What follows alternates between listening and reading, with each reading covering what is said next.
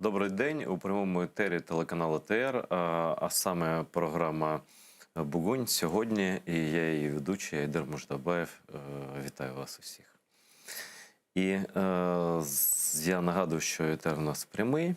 Тобто ви можете телефонувати за вайбером чи телефоном, який ви бачите на своїх екранах, і ставити запитання, як і я, наравні зі мною, неправильне українське слово вжив. Наравні як українське? Просто як і я.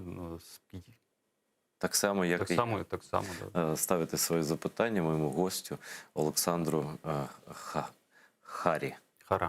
Хара. Не змінюється, да. Не Це змінюється. грецьке прізвище. Олександру Хара. Я просто думав, я знаю, що Хара, я минулого разу я все це запам'ятав, але не знаю, як Харі, напевно. Ні, взагалі Не змінюється. Не змінюється. Олександр Хара, дуже крутий фахівець з міжнародних питань, у нас в гостях. Я дуже радий, давно не бачилися. І стільки багато тем, певно, головна, з якої я починаю будь-який етер на етері, це вакцинація, це ковід тощо. І ось новина прийшла така на рівні вже сенсів новина, на рівні мов. Оксфорд, який традиційно додає великий британський словник нові слова, обрав слово року, слово VAX, тобто V-A-X. Я знаю, що ти дуже крутий знавець англійської мови. Як це перекладається точно і що мається на увазі? По-перше, радий бачити здоровим, дякую за запрошення. Не такий вже крутий знавець мови, але, безумовно, цікавлюся особливо новинками. І не можна було очікувати, напевно, від Оксфорду вибору іншого, скажімо, слова, оскільки, безумовно, 19-20 рік, коли ковід почався, ця пандемія, яка внесла велику кількість життів, не лише тому, що це така була неочікувана річ, але тому, що було багато спекуляцій, багато політики було, на жаль, і ця політика призвела, до речі, в розвинутому світі, призвела до тих непрогнозованих смертей. І, безумовно, що це залишається актуальним, бо велика кількість людей, на жаль, скептично ставляться до цього, вважають наступом на свої права і свободи як громадян вимоги урядів, не лише в Україні.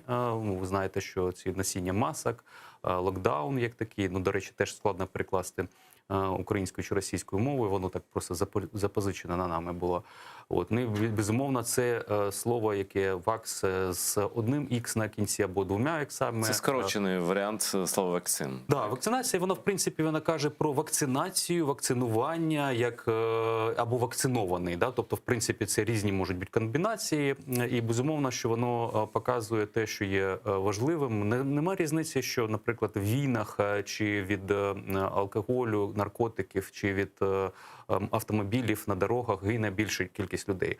Навіщо загибати ще більшу кількістю людей від пандемії? Я взагалі тут не бачу логіки жодної. Дуже часто кажуть, що це не є такою пандемією, бо, наприклад, від таких, що я перелічив факторів, загибає більше людей. Але якщо є можливість убезпечити себе, то це треба робити. Тим паче, що західний світ, до якого ми прагнемо, він базується на аргументах, він базується на науці. І, власне, вакцинування – це, слава Богу, що є така річ, що вигадана наприкінці 18 століття, що вона у нас є.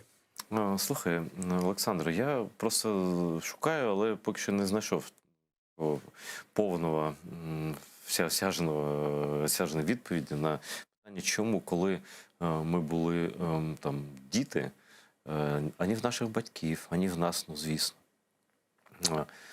жодних не було застережень на тему, чи варто щеплитися.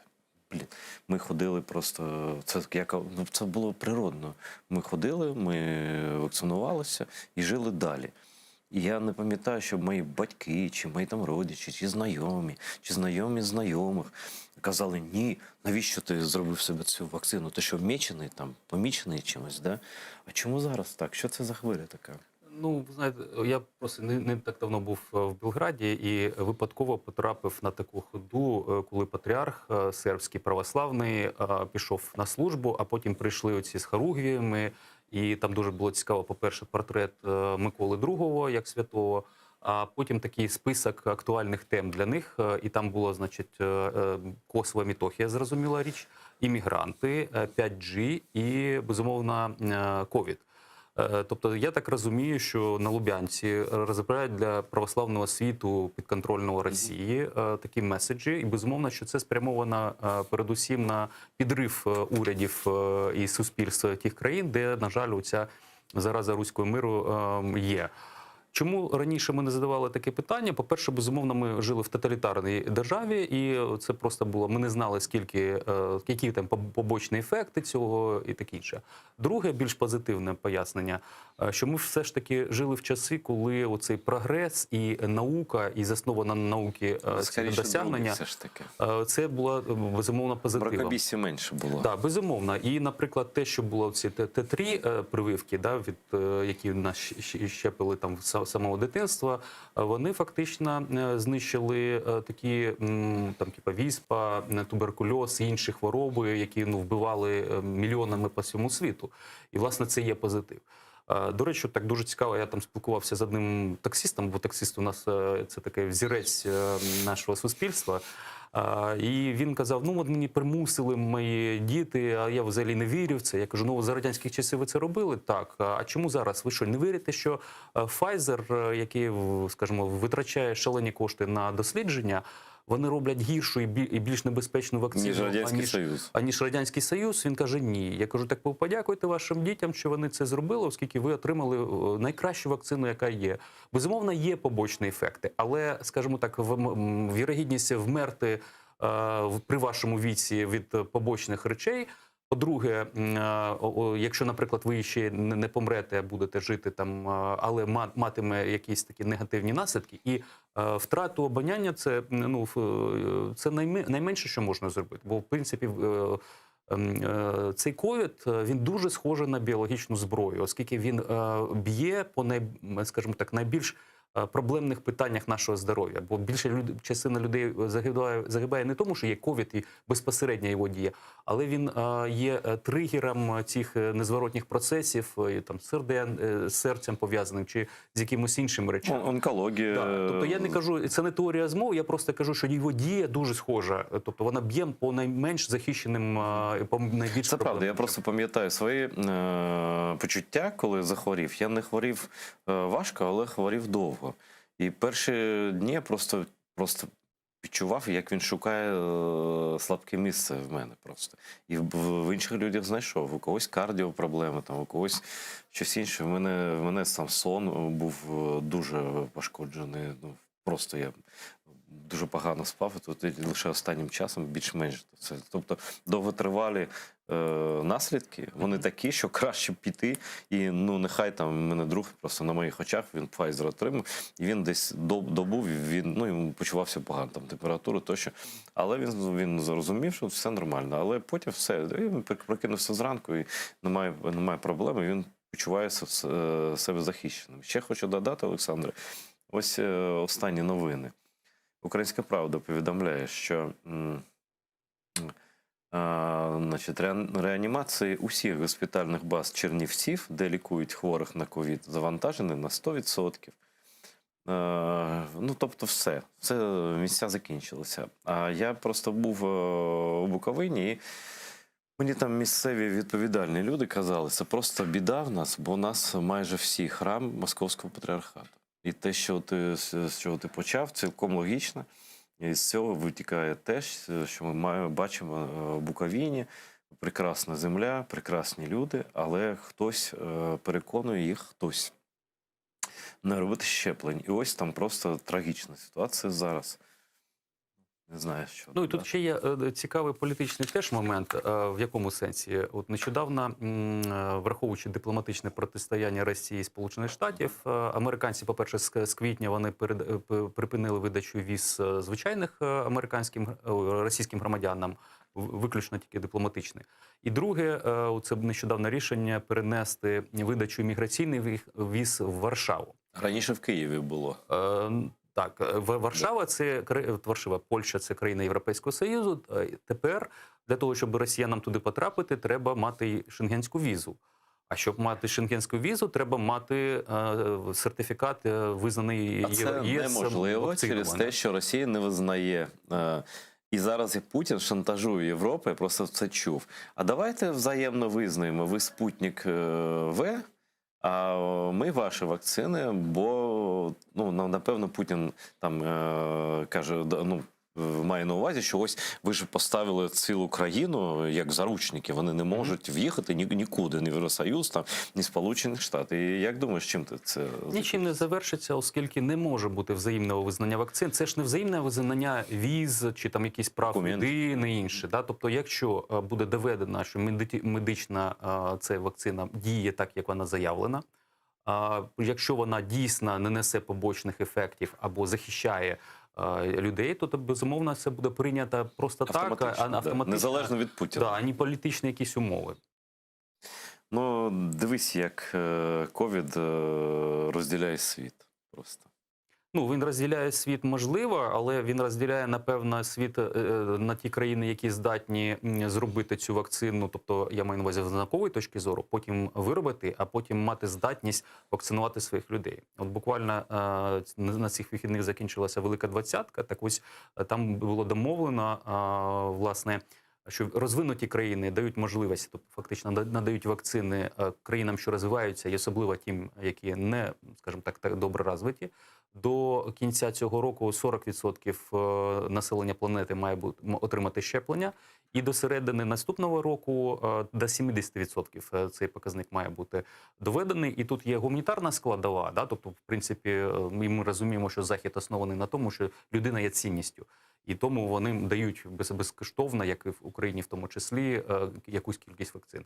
А є інший момент. Якщо, наприклад, і він торкається, до речі, цих антиваксерів українських, якщо не може бути певна кількість населення вакцинована, а ці люди потім виходять на публічні місця, да, і потім вони можуть заразити чи розносити цю заразу, то тоді не можна і убезпечити іншу частину, яка вакцинована, бо вакциновані теж хворіють, да, легшими, скажімо, формою захворювання все ж таки. І безумовно, що це є і політична проблема, і економічна проблема. Сьогодні я був на Подолі і бачив, як фактично, окрім закладів там харчування, я маю на увазі там магазинів чи якихось невеличких кав'ярень, які видають, тобто не запрошують до себе, да, там немає стільців, а видають там ці продукти назовні, все інше закрито. Безумовно, що велика кількість малого та середнього бізнесу потерпає від цього ковіду. І безумовно, що це вимагає певної підтримки фінансової, там, організаційної, іншої. Я розумію людей, але з іншого боку, безпека і життя, напевно, вона вища скажімо так, за ці можливість, скажімо так, жити добре. На кого скаржитися, якщо було літо, повне літо, і навіть частину весни, коли можна було вакцинуватися без жодних черг. Просто. А зараз ми бачимо, як там сваряться, там лайка в чергах, така напружена, нервова обстановка, але з цього можна було запобігти просто раніше. Да, і до речі, теж саме з тими масками. От я згадую анекдот, коли за радянських часів там зібрали дітей і кажуть: покажіть дулю на небо, бо Бога немає. Ну, всі це зробили, одного хлопчика, і в нього кажуть, що не зробив? Ну, каже, якщо його там немає, навіщо показувати? А якщо він там є, навіщо мені сваритися з ним? Так, от якщо, наприклад, ми кажемо про те, що не доведена науково там маски в певних умовах, да, там, грубо кажучи, там метро чи в якимось іншому місцях. Але ми знаємо, що, і це дійсно є, до речі, японці перші це зробили, вони промоделювали ситуацію, наприклад, якщо там одна хвора людина, і вона носить маску, не хвора, яка вірогідність захворіти, чи якщо, наприклад, дві людини, да, одна хвора, не хвора, або якщо не хвора людина в масці, а хвора... І абсолютно ці, скажімо, моделювання показали чітко те, що маска зменшує вірогідність того, що людина... Чому набагато? Да. І, тобто, безумовно, що якщо у нас є така можливість, чому не витратити невеличкі кошти на те, щоб носити цю маску, тим паче не робити це в публічних місцях. І, до речі, подивіться навіть до 2019 року репортажі з Азії, і там дуже часто люди просто самі одягають маски, коли вони захворіли, щоб коли вони перебувають в публічному транспорті. І це просто хвороби не такі, тобто, я маю на увазі, там захворювання не такі страшні, як ковід, але вони тоді це роблять уже десятками років. і якось не скаржаться на порушення їх прав як особистостей. Надходять нам новини з Криму з окупованого.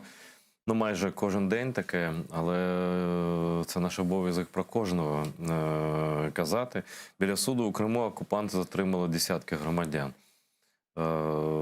У суді в цей час по відеозв'язку з військовим судом у Власиці.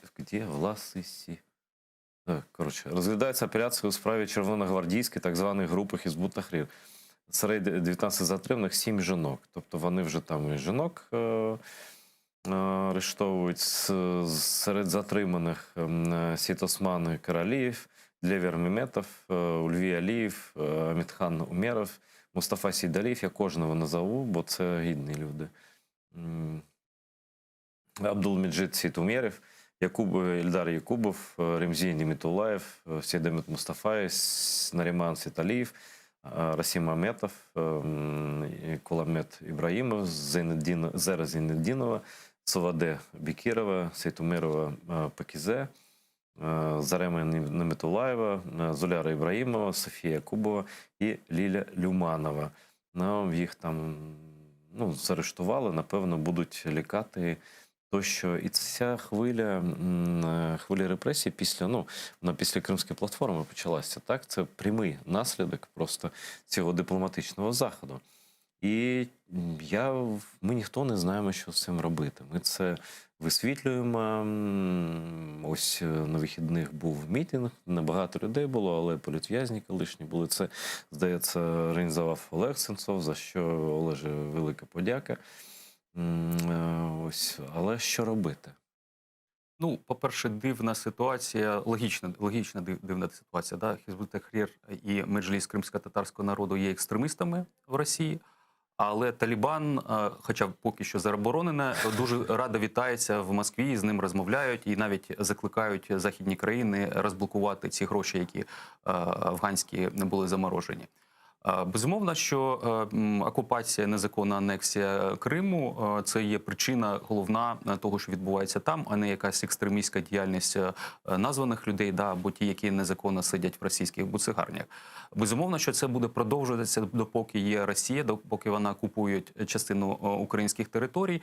І насправді жодних приводів для цього, окрім того, щоб бути нелояльним до Росії, скажімо так, а в випадку кримських татар, безумовно, це те, що називається англійською visible minority, тобто видима меншість. Ну, тобто, безумовно, зрозуміло, що колір очей, значить, там, я вже не кажу про одяг релігійний, це є підставою вже, власне, бути затриманим і бути, скажімо, винним в Росії. Просто що робити?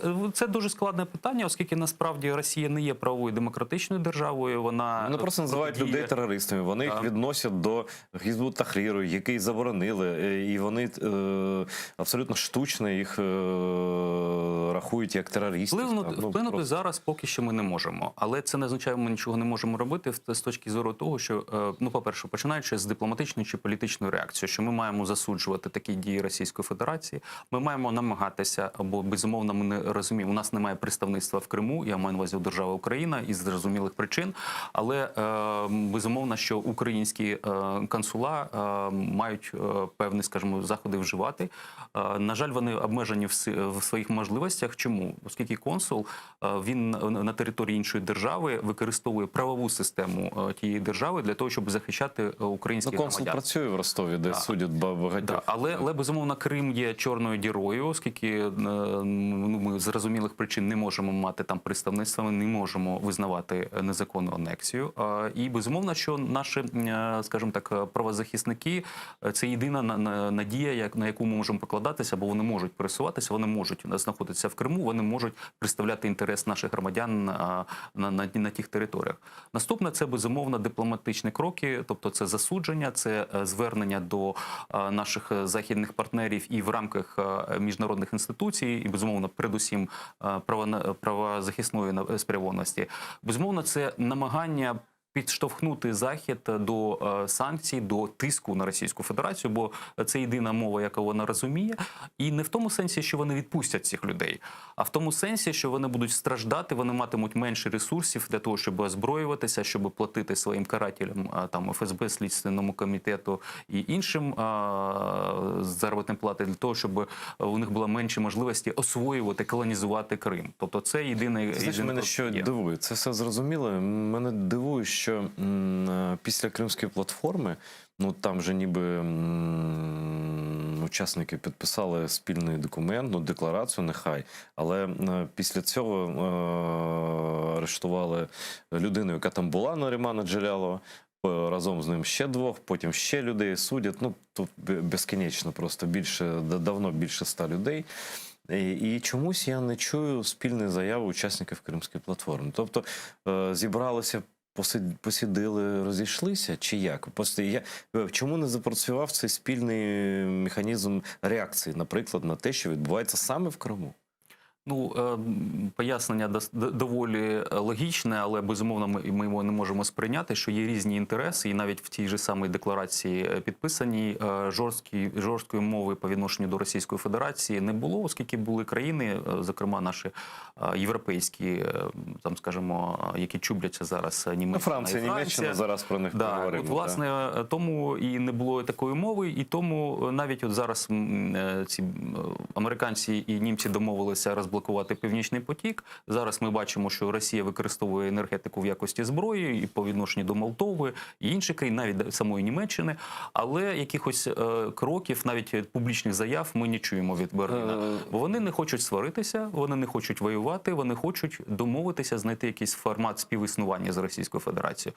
І тому зрозуміло, що ці проблеми, які з нашими громадянами в Криму є, вони будуть періодично висвітлені в заявах Парламентської асамблеї Ради Європи, в якихось інших таких, в Європарламента заява може бути. Да? Тобто там, де є представники народу, які можуть гостро критикувати Росію. Але уряди, вони в реалполітик, вони дивляться на інші інтереси, інші загрози. Слухай, ось Німеччина, слідом за нею Франція, ну так, покритикували Україну за використання безпілотного літака Байрактар. І там, ну ти знаєш цю ланцюг подій, там запитали російські журналісти, так звані, в міністра закордонних справ Туреччини. Він сказав, що це вже не турецькі безпілотники, що тут в нас дискусія вже на вихідних почалася, як називати Байрактар, і потім виявилося, що ви можете називати може і Байрактар, але просто не казати, що він турецький. Тобто та плутаніна така велика, да? Але ось дивись, в Москві вже заявили, що Україна намагається втягнути Росію в силові дії, тобто вони не тікають на те, що Байрактар, що насправді це дрібниця, там, здається, ніхто не постраждав навіть, да? Але навіть це намагаються використовувати чи як казус белі, тобто привід для війни, чи як інструмент важель для впливу, у тому числі на Сполучені Штати, бо, знаєш, я перед етером нашим, я подивився там трохи російське телебачення, і вони просто не тікають активно, що ось була вже зустріч з Байденом, а чи буде наступна, І знову Вашингтон Пост пише про стягнення військ російських під кордон з Україною. Що це все в цілому означає? Ну, передусім, Росії не потрібні якісь справжні приводи для того, щоб починати чи продовжити агресію. Да. Тому, безумовно, що Байрактар – це була просто така, скажімо, зацепка. І шкода, що наші партнери по нормандській четвірці зайняли позицію Росії, фактично, наратив російський. Оскільки, передусім, ніхто не відміняв статут ООН. Це найвищий, скажімо так, міжнародний документ, яким керується в тому числі Україна, а там є право нації на самозахист. На своїй території, до речі. Ну, там, да, самозахист або колективний захист, до речі. Це перший момент. Другий момент, щось я не чув від них занепокоєння, коли перед день загинув український військовий від обстрілів росіян. І жодного разу ми не чуємо такого. Абсолютно. А тут ніхто навіть не загинув. Далі.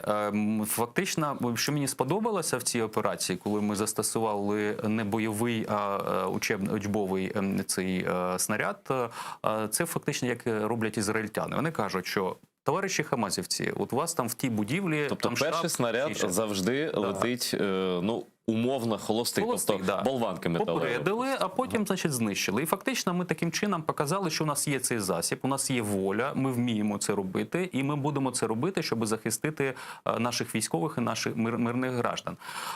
І, до речі, теж, ну, звідки взялася ця гаубиця, і тим паче в тому місті, ну, якось не задали питання французи і німці. Тому, безумовно, що ми маємо, ну, я б, наприклад, на місці пана Кулеби викликав послів цих двох країн і фактично відверто би з ними поговорив. Це називається демарш дипломатичною мовою, що це неприйнятно.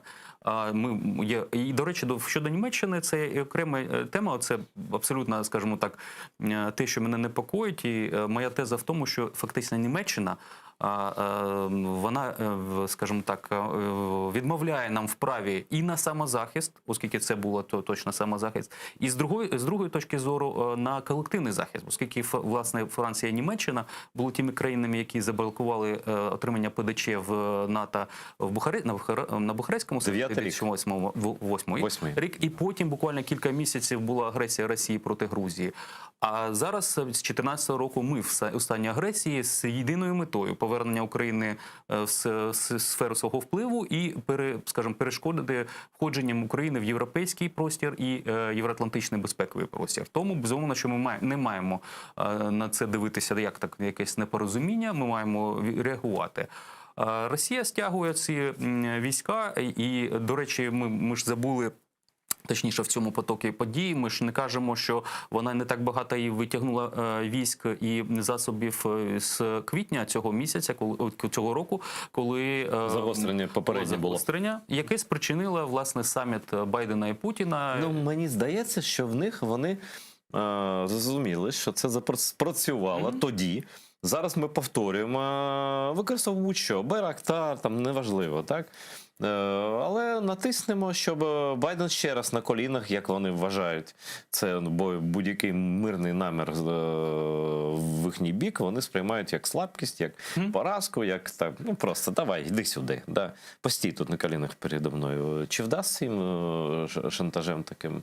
Ні, я думаю, ні. На жаль, є певні, я вважаю, ілюзії у цій адміністрації, що можна влаштувати стабільні передбачувані відносини, як це казав Байден під час виборів і пізніше.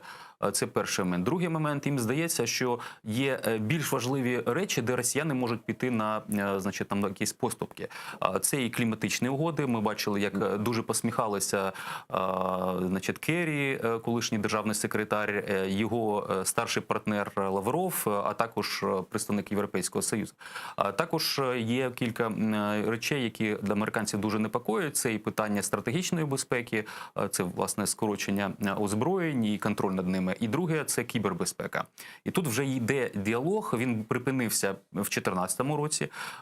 Дуже добре, що під час каденції Трампа, якого дуже часто критикують, да, його можна критикувати за що він казав і намагався зробити, але його адміністрація якнайбільше зробила для того, щоб завдати шкоди Росії і підтримати Україну. Тобто, власне, під час його каденції нам надали ті славнозвісні джавелини, потім пішла інша допомога, і, власне, це зміцнення нашої боєздатності, в тому числі завдяки його адміністрації. Ця адміністрація не зменшила, слава Богу, але це є не лише питання того, що вони так дивляться на Росію. Є ще питання внутрішнього політичного, скажімо так, протистояння з республіканцями. Там не все добре. У Байдена, до речі, це я читав, що найбільше падіння рейтингу за цей термін, який відбувається з моменту там виборів. Ну, тобто там рекорд. Трамп ще може повернутися до влади. І, до речі, це буде реакцією, з одного боку, безумовно, що для нас це не дуже добре, оскільки він тоді матиме більше можливостей, скажімо так, вільно вирішувати на рівні країни щось, не звертаючи уваги на політичні розклади, а найголовніше до того, що йому кажуть радники, військові там, чи зовнішньополітичні. І це, безумовно, що для нас буде не дуже добре, незважаючи на те, що я буквально щойно сказав, що його адміністрація, не він, а його адміністрація зробила найбільше для підтримки України у протистоянні з зараз, Російською до речі, Федерацією. те, що ти згадав про боротьбу зі зміною клімату, яка несподіванка. Байден розчарований недостатньою рішучістю РФ і Китаю боротися з зміною клімату. Та ви що?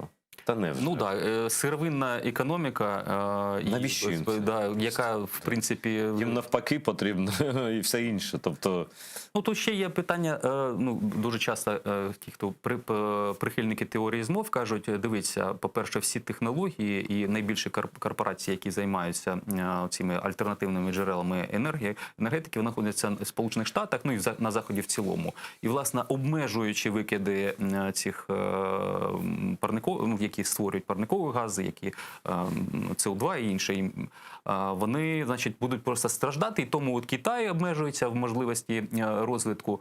Прийдеться їм, напевно, більше вирвати американських технологій зелених, не лише технологічні там чіпи, значить, штучний інтелект та інші штуковини. Ну, у росіянам це з цим складніше, вони можуть, безумовно, вкрасти, бо кількість їх шпигунів ми побачили на прикладі того, як поступили в НАТО, да, тобто викинули велику кількість російських шпигунів з Брюсселю, але все ж таки засилля їх в Брюсселі і Вашингтоні, ну і в Вашингтоні, в Сполучених Штатах в цілому занадто високо. на новину буквально теж вчорашня. Ти просто по новинах ідеш просто. 50 ще людей планують вислати зі Сполучених Штатів, росіян, звісно. Це все про довіру, про стосунки, про можливість залучити Росію до якихось заходів безпеки. Кого? До якої безпеки? Ну, так, бо я Це риторика погоджуюсь. чи це щире переконання, що можна з ними мати справу серйозно? Ну, дивлячись на часи холодної війни, особливо після Карибської кризи 62-го року, якось дійшли згоди, що треба обмежити от такі деструктивні по відношенню один до одного дії, і були підписані угоди про стратегічні там наступальні озброєння і інше. І в принципі, мені здається, що от бажання цих людей, які от в той час якось там вчилися, десь працювали, формувалися, їм здається, що можна повернутися. Дуже часто кажуть, що ми живемо в часи, це друга холодна війна. Насправді ні. Чому ні? Оскільки абсолютно проста річ. Після Карибської кризи, фактично, я особливо, коли прийшов Брежнєв до влади, Радянський Союз відмовився від експансіоністської своєї ролі. Тобто він не хотів створити там комуністичні уряди в світі. Да, вони, риторика залишалася, але насправді і воїни відбувалися. Да? Тобто Радянський Союз підтримував там певні в Латинській Америці. Але військової експансії не було. Да, і вони відмовилися від експорту революції, так скажімо, в світі. До Афганістану.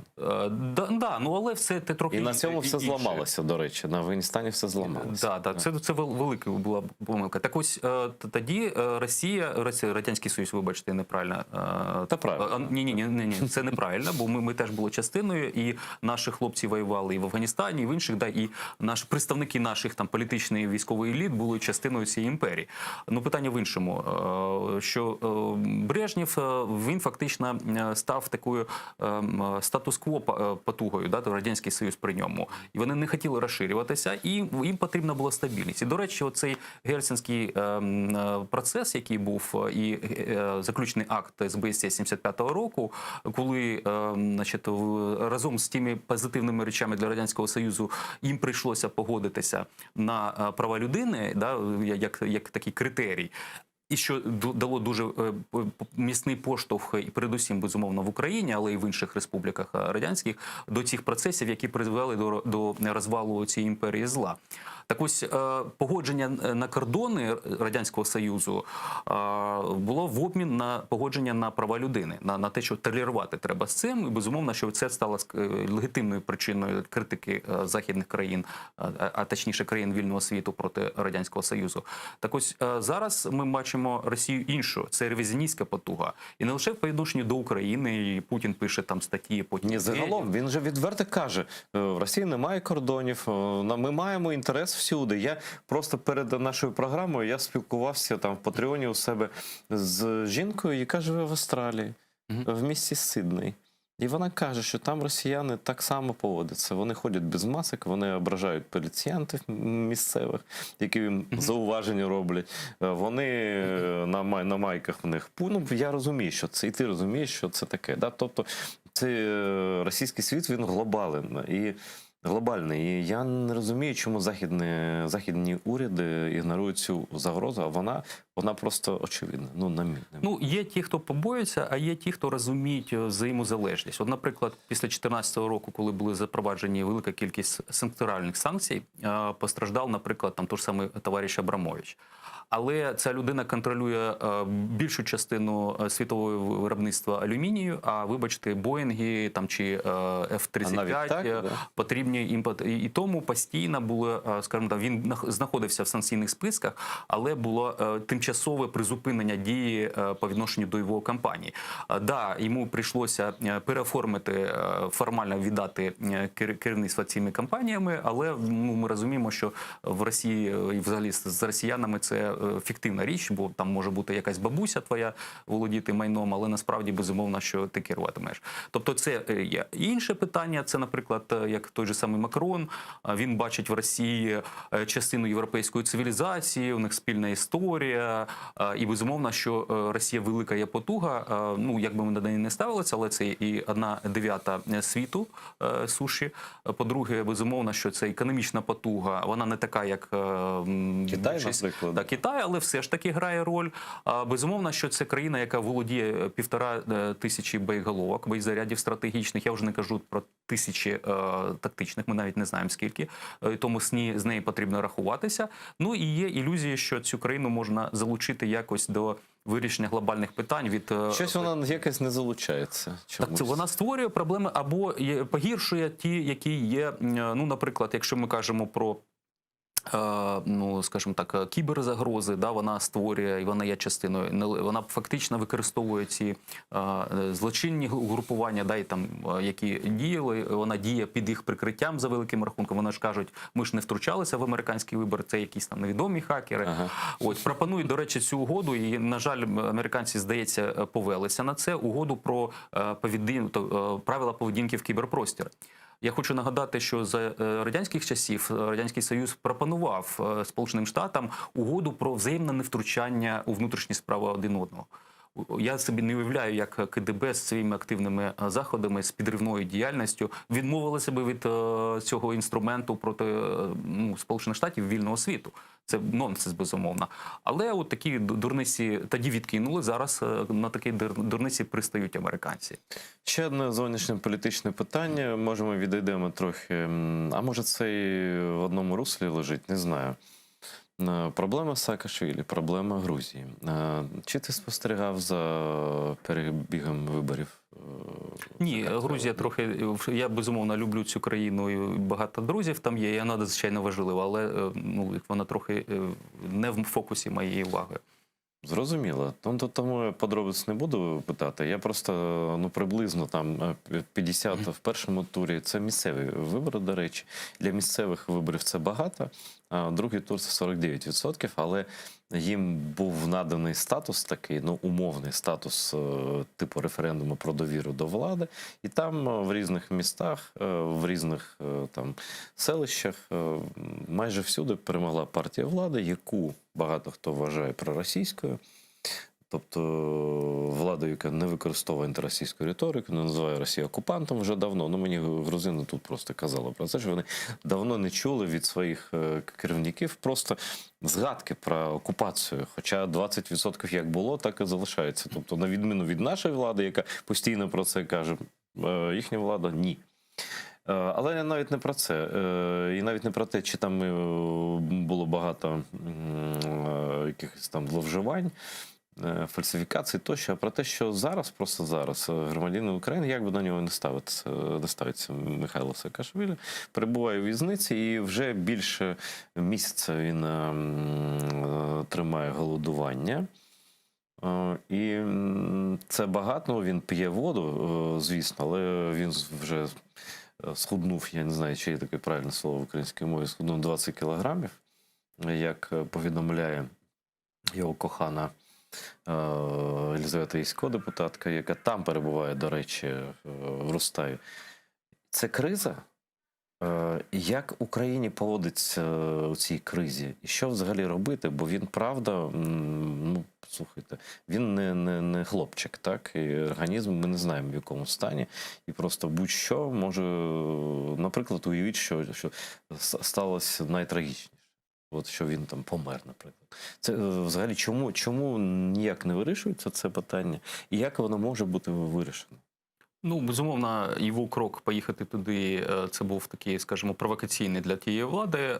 Я не буду оцінювати його як політика ані в Україні, ані власне в Грузії. Він же став громадянином України, і для нас це ключовий фактор. Да? Тобто ми маємо захистити його як громадянина України. Якщо є звинувачення, якісь там є підґрунтя до того, щоб щось вживати по відношенню до нього, то у нас є, в принципі, всі правові механізми це вирішувати з грузинами.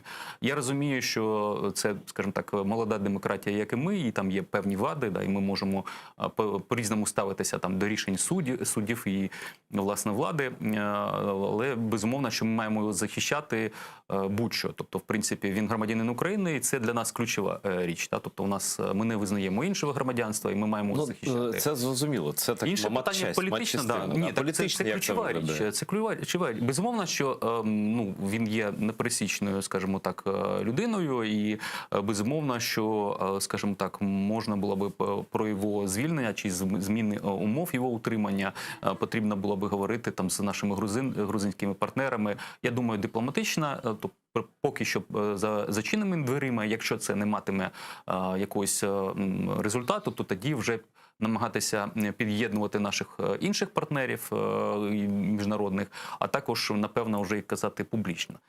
Тобто, з іншого боку, безумовно, що ми не маємо політизувати це питання, оскільки, ну, скажімо так... втручання у внутрішні справи – це неможливо, з боку офіційно, принаймні, з нашого боку. Так, але занепокоєння щодо стану його здоров'я чи там доступ наших дипломатів чи консулів до нього, це має бути абсолютно забезпечений. Там Денисова була ж, до речі, да? І вона теж сказала, що стан не дуже добрий. Просто час іде, ситуація не змінюється взагалі. І це, здається, проблеми не тільки для нас. Там же Сполучені Штати, вони ж зараз просто на це скаржаться росіяни. Я теж сюжет в їхніх новинах бачив, що ось там Америка хоче створити проти нас, проти кримського, російського Крима, там створити пояс, нові бази НАТО на узбережжі там в Румунії тощо. І вони, ну, видно, що вони залякані, але вони кажуть, ми нічого там не боїмося, ми сильні, потужні там. Але Грузія, вона ж теж входить в цей ланцюг безпеки. Ну, да, я погоджуюся, що це, в принципі, важлива країна для того, щоб встановити все ж таки мир та безпеку і добробут в Чорноморському регіоні. Без неї це складно зробити, як і без України, як частиною трансатлантичної спільноти, да, я маю на увазі, як члени НАТО і Європейського Союзу. Росія, безумовно, буде загрозою і збільшувати ці загрози. Про їх могутність, попри те, що вони мілітаризували Крим з 2014 року, і там, можливо, вже і ядерна зброя там є, вони лякаються, коли з'являються в Чорному морі британські чи до речі, американський флагман 6-го Атлантичного флоту прямує зараз туди. Подивимося, що буде. І там цікаво, що вони зловживають, є така СОЛАС, така конвенція про врятування життів на морі, і вона дозволяє країнам перекривати певну частину моря для того, щоб проводити стрільби чи навчання. Так от, якщо подивитися на карту, це Андрія Клименка. Я бачу, да, Росія одночасно всюди проводить якісь навчання. А от вишки Бойка, незаконно захоплені біля Криму, вони двічі оголосили. Тобто там є невеличкий лаптик саме вишка, і потім трохи більший лаптик біля Одеси, щоб А що це означає?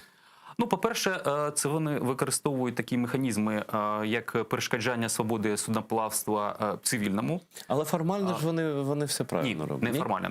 Питання в тому, це зловживання все ж таки. Да, от, наприклад, що відбулося в липні цього року, коли вони там начебто стріляли в бік HMS Defender, британського цього дестроєра. А з точки зору міжнародного права, будь-який воєнний корабель має право проходу через територіальне море 12 миль. Ну, по-перше, британці, безумовно, не визнають анексію Криму, і тому це українська 12-мильна зона, так умовно кажучи. Да? Але якщо б навіть це були російські води, то вони мали б на це право. Але інше питання, і закривати ці прохід цих кораблів, чи взагалі кораблів, можна з точки зору того, що їм існує якась небезпека. І ми пам'ятаємо, що росіяни закрили через Керченську протоку прохід воєнних і державних суден третіх країн. Тобто фактично цивільним можна, і хоча вони з затримкою це роблять, блокада наших портів в Азовському морі, Маріуполя і Бердянська залишається в дії, там порядка 30 годин середній час затримки, коли до війни це було до 5-7 годин. Тобто це є економічна війна. Але питання в чому? Що вони дискримінують певні кораблі по класам. Да? Тобто воєнним державним не можна третіх країн, а цивільним можна. Це означає, що не пов'язано з безпекою.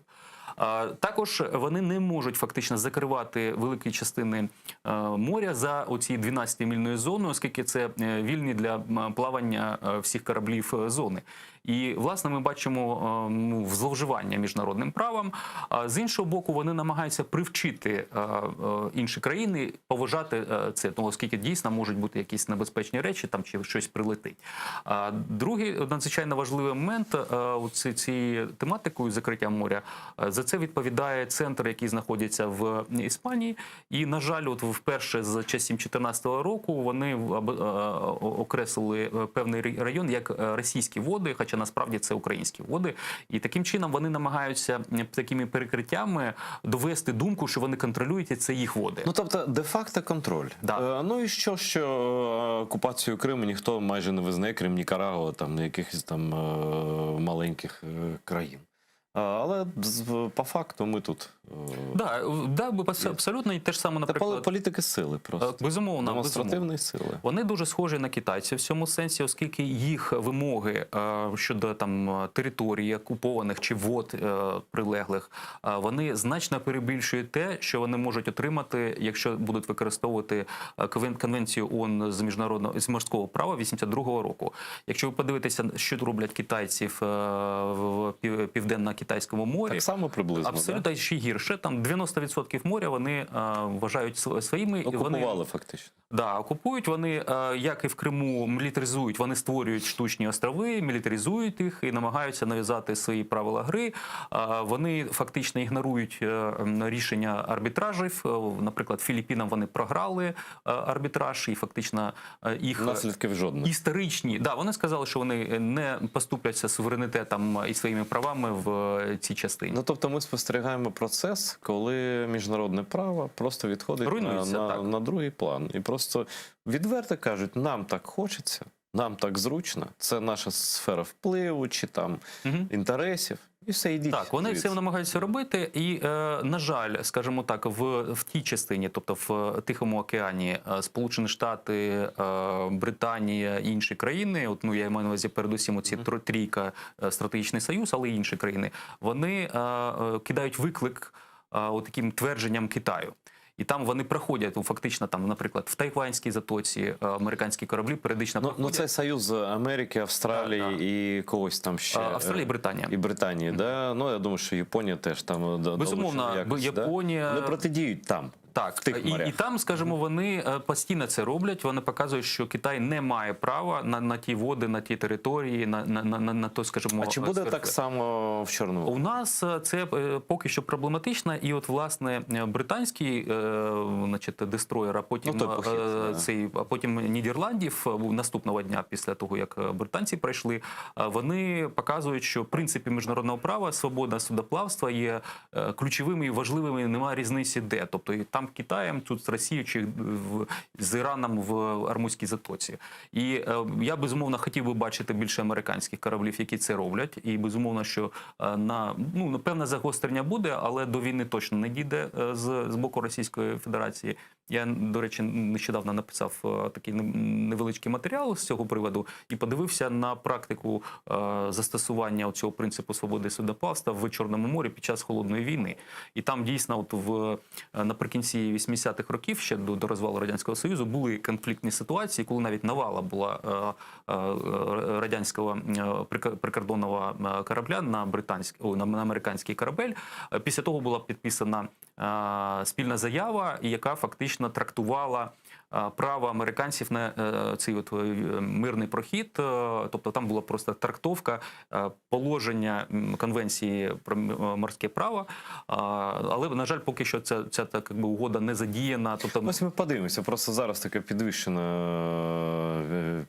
як сказати, підвішена українська. В підвищеному стані. Підвищена ситуація, да. Ми почекаємо на британський фрегат. Це ж не просто на корабель якийсь, да? Це фрегат 6-го Атлантичного. Який може в попіл переверти. Я хочу сказати, весь російський Чорноморський флот. Останній момент такий в цій ситуації, що брити діяли не на власний розсуд, і вони діяли спільно, і в тому числі з американцями і з іншими союзниками по НАТО. Тобто, що вони зробили, це була їх ініціатива, але, скажімо, з точки зору забезпечення цього працювали всі. Тобто, безумовно, що ті сили, які є не чорноморські країни в Чорному морі, дестройери, американські, британські, здатні знищити все це.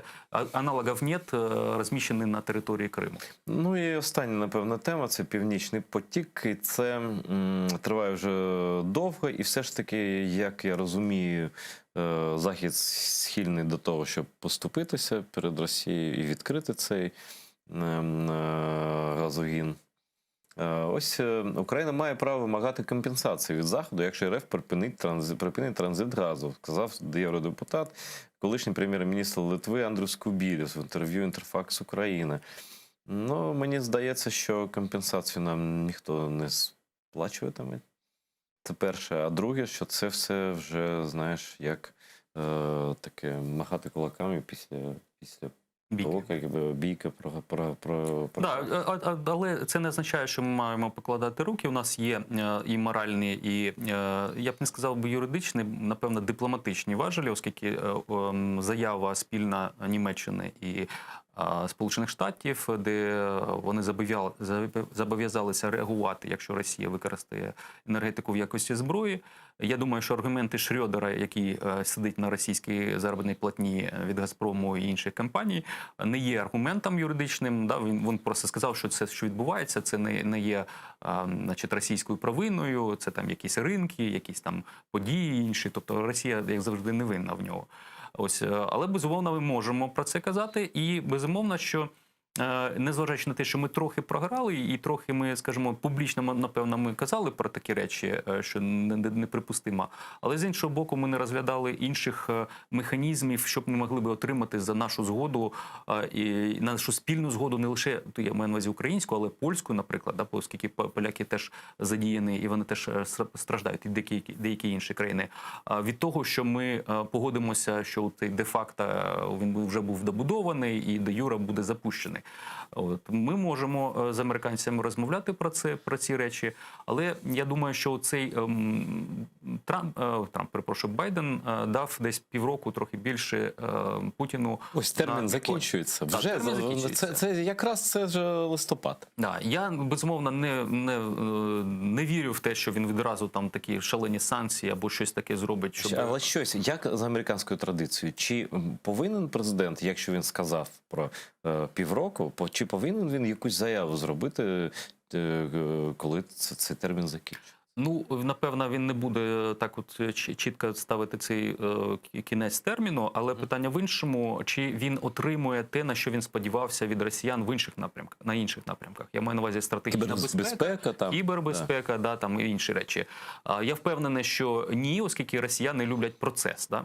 Тобто вони кажуть, давайте будемо перемовини вести. Ну, вони знов шантажують військом своїм біля кордонів України. Тобто це повне, тобто він, Байден тоді сказав, після того, як загострення було, почекаємо, як ви будете поводитися там наступні півроку. Ось дочекалися. Він знову стягує війська, знову Вашингтон Пост про це пише, і знову російська пропаганда каже, ну що, приїде на нас Байден чи ні? Там, чи буде він, як тоді, пропонувати Путіну зустріч? Ми на це чекаємо. Тобто вони просто, коли вони знайшли один, вони не дуже там розумно якось там щось вживають якісь заходи, але вони бачать, якщо спрацювали один раз, може і наступний раз працює. Ну, ви знаєте, дурень думкою багатіє, як у нас кажуть. Безумовно, що є певні моменти, і от я бачу вади, власне, таких світоглядних підходів демократів, тобто вони люблять багатосторонні угоди, от, власне, цю Паризька угода, потім там по Ірану, з росіянами, хоча насправді абсолютно вірно поступила попередня адміністрація, коли фактично вийшла з тих угод, які обмежували можливість. Наприклад, про ракети середньої малої дальності, навіщо обмежувати свої спроможності з росіянами, коли є Китай, який нарощує ці спроможності, і він є найбільшою загрозою в цьому столітті для Сполучених Штатів. Але, на жаль, це такий підхід, намагання знайти компроміс, як там у нас кажуть, посередині десь, ну це абсолютно бред, не може бути, скажімо так, компромісами посередині. Оскільки одна сторона, наприклад, у нас з росіянами, вони не вбачають нас за незалежну державу, за право нас існувати, як такі, ми бачили статті і Путіна, і Медведєва. І де буде компроміс? Що ми відмовимося від нашого вони навіть на компроміс не хочуть з Сполученими Штатами йти. Що казати про Україну, коли вони взагалі не вважають за країну? Та Сполученими Штатами вони мовою шантажа просто так, вони намагаються якось шантажувати, з іншого боку, створювати ілюзії, що з ними можна мати справу. Я думаю, що через певний час ці ілюзії просто розвіються. Дякую, Олександре, за те, що прийшов. Ну, дуже корисно ми провели цю майже годину. Не перемикайтеся, бо буквально там за 5 хвилин у мене буде інший дуже поважний гість, і ми говоритимемо про репресії в Криму і про внутрішні політичні події, про зовнішні політичні події. Я вам скажу, хто буде. Йосип Зісельс буде, старий друг Мустафи Джемілєва, його соратник по боротьбі проти Радянського Союзу. Не перемикайтеся, дивіться АТR.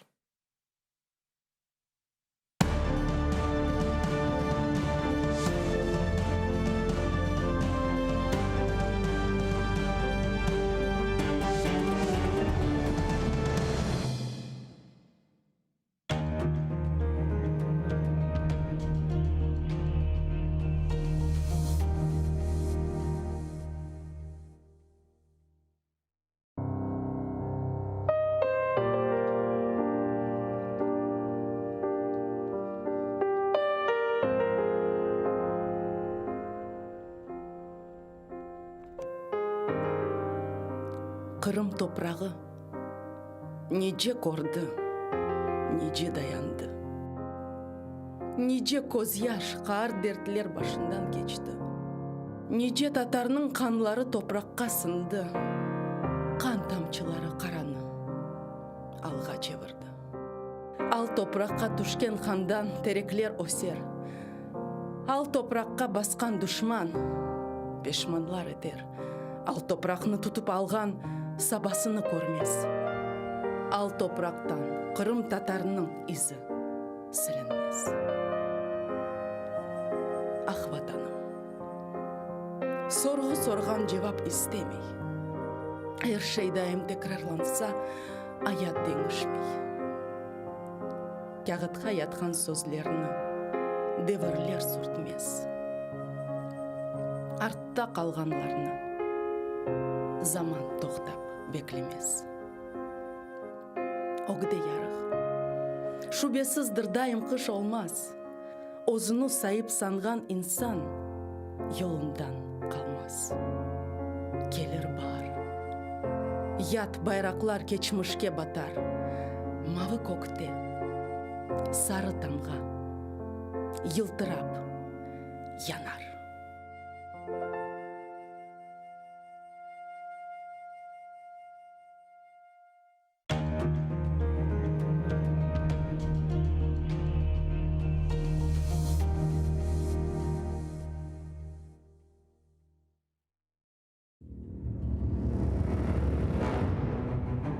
Хаджи Герай Қырым ханлығыны тізгенде 29 yaşında еді. Тахминен 350 ел девамында Қырым ханлығы девлет оларақ үкім сүрді. Исмаил Гаспринский Терджиман газетini 28 yaşında нешір етіп башлады. Номан Челебиджихан Қырым татар милли құрылтайны 33 yaşında тызды.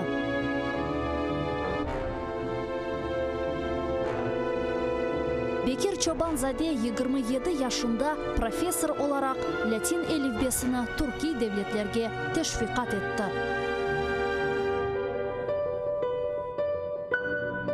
Шайыр Амди Герайбай 29 yaşında milletçilikte qabatlanıp Moskvada Butyrka hapisxanesinde vahşice öldürüldü. Ahmetxan Sultan birinci kere qaramanlıqni 23 yaşında kazandı. 25 yaşında ise 2 defa qaraman oldu. Musa Mahmud 1978 senesi hakimiyetke karşı isyan etip ozunu yaktı. Milli meşal oldu. Ayşe Setmuratova 27 yaşında adalet kureşine kırıştı ve bütün ömrünü Kırım Tatar milli hareketine bağışladı. Genç ve yaşlar, fedakarlık ve kahramanlık için kureş meydanı açıktır.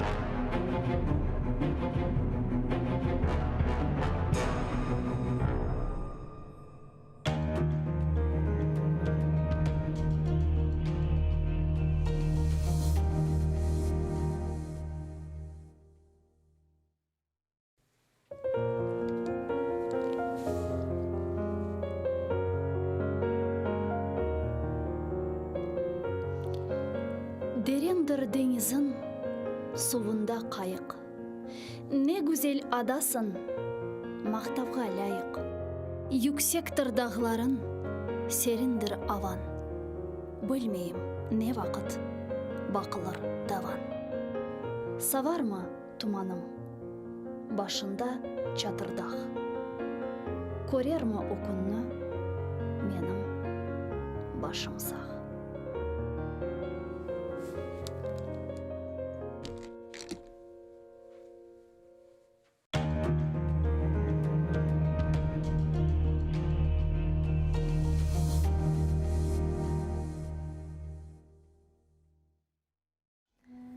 Кичичик олғанда, ағам да мен де чечектен ятқанда қардашым шейде.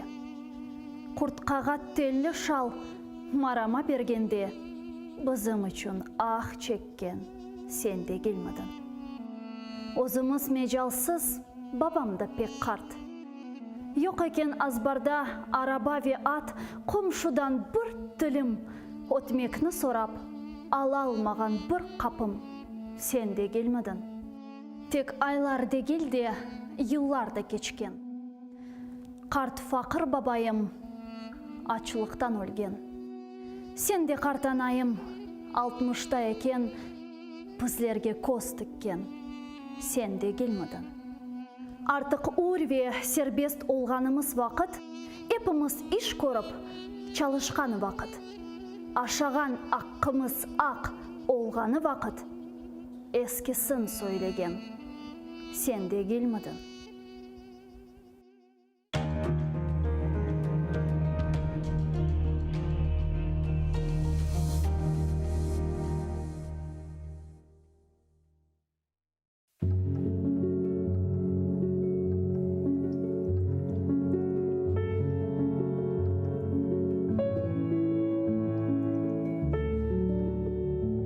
Вы знаете, что люди могут не вернуться.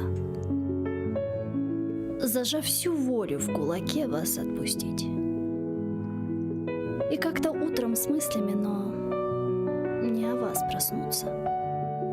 И больше вас не ждать, и не о вас грустить. Вы знаете, что люди могут не вернуться. Не выдержав свой мир, сломав, вас не простить. И со слезами на глазах от вас на 1000 ключей замкнуться. И понимая, что нет сил вас навсегда забыть. Вы знаете, что люди могут не вернуться. И могут не писать, не волноваться, не звонить. И никогда вам больше к ним не прикоснуться. задумайтесь. А кто еще вас сможет так же полюбить?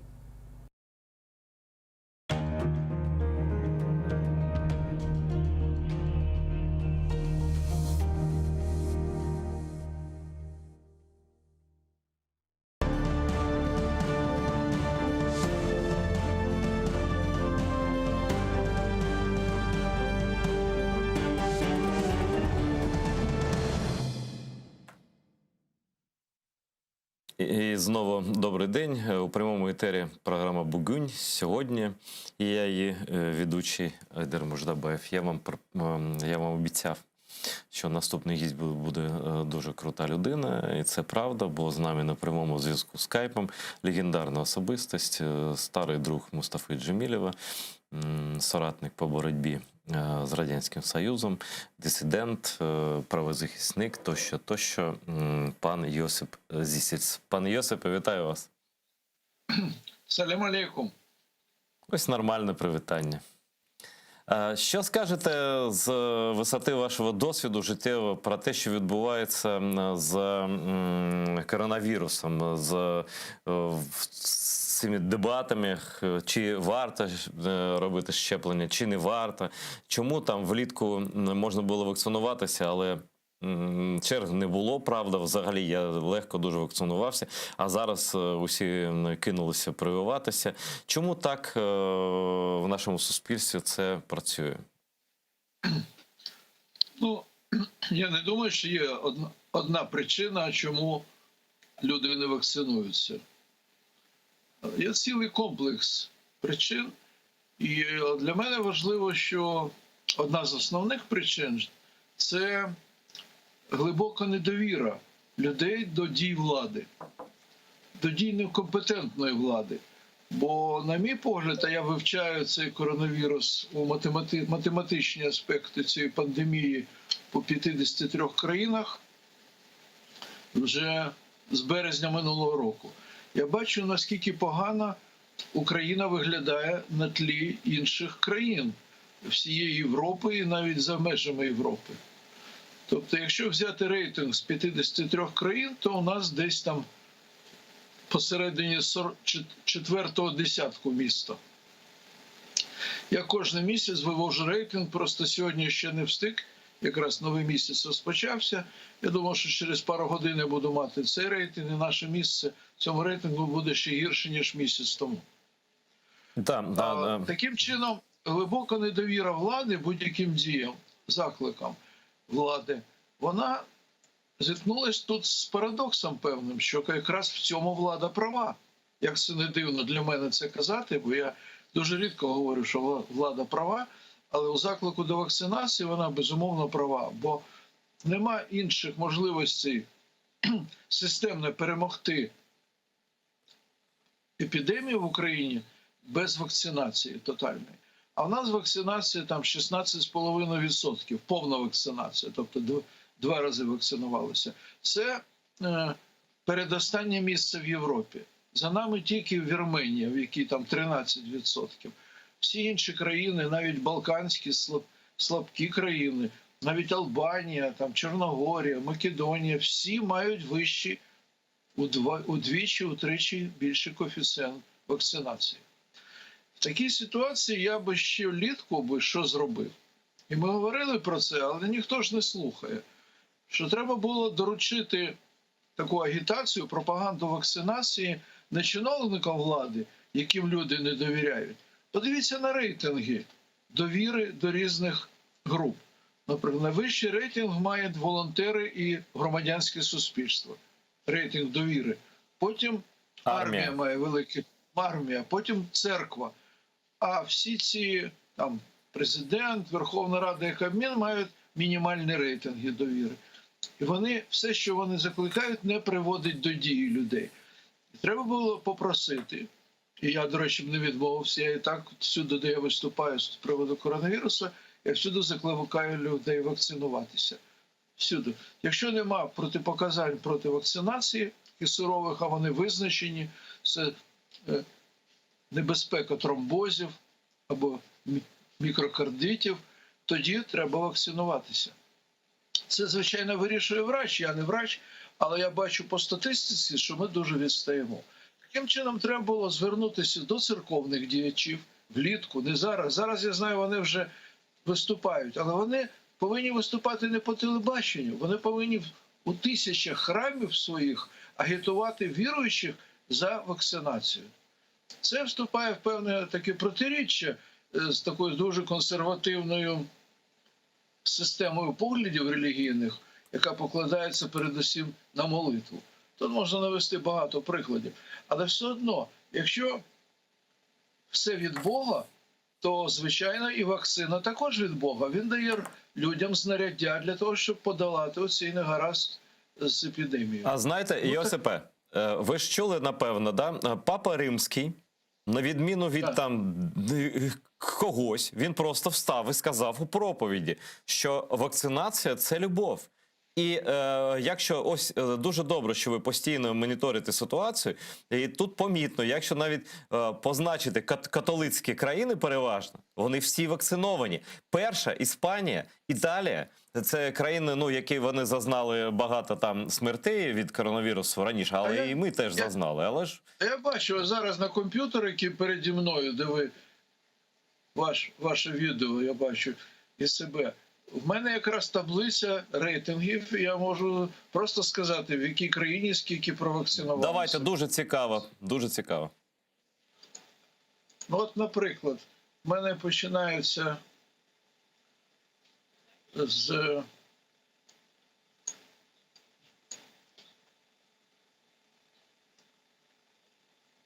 наприклад, Ісландія, і спочатку в мене Гренландія 65%, Ісландія 77%, Нова Зеландія 63%, Ізраїль, це Ізраїль 63%, Нова Зеландія 64%. Кіпр, навіть Кіпр майже 48%. Данія, один з лідерів, майже 76% повного, я говорю тільки про повне вакцинування. Андора 62%, Естонія 57%, Нідерланди 68%, Сербія навіть 43%. Тобто набагато більше, ніж в нас. Норвегія майже 70%. Ну, можна називати, так що ми бачимо, що більшість країн, звичайно, і серед них і католицькі країни, бо католицькі країни – це ж Європа, тобто там цивілізований дуже підхід до цього. Бог – це добре, молитися треба, але якщо є можливість уникнути захворювання, чому ж цим не скористатися? Ну, дивно все це. І знаєте, що дивно, і мені це не зрозуміло абсолютно. Ну, наприклад, ось остання статистика, навіть на «Українській правді», це в новинах є, що більше, ніж половина росіян не довіряють, не хочуть щеплитися через те, що не мають довіри до влади. В нас приблизно такі самі цифри. Були там 53 щось відсотки, не хотіли, принаймні, місяць тому. Напевно, частина з них зараз в чергах стоять, але ну, це просто там... Ну, це відомо з епідеміології, що це не дуже ефективно щепитися під час епідемії, тим більше, як зараз у нас ось цей місяць, листопад, буде максимальним по захворюванням, і ми будемо переходити через пік вже 5-ї хвилі. Ну, але іншого варіанту не існує просто. Так само, Правда. ну, а як? Правда, але кинулися люди тут, дивіться. Ось якщо зараз робити першу вакцину, ось в розпал епідемії, вона буде через 3 тижні, вона сформує певний імунітет, але він буде ще невеликий, цей імунітет. І проти цього вірусу, варіанту Дельта, він дуже обходиться цим варіантом віруса. Потім робиш другі щеплення, і ще 2 тижні формується вже кінцевий. Тобто 5 тижнів з дня першого вакцинації ти повинен чекати, поки сформується. А у нас люди роблять одну вакцину, біжуть одразу за довідкою і кажуть, все, я провакцинований, давайте мені сертифікат, я вже можу всюди ходити. Ну це абсурд, це просто невисока культура. Йосипе, знаєте, що мене здивувало більш за все? Більш за все мене здивувало те, що в Росії ж немає нормальних американських, європейських вакцин. Там Спутник В, це правда, недовіра до нього може бути. Ця вакцина не сертифікована ніде, крім Росії. А в нас же навпаки. Цифра недовіри типу така сама. Але ж ми маємо найкращі американські вакцини. І просто ви, як людина, яка боролася з Радянським Союзом, ось як ви поясните цю недовіру до американських вакцин? Тобто вам, українці, любі друзі, привезли найкращих вакцин у світі. Я думаю, що якби організувати десь на кордонах Росії гуманітарне щеплення мешканців Росії цими вакцинами, які ми маємо просто ось стільки, більш ніж потрібно навіть маємо, то вони побігли б просто. А ми такі ні. А в чому Америка винна перед нами? Ну, ви говорите про конкретні вакцини. Люди так далеко не дивляться. Якщо у людей є стійке небажання вакцинуватися, тому що є така ірраціональна, підсвідомий протест проти будь-якого виконання дій влади, то вони не дивляться вже, яка вакцина. Це частина колективного підсвідомого. Вони підгодовують один одного різними казками, знаходять зараз в інтернеті чорта лицо можна знайти. Так. Можна знайти повністю протилежні тези з доказами, навіть науковці пишуть вже по-різному, лікарі і антивакцинатори. Нічого з цим не поробиш, ми повинні через це перейти. Але я би закликав лідерів громадянського суспільства, волонтерів, відомих воєнних і релігійне товариство священників широко пропагувати у своїх церквах необхідність вакцинуватися. Це безумовно. І я хочу навести приклад.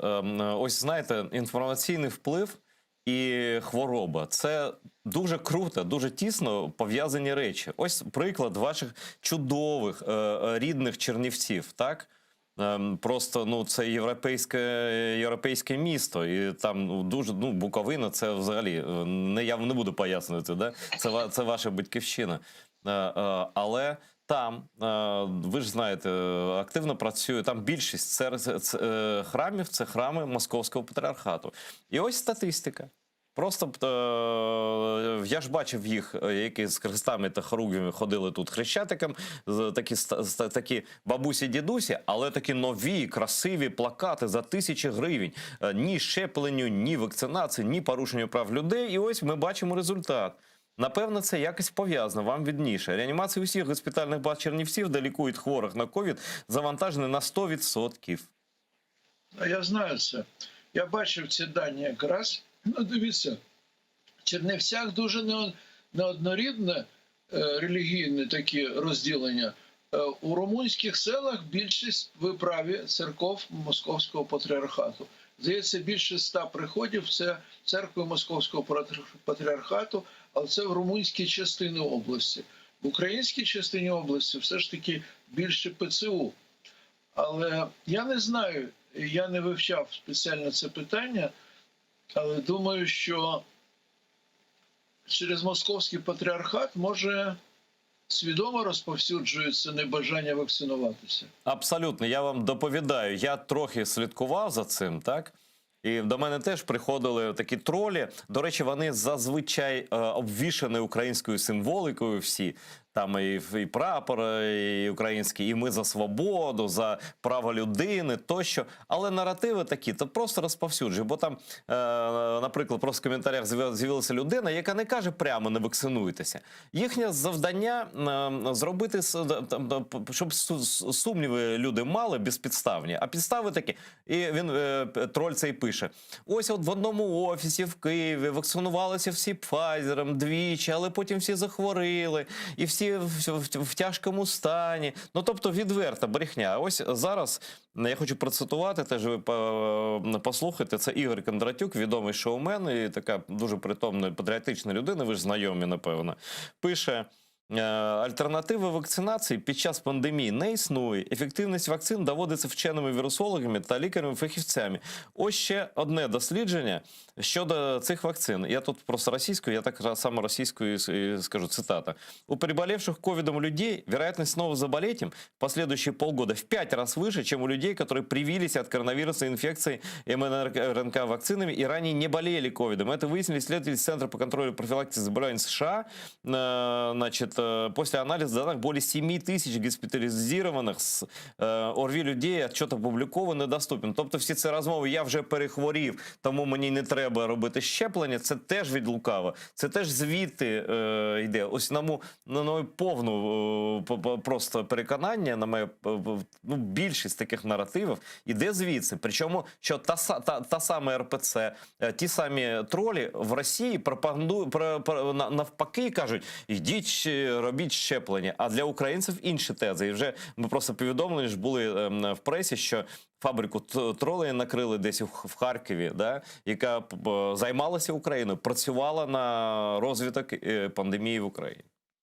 Я скажу вам так, що насправді, крім вакцинації, є досить такий ефективний засіб протистояти – це локдаун.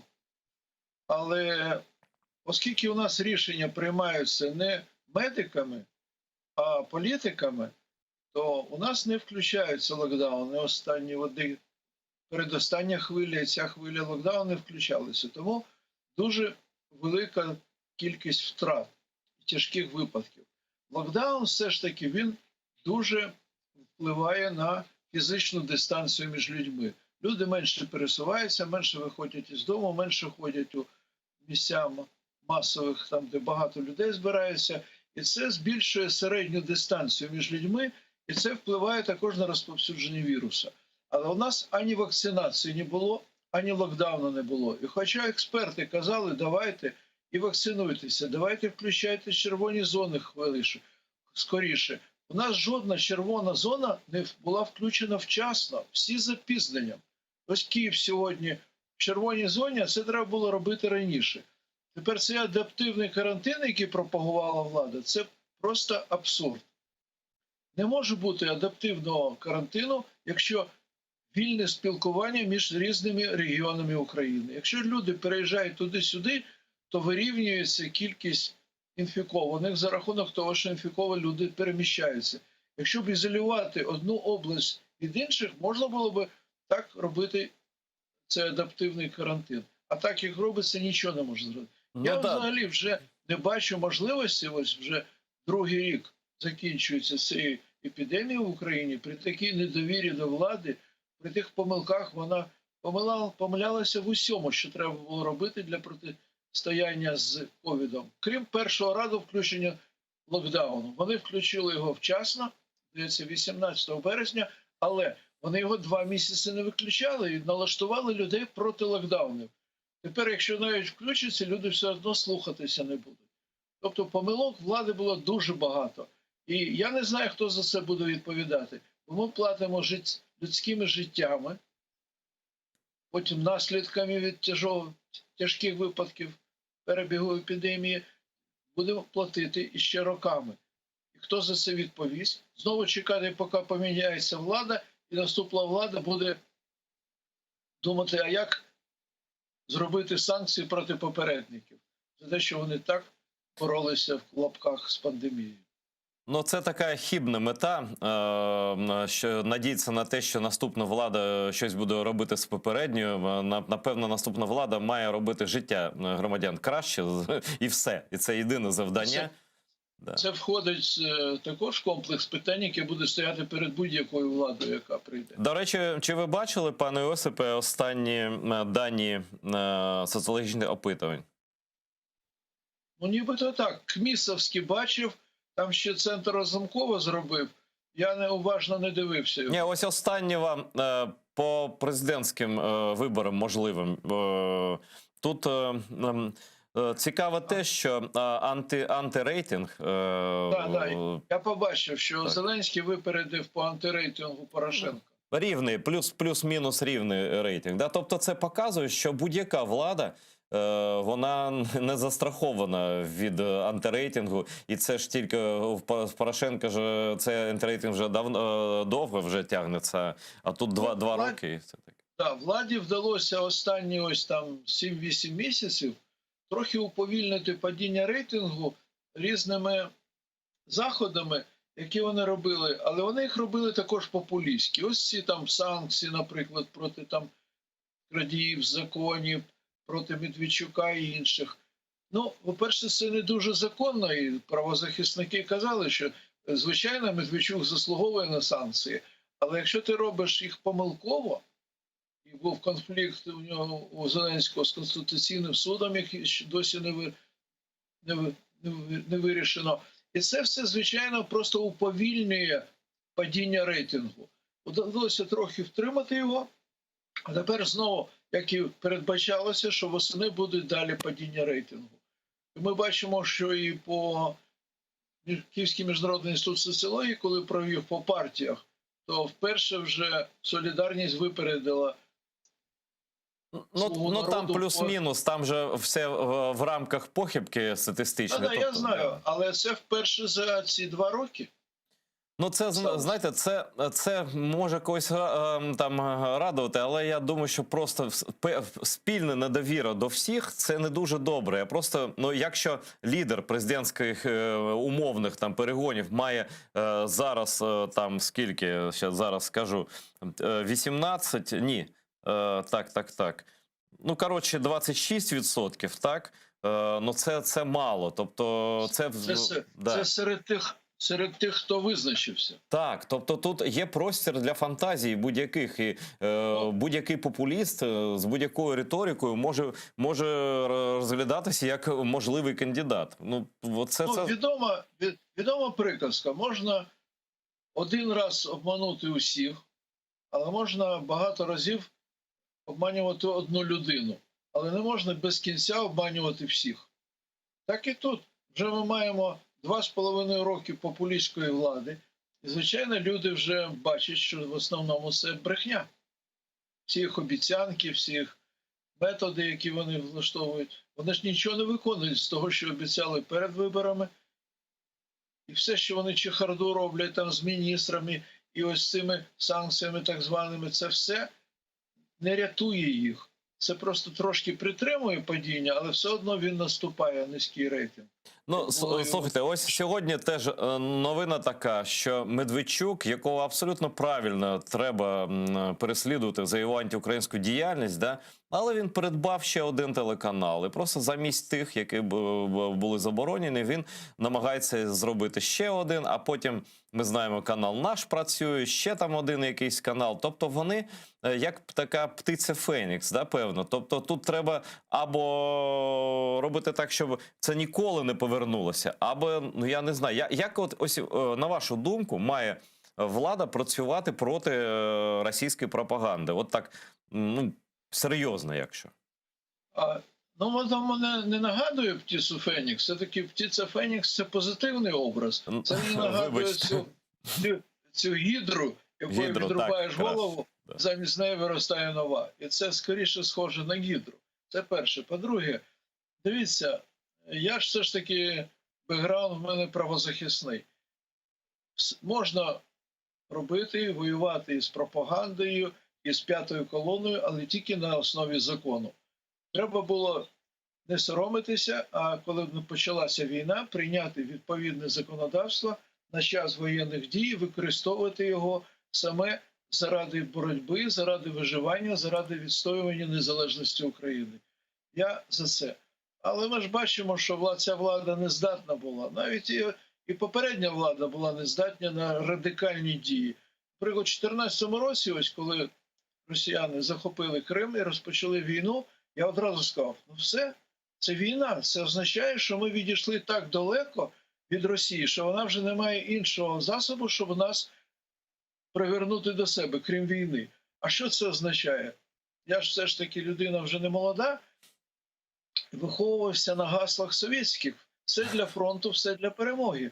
Все, кажу, давайте, переходимо на трьохзмінну роботу, на карточку, на систему розподілу і будемо воювати з Росією. Раз вона розпочала проти нас війну.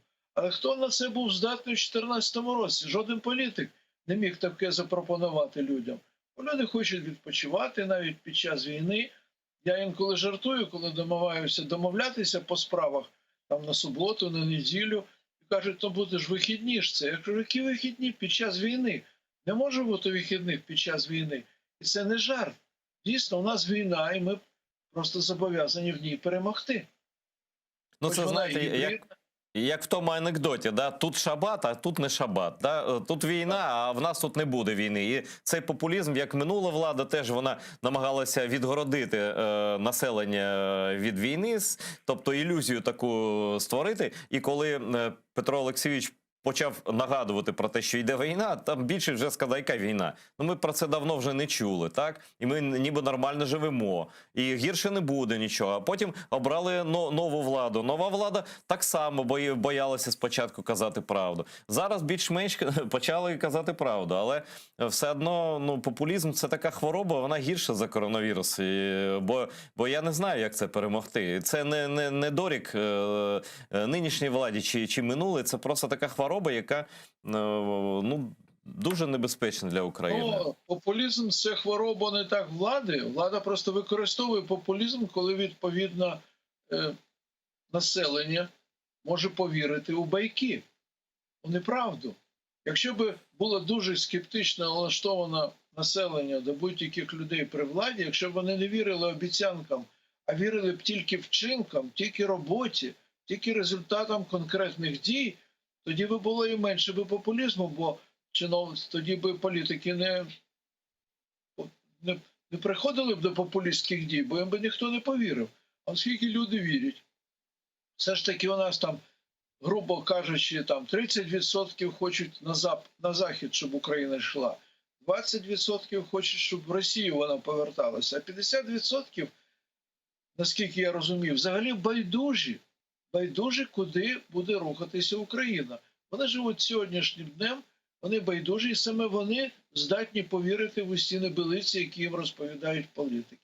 Якщо б не було цих 50%, які прагнуть до популістських лозунгів, їм треба пообіцяти, що буде швидко, вже зараз, раз-два, не буде швидко, буде дуже тяжко, з великими втратами, але ми повинні перемогти в цій гібридній війні.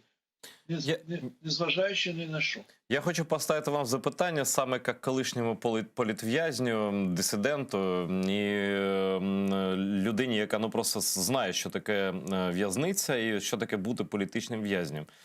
Просто буквально там декілька годин тому було повідомлення, що ну, в поганому стані перебуває Михайло Саакашвілі. І я не знаю, як ви до нього ставитеся, як до політика минулого чи сучасного, українського чи грузинського.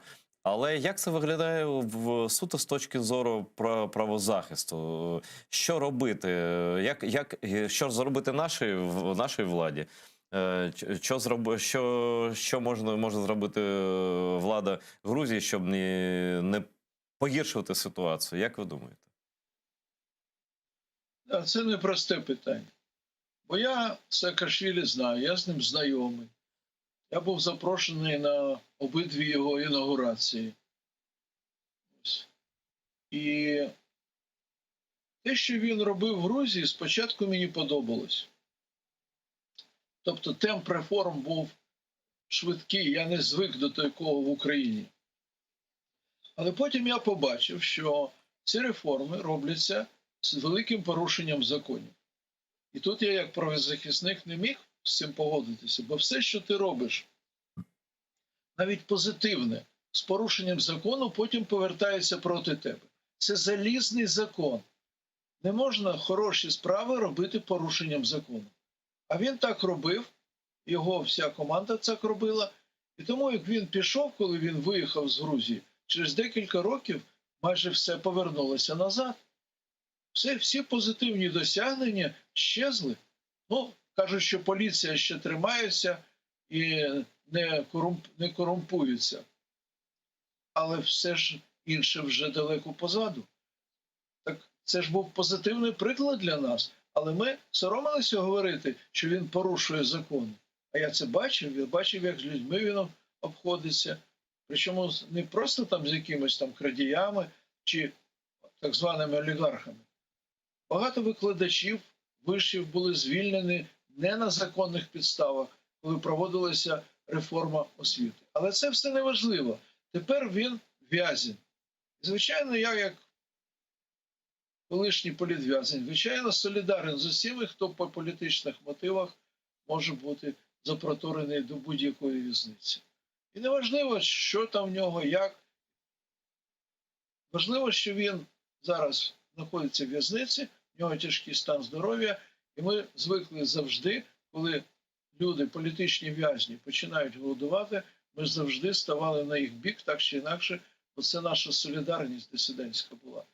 Причому неважливо, людина співпадає з тобою поглядами, він також правий, як ти, чи він лівий, чи він взагалі не до того. Неважливо.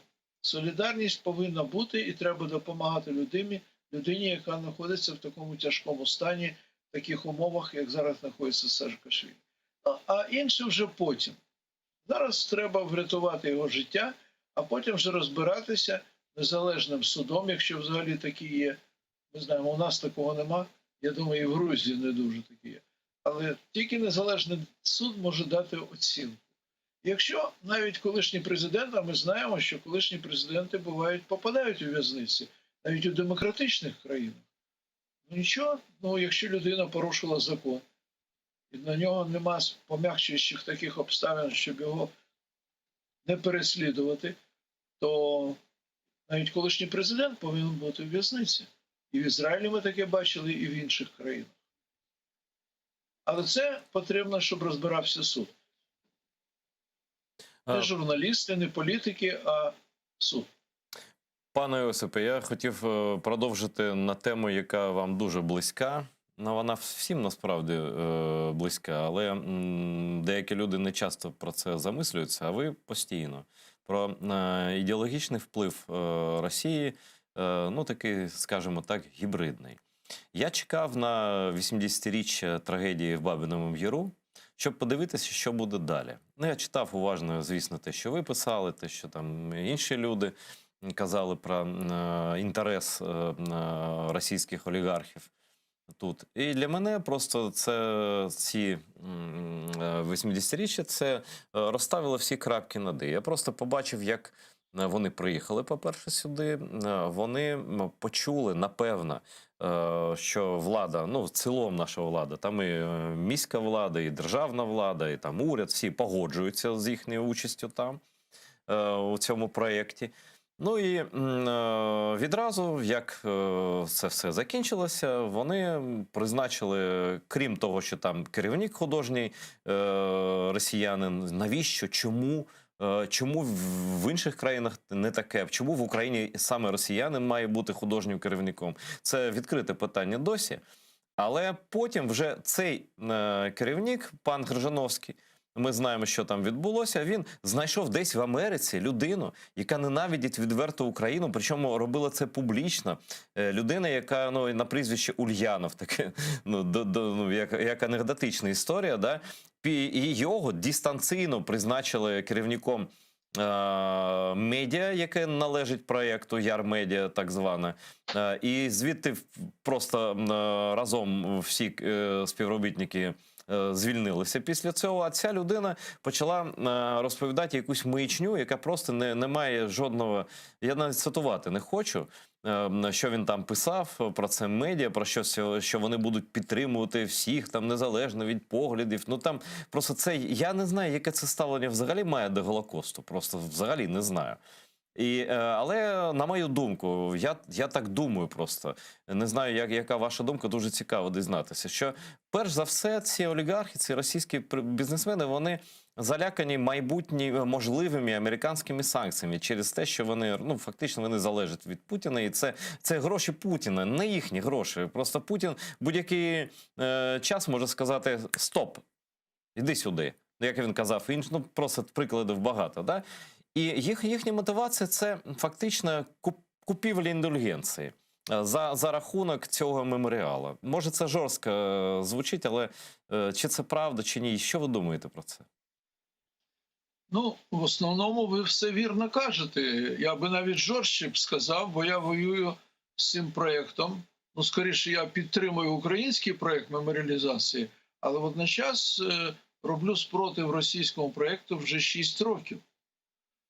І Ульянов, Крижановський, ще там хтось. Це мене не важливо. Важливо, хто стоїть за ними, хто їх фінансує, хто їх озброює.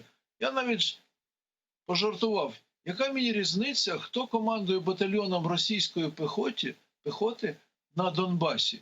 Іванов, Петров чи Крижановський. Мені головне, хто їх озброїв, хто їм дав гроші, хто їх послав воювати в Україну, вбивати українських громадян. А це Путін. Тобто я переконаний всі ці роки, що за цим проєктом стоїть Путін, Козак, там, Сурков, тобто куратори війни проти України, цієї гібридної війни. І для них це ще одна ділянка інформаційного фронту – це Бабин Яр. Через цей проєкт, що важливо для Путіна? Для Путіна важливо показати всьому світові, що українці – це антисеміти, вони неонацисти, вони не заслуговують на свою державу, вони не заслуговують на міжнародну підтримку. Це цілі Путіна. У мільярдерів цих, я їх не називаю олігархами, бо в Росії немає олігархів. Олігархи – це ці багаті люди, які впливають на владу, змінюють рішення влади. Рішення Путіна вони не змінюють, навпаки, вони всі діють по рішеннях Путіна. Я їх називаю російські мільярдери. Ви праві, хто їм дав можливість отримати ці мільярди, це той самий Путін, хоч деякі з них почали ще при Єльцині. Ось. І над ними дійсно висить домоклив меч санкцій. Вони знаходяться, і Фрідман, і Хан, у передсанкційному списку, так званий кремльовський список, на сайті Казначейства Сполучених Штатів Америки. В них є там номери, під якими вони в цьому списку. Цей список після великої боротьби було оприлюднено у січні 2018 року як кремльовський список людей, близьких до Путіна. Там 80 бізнесменів, зокрема ось Фрідман і Хан, і ще 120 чиновників. Багато з них вже попали з-під санкцій за ці роки, за ці 3,5 роки. Зокрема, Вексельберг попав під санкції, Дерипаска попав під санкції, багато чиновників попало. І, звичайно, Фрідман і Хан хочуть відмитися від цієї близькості до Путіна.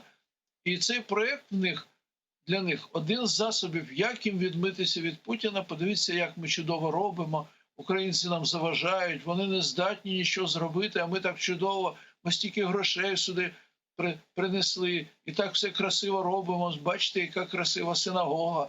Але не кажуть, що вона на православному кладовищі стоїть. І ця ось Марина Абрамович, ця ось стіна з цими торчащими цими кристалами, також не каже, що вона стоїть на землі заповідника, а можливо навіть на землі того ж Лук'янівського кладовища. Причому фундамент у неї постійний, бетонний, а не мафівський, тобто тимчасовий, як треба було робити. Вони ведуть себе у нас як окупанти. Вони порушують закони, порушують будівельні норми, порушують міжнародні угоди України, які торкаються культурної спадщини, збереження кладовищ і місць культурної спадщини народів постраждалих у Другій світовій війні. Вони все порушують. Так поводяться тільки окупанти, бо вони не в себе. Вони в тій країні, яку вони вважають своєю, але вони тут не живуть. Таким чином, для мене це давно не секрет, я це говорю давно, але людям знову ж це як із коронавірусом, як із популізмом. Половині взагалі все одно. Їм байдуже, буде тут російський проєкт, не буде, споплюжить він Україну у світі чи не споплюжить. Дехто навіть хоче цього, ті проросійські п'ята колона, і хтось опирається. Але в Україні не важливо, що допомагає там їм мерія чи президент. Це ганьба просто.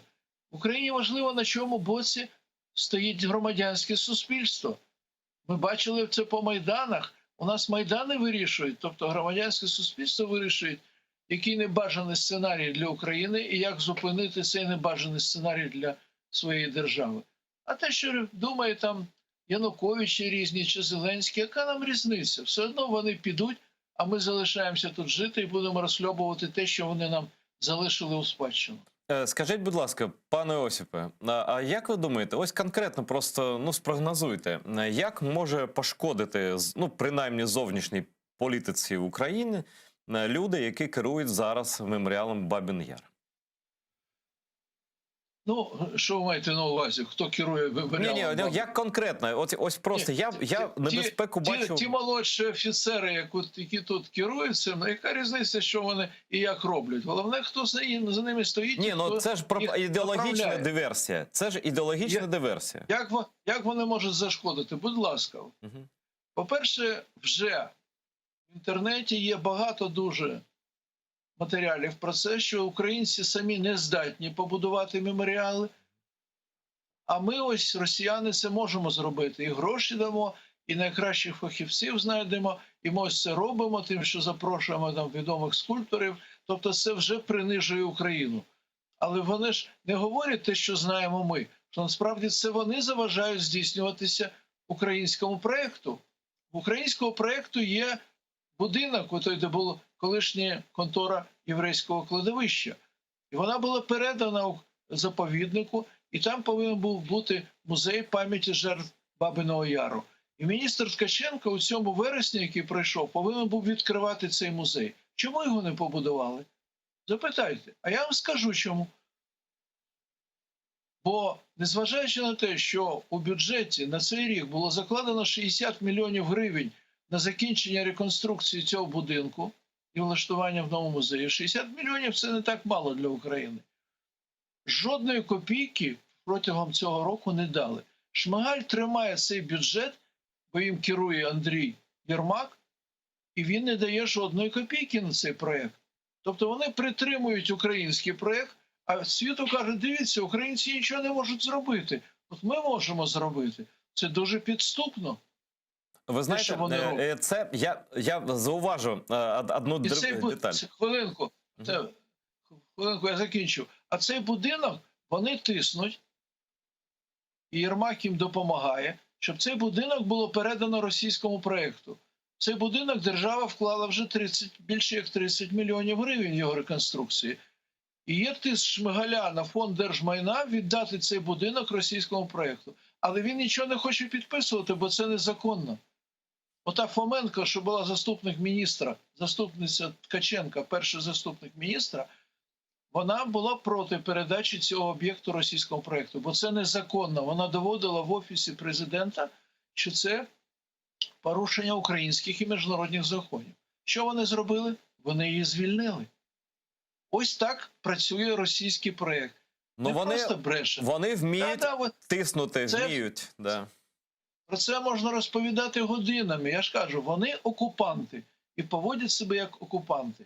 І те, що громадянське суспільство поки що не може зупинити це, це тимчасово, що громадянське суспільство поступово наростає спротив. Ви знаєте, я думаю, що, пане Осіпе, щось станеться таке, що просто так усіх ніби здивує, а просто це було передбачено, коли їм віддали всі сенси, так, під керування. І ось вони навіть коли кажуть, що ось Україна не може зробити, а вони мають на увазі, там, не хоче робити, а ми можемо. Вони ж не кажуть про те, що українські митці відмовляються співпрацювати з росіянами, просто відмовляються. Це їх небажання. Ну, окей, не хочете, ми своїх привеземо. Чи знайдемо тут фріків, яких десь в Америці. І, да. Я вам ще скажу дуже важливу річ. Вони раніше не виходили навіть на дискусії про участь місцевого населення у вбивстві євреїв.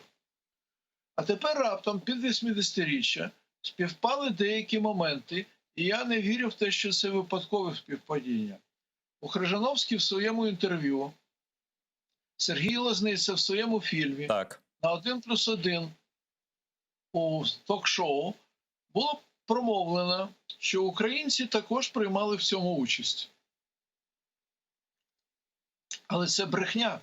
Причому говорили на 80-річчя саме про 29 і 30 вересня 41-го року, коли українці не приймали ніякої участі ані в розстрілах, ані в охороні тих, хто там був. Тобто навіть колаборанти, які пішли там на співпрацю, вони просто фізично не брали там. Ще не було. Це ж тільки німці як 10 днів увійшли 10 днів війшли в Київ, вони ще не сформували. Ну так. Коли було не більше сформованої в Житомирі поліцейських, цих допоміжна поліція, не більше як 300 людей.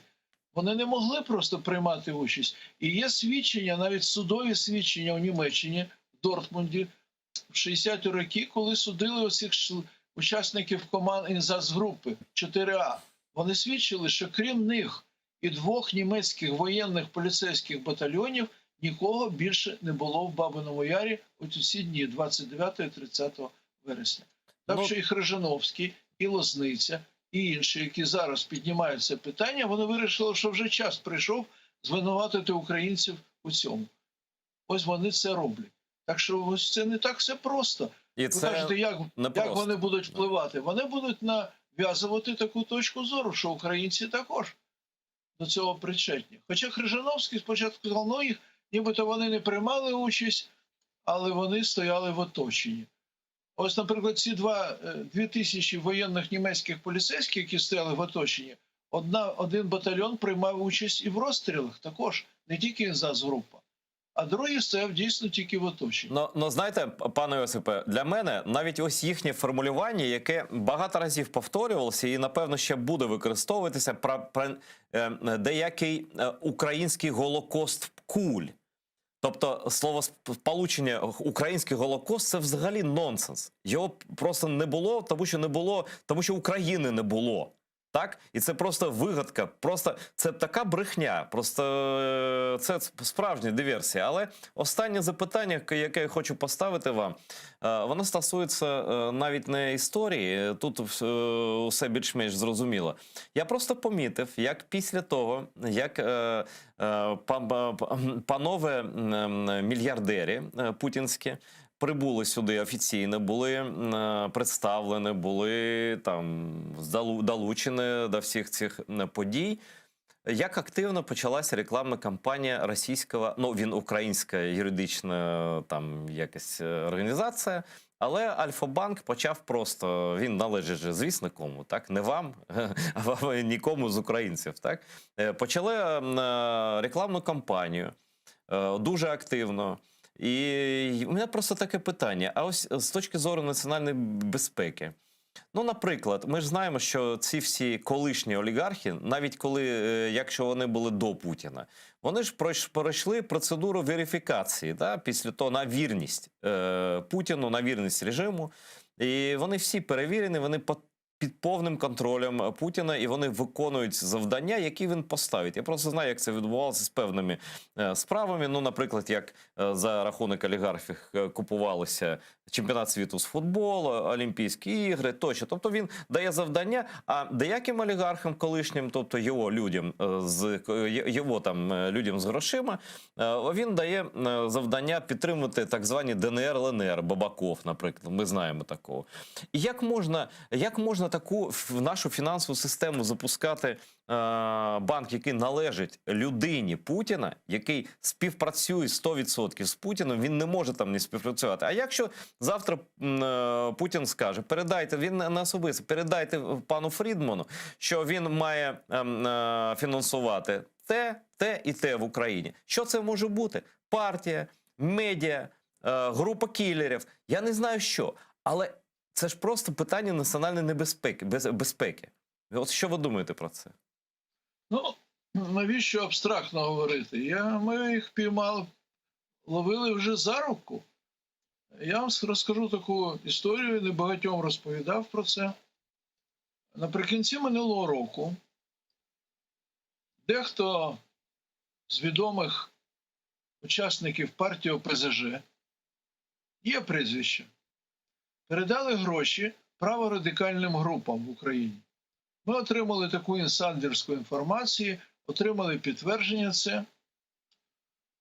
Потім сталося декілька провокацій від деяких праворадикальних груп. Наприклад, 6 січня вони пікетували ізраїльське посольство.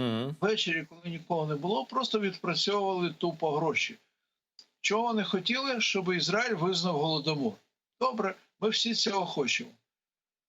Але ж ввечері, коли немає нікого в посольстві, пікетувати його, тим більше за гроші передані ОПЗЖ, це взагалі нонсенс. Далі, Через тиждень вони пікетували російське посольство, але не з протестами проти дій Росії на Донбасі, у Криму.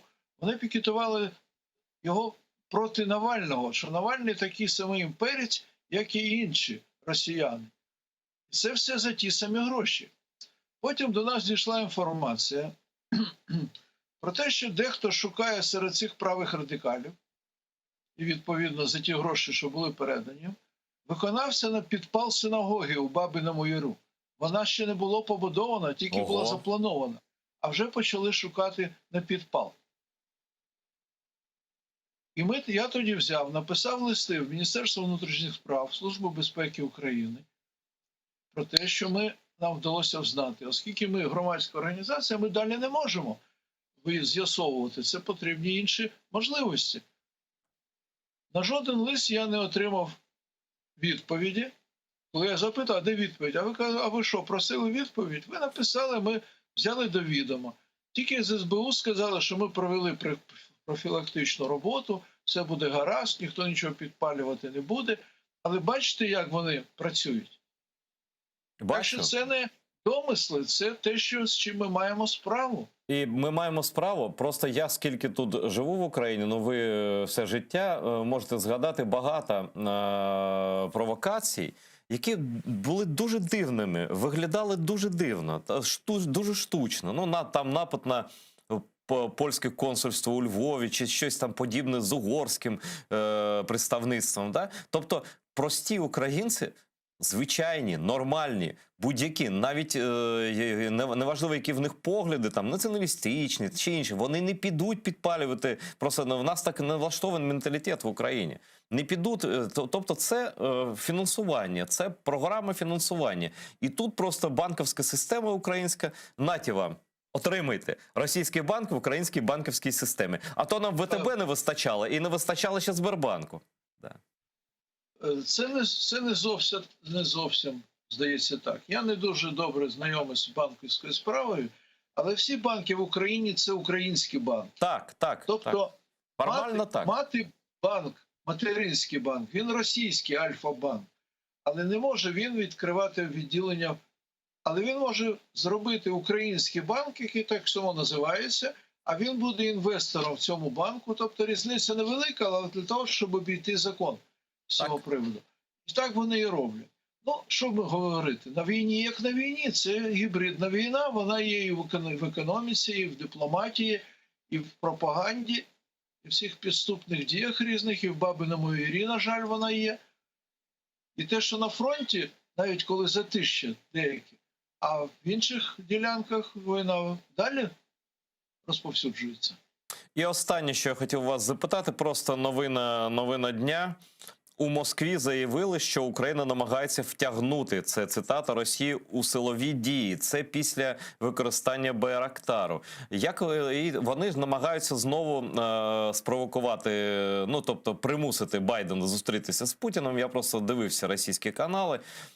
Як ви думаєте, чи це серйозна загроза війни? Вони знову ж стягують війська до кордонів, чи це чергова спроба шантажування просто Заходу і України? Я не є воєнний експерт. Я не знаю, не розуміюся в цьому. Я думаю, що це маневри, але все ж таки армія повинна бути готова відбити цю агресію, якщо вона почне поширюватися.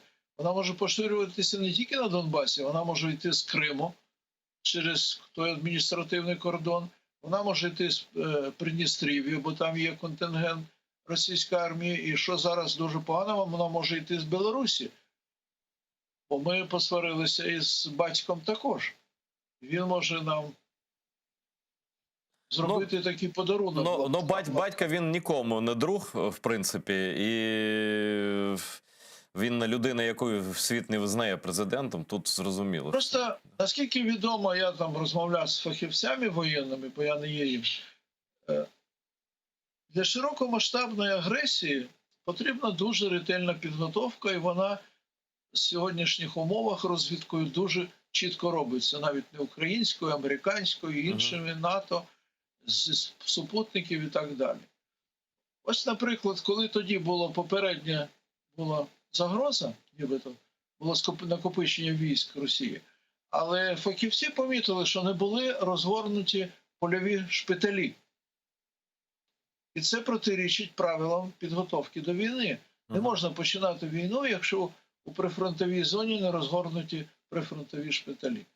І дехто вважає з фахівців, що це просто маневри такі, що Росія піднімає градус на цьому полі. Далі, для того, щоб окупувати Україну повністю, тільки окупаційна армія повинна бути не менше 2 мільйонів. Це не мої дані, це від воєнних фахівців. Це вивчають в академіях. Такої можливості у Росії зараз нема. Зробити локальний конфлікт там, на півдні або на сході, або на півночі від Білорусі вони можуть. Ще щось захопити, звичайно, можуть. Але, можливо, тоді вже урветься терпець у світу. Так, пане Йосипе, дякую вам дуже за цей великий, подробний, цікавий етер.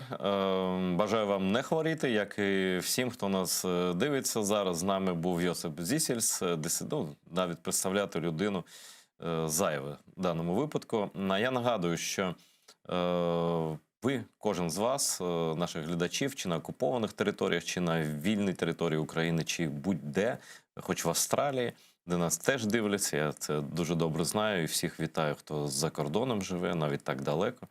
І ви можете підтримувати канал АТР у нашій спільній боротьбі проти Російської імперії. Російський рейх має бути знищено, і взяти в цьому участь – це справа честі. Не перемикайтеся, АТР продовжує своє мовлення буквально за декілька хвилин. Буде нова частина програми «Вогонь».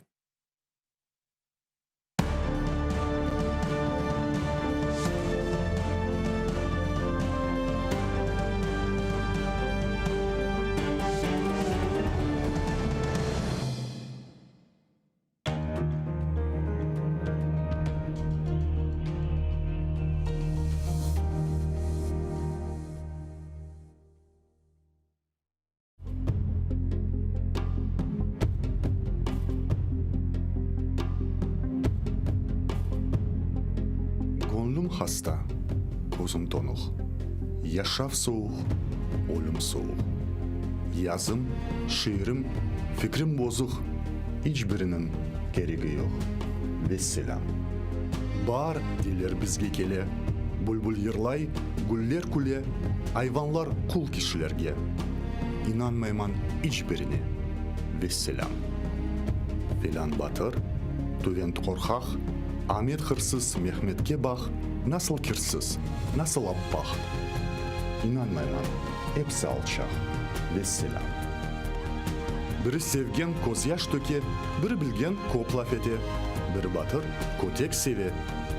Hepsi eşek, hepsi tüye. Vesselam. Halka hizmet etkenler var, halkını iddia etkenler var, cennetlerge ketkenler var. Biri hırsız, biri tuvar. Vesselam. Gerçek tügül, ne kok, ne cer, ne bulardan tuğhan bizler, Tanrım, yaşav büyük horluq. Bizge yaxşı bir ölüm ber. Vesselam.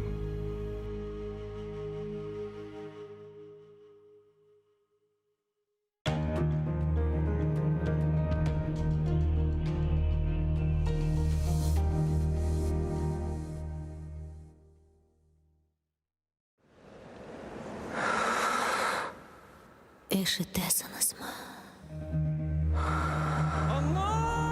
Мен ақта ұмыттыңыз ма?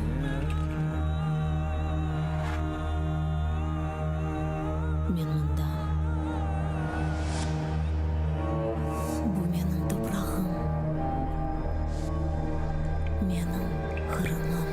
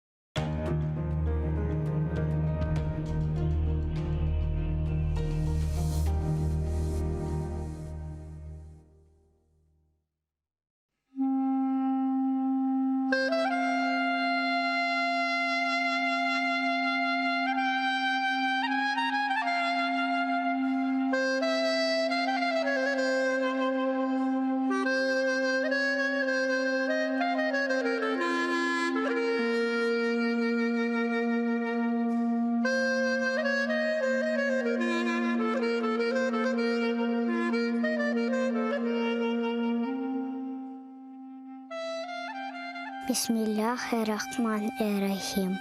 Яратаным, Аллахым, санда хусус мин бар. Я Раббым, хырымларға истеклеріні бер ютында дәвлетлеріні. Сенден ғайры yok кімсеміз. Ветан için dua etemiz. İmdad bekli, hırım hürmetті. Rahim eyle açsın hizmetті. Bizni hırımda yarattın, yardımın ile. Sürgünden qayttık. Endi halkımız Kırımında. Devletli olsun vatanımızға. Biz için aziz Kırımımız. Takmında açsın baktımız. Senden hayır yok anlayacak. Yaratanım aç bizge huçak. Kırımlarga elini uzat. Yardım ver ya Rabbim. Bir bizge imdat. Bu aziz toprak ecdadım yeri. Kırımlarının tükenmez yeri. Adda bizlerini vatanımızga. Sahip olayı Kırımızga. Kırımlar kalbi tek sana eman. Ecdatlar yerini bağışla. Amin.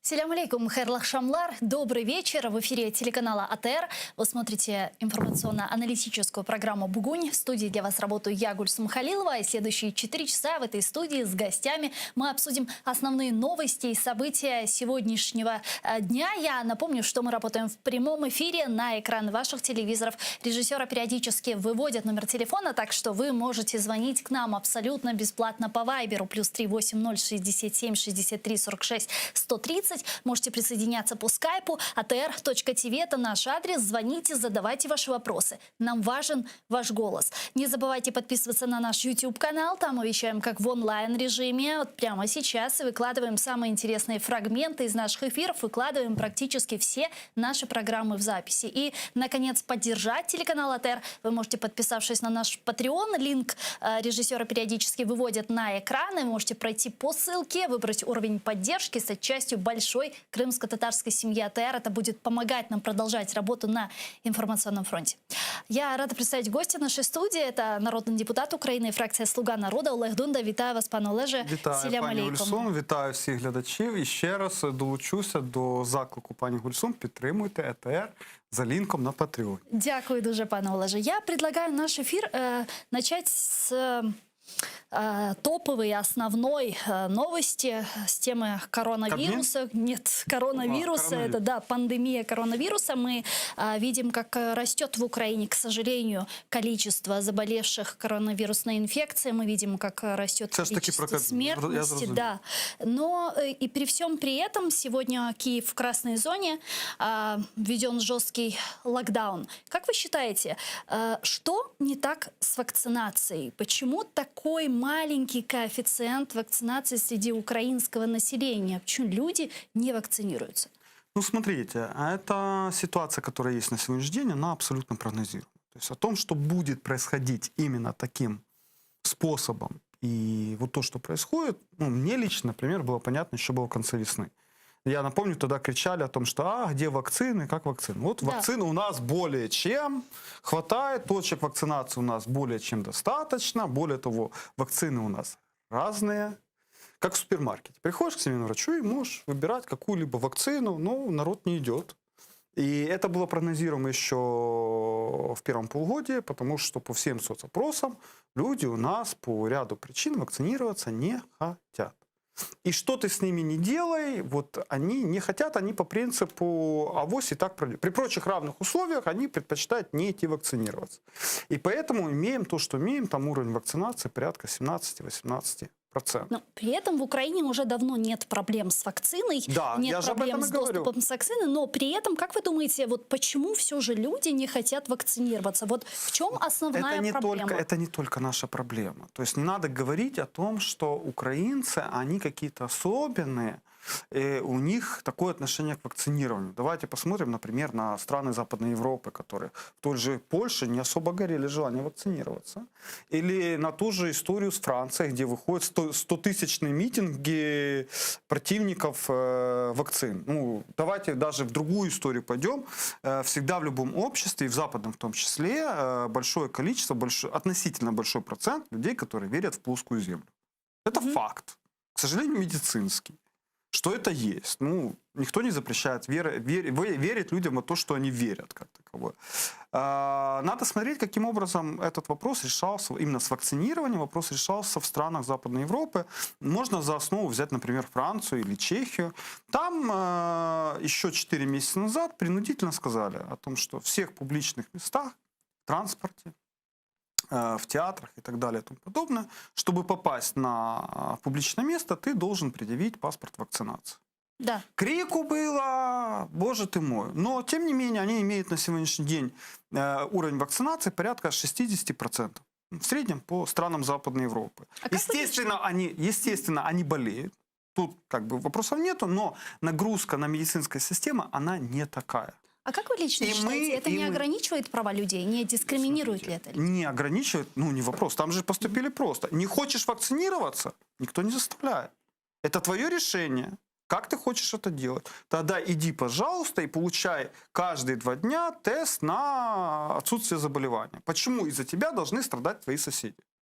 Ну, ты свои права классно воспринимаешь, а о своих соседях ты как, не подумал, что у них тоже есть права? Почему они должны из-за тебя страдать? Окей, не хочешь вакцинироваться? Иди получи тест, и так каждые 2-3 дня. Это и сделано было для того, чтобы мотивировать людей вакцинироваться. Да, были протесты, но в результате они имеют 60-70% вакцинации. И у них нет той проблемы с медицинской системой, когда она перегружена. Что у нас? У нас этого не было. Мы решили, ну, мы же демократическая страна, мы должны к всем прислушиваться. В результате имеем на сегодняшний день переполненные больницы, недостаток там где-то местами, возможно, кислорода, абсолютную 100% загруженность врачей. Они же не думают, те, кто не хочет вакцинироваться, что они попадут к тому врачу, который работает с 8 утра до 10 вечера, не уделяя внимания семье, родителям, своим личным, потому что он должен спасать вот таких вот людей. Они об этом не подумали. Они думают у них в голове о том, что это какая-то там угроза и тому подобное. Они даже семейным врачам не доверяют. В результате имеем, и они стоят перед выбором. Либо, ребята, вы идете вакцинироваться, либо вы будете лежать в больнице в коридоре на полу и ждать, когда врач освободится и к вам придет. Мы не можем больше врачей за неделю сделать или за 2 недели. Это невозможно. Другое дело, что с моей точки зрения, что Кабмин в данном плане не доработал. Шмыгаль вместе с Ляшко должны были, понимая, видя, что происходит в Западной Европе, каким образом это происходит там, должны были в тот же период, летом, объявить о том, что, ребята, мы планируем в ближайший месяц ввести ограничения для невакцинированных.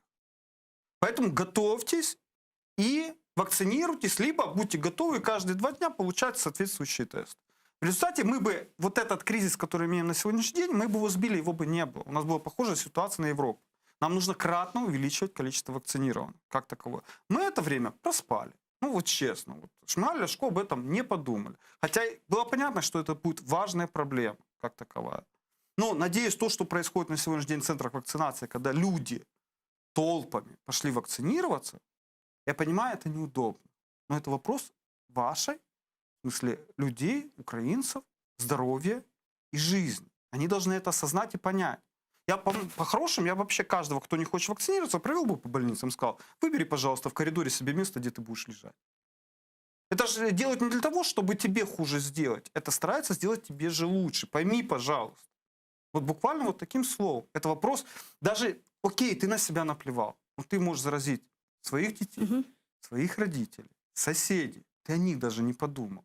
Но это высшие меры, непродуманные решения. Вот, пожалуйста. Вот эти 2 недели надо пережить, когда кратно возрастет вакцинация, и вот этот вот пик эпидемии мы пройдем, и оно упадет. То И есть тут, вы кстати, все-таки вопрос думаете, большой что вот те депутатам. ограничения, которые сегодня введены, когда надо иметь паспорт о сертификации, о вакцинации, чтобы жить полноценной жизнью, буквально через 2 недели уже наладит ситуацию, люди начнут вакцинироваться, и антипрививочников Ну, уже станет очереди намного стоят, меньше. уже очереди стоят в пункты вакцинации. Хотя для меня вот удивительно, почему, вы, зная о том, что 1 ноября это будет, почему мы не озадачились и не пошли раньше? Почему нужно делать именно в последний день? Это надежда на что? Что пронесет? Нет, не пронесет. Лично вас точно не пронесет. Зачем? Вы не могли на неделю раньше пойти? У вас не было времени. У вас есть... Открыли уже для вакцинации торговые центры, железнодорожные вокзалы. Не хотите к семейному врачу? Ходите туда. Уже стадион Олимпийский открыли, условно говоря, в Киеве. Пожалуйста, вакцинируйтесь. Но что нужно сделать, чтобы вас попросить? Принудить. Ну, кстати, это не снимает большой вопрос депутатам, которые многие депутаты в Верховной Раде начинают возмущаться, а почему это мы должны вакцинироваться и показывать тесты вакцинации, либо тесты, ну, результаты вакцинации, либо тест АПЛР. Ну, подождите, вы власть. Оппозиционный, провластный, неважно, вы все равно власть. Вас избрали, чтобы вы формировали, заботились о каждом украинце. И вы должны показывать пример. Вместо этого, что вы делаете? А почему? Мы особенные. Да ни хрена вы не особенные. С вас ответственности гораздо больше, чем с любого другого украинца. Вы в первую очередь должны думать о них. А думая о них, вы должны показать пример. А не пытаться найти, каким образом нам вильнуть и с чем прикрыться. Ну, это антиморально. И, пане Олеже, завершая тему вакцинации, сегодня что бы вы сказали украинцу, который не хочет вакцинироваться в силу там, ряда причин? Люди говорят о том, что их там чипировать Выбирай место будут в или еще коридоре в что-то. больнице. Так Вот радикально. пойди в больницу и выбери себе место, где ты будешь в коридоре лежать. Более того, приготовься к тому, что врач к тебе придет в последнюю очередь. Вот, если ты готов, вперед.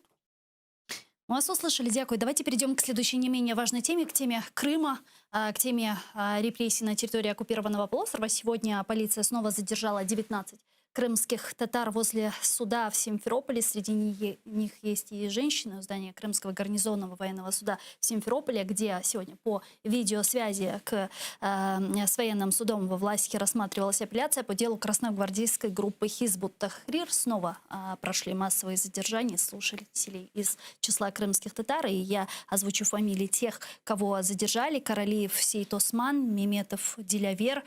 Второй раз его уже задерживают Алиев Ульвей, Умеров Амедхан, Сидалиев Мустафа, Ситумеров Абдулмиджид, Якубов Эльдар, Неметулаев Римзи, Мустафаев Сидамет, Ситалиев Нариман, Аметов Расим, Ибраимов Куламет, Зейнидинова Зера, Бекирова Сувадей, Ситумерова Пакизе, Неметулаева Зарема, Ибраимова Зуляра, Якубова Софие и Люманова Лиля. Пане Олеже, меня в данной ситуации удивляет то, что мы видим вот очередную волну репрессий, которая произошла на территории оккупированного полуострова, как следствие дипломатического мероприятия, которое прошло 23 августа, саммит Крымской платформы. Было очень много задержаний в том числе заместителя председателя Меджлиса крымско-татарского народа Наримана Джиляла. Сейчас массово задерживают людей, которые просто приходят поддержать крымских татар возле здания суда. И при всем при этом нет до сих пор какого-то коллективного, консолидированного заявления участников саммита Крымской платформы. Почему? Где? Ну, я думаю, что про это лучше спросить непосредственно представителя президента в автономной республике Крым. Вы участвовали на саммите Крымской платформы, Да, я непосредственно участвовал, там к сожалению. находились, и мы даже в тот день с вами связывались, в эфирах Давайте общались. немножко по-другому. Как я это вижу, как бы это должно быть. То есть нужно изначально для себя понять один простой факт. То есть сначала для себя, а потом его объяснять европейцам, то есть нашим партнерам, что то, что происходит с крымскими татарами, не только с крымскими татарами, и то, что происходит там в Ордло, то есть я эти два события, я их не разделяю абсолютно. Это фактически заложники террористической организации. В данном виде террористическими организациями являются ФСБ и, соответственно, ГРУ, когда там они в Ордло работают, Российская Федерация. Они берут наших людей, наших граждан, это и крымские татары, украинцы, независимо от этнического происхождения, и держат их как заложники для того, чтобы им торговать по тем или иным вопросам. Либо им невыгодно, либо еще что-то. И это нужно в первую очередь признать самим себе, о том, что это так. Соответственно, а для того, чтобы это признать, было, кстати, подано недавно в Верховную Раду постановление обращения к ООН от Верховной Рады о том, чтобы признать ГРУ и ФСБ Российской Федерации террористическими организациями. И я призываю, в том числе, и сегодня была Погоджувальная Рада, на которой озвучился этот вопрос, и, в принципе, Погоджувальная Рада решила, как только оно пройдет комитет, что надо ставить это в голосование. Другое дело, что я обращаюсь к комитету, не затягивать этот момент и это провести через комитет и вынести на рассмотрение Верховной Рады. Потому что чем быстрее мы это сделаем, сами для себя мы должны это сделать, тем быстрее мы сможем это обсуждать с нашими партнерами и доносить реальную сущность тех организаций, которые так себя ведут с крымскими татарами и с другими заложниками. А что это означает? Это политический ход? Это политический ход, это мы формируем, если мы это делаем, и это, кстати, даст массу козырей, в том числе и представителю президента в Автономной Республике Крым и Крымской платформе. Если мы это признаем официально, соответственно, они могут это уже использовать. Соответственно, мы формируем с точки зрения мирового сообщества правильное понимание того, что происходит в Крыму и что из себя это представляет организация. Одно дело, когда мировое сообщество имеет отношения с госструктурами, у них одно отношение. Другое дело, когда они имеют отношения с представителями террористических организаций, это другое. Пример. Иран, который признают государством, поддерживает террористическую угрозу. Как мировая общественность это относится? Санкциями. Причем по полной программе. И вынуждает их к реакции для того, чтобы они ослабили те или иные свои решения относительно своих действий. Вынуждает. Когда ты не признаешь террористическую организацию, всегда могут сказать, это наше внутреннее дело, в данном случае Российская Федерация. Чего вы сюда вмешиваете?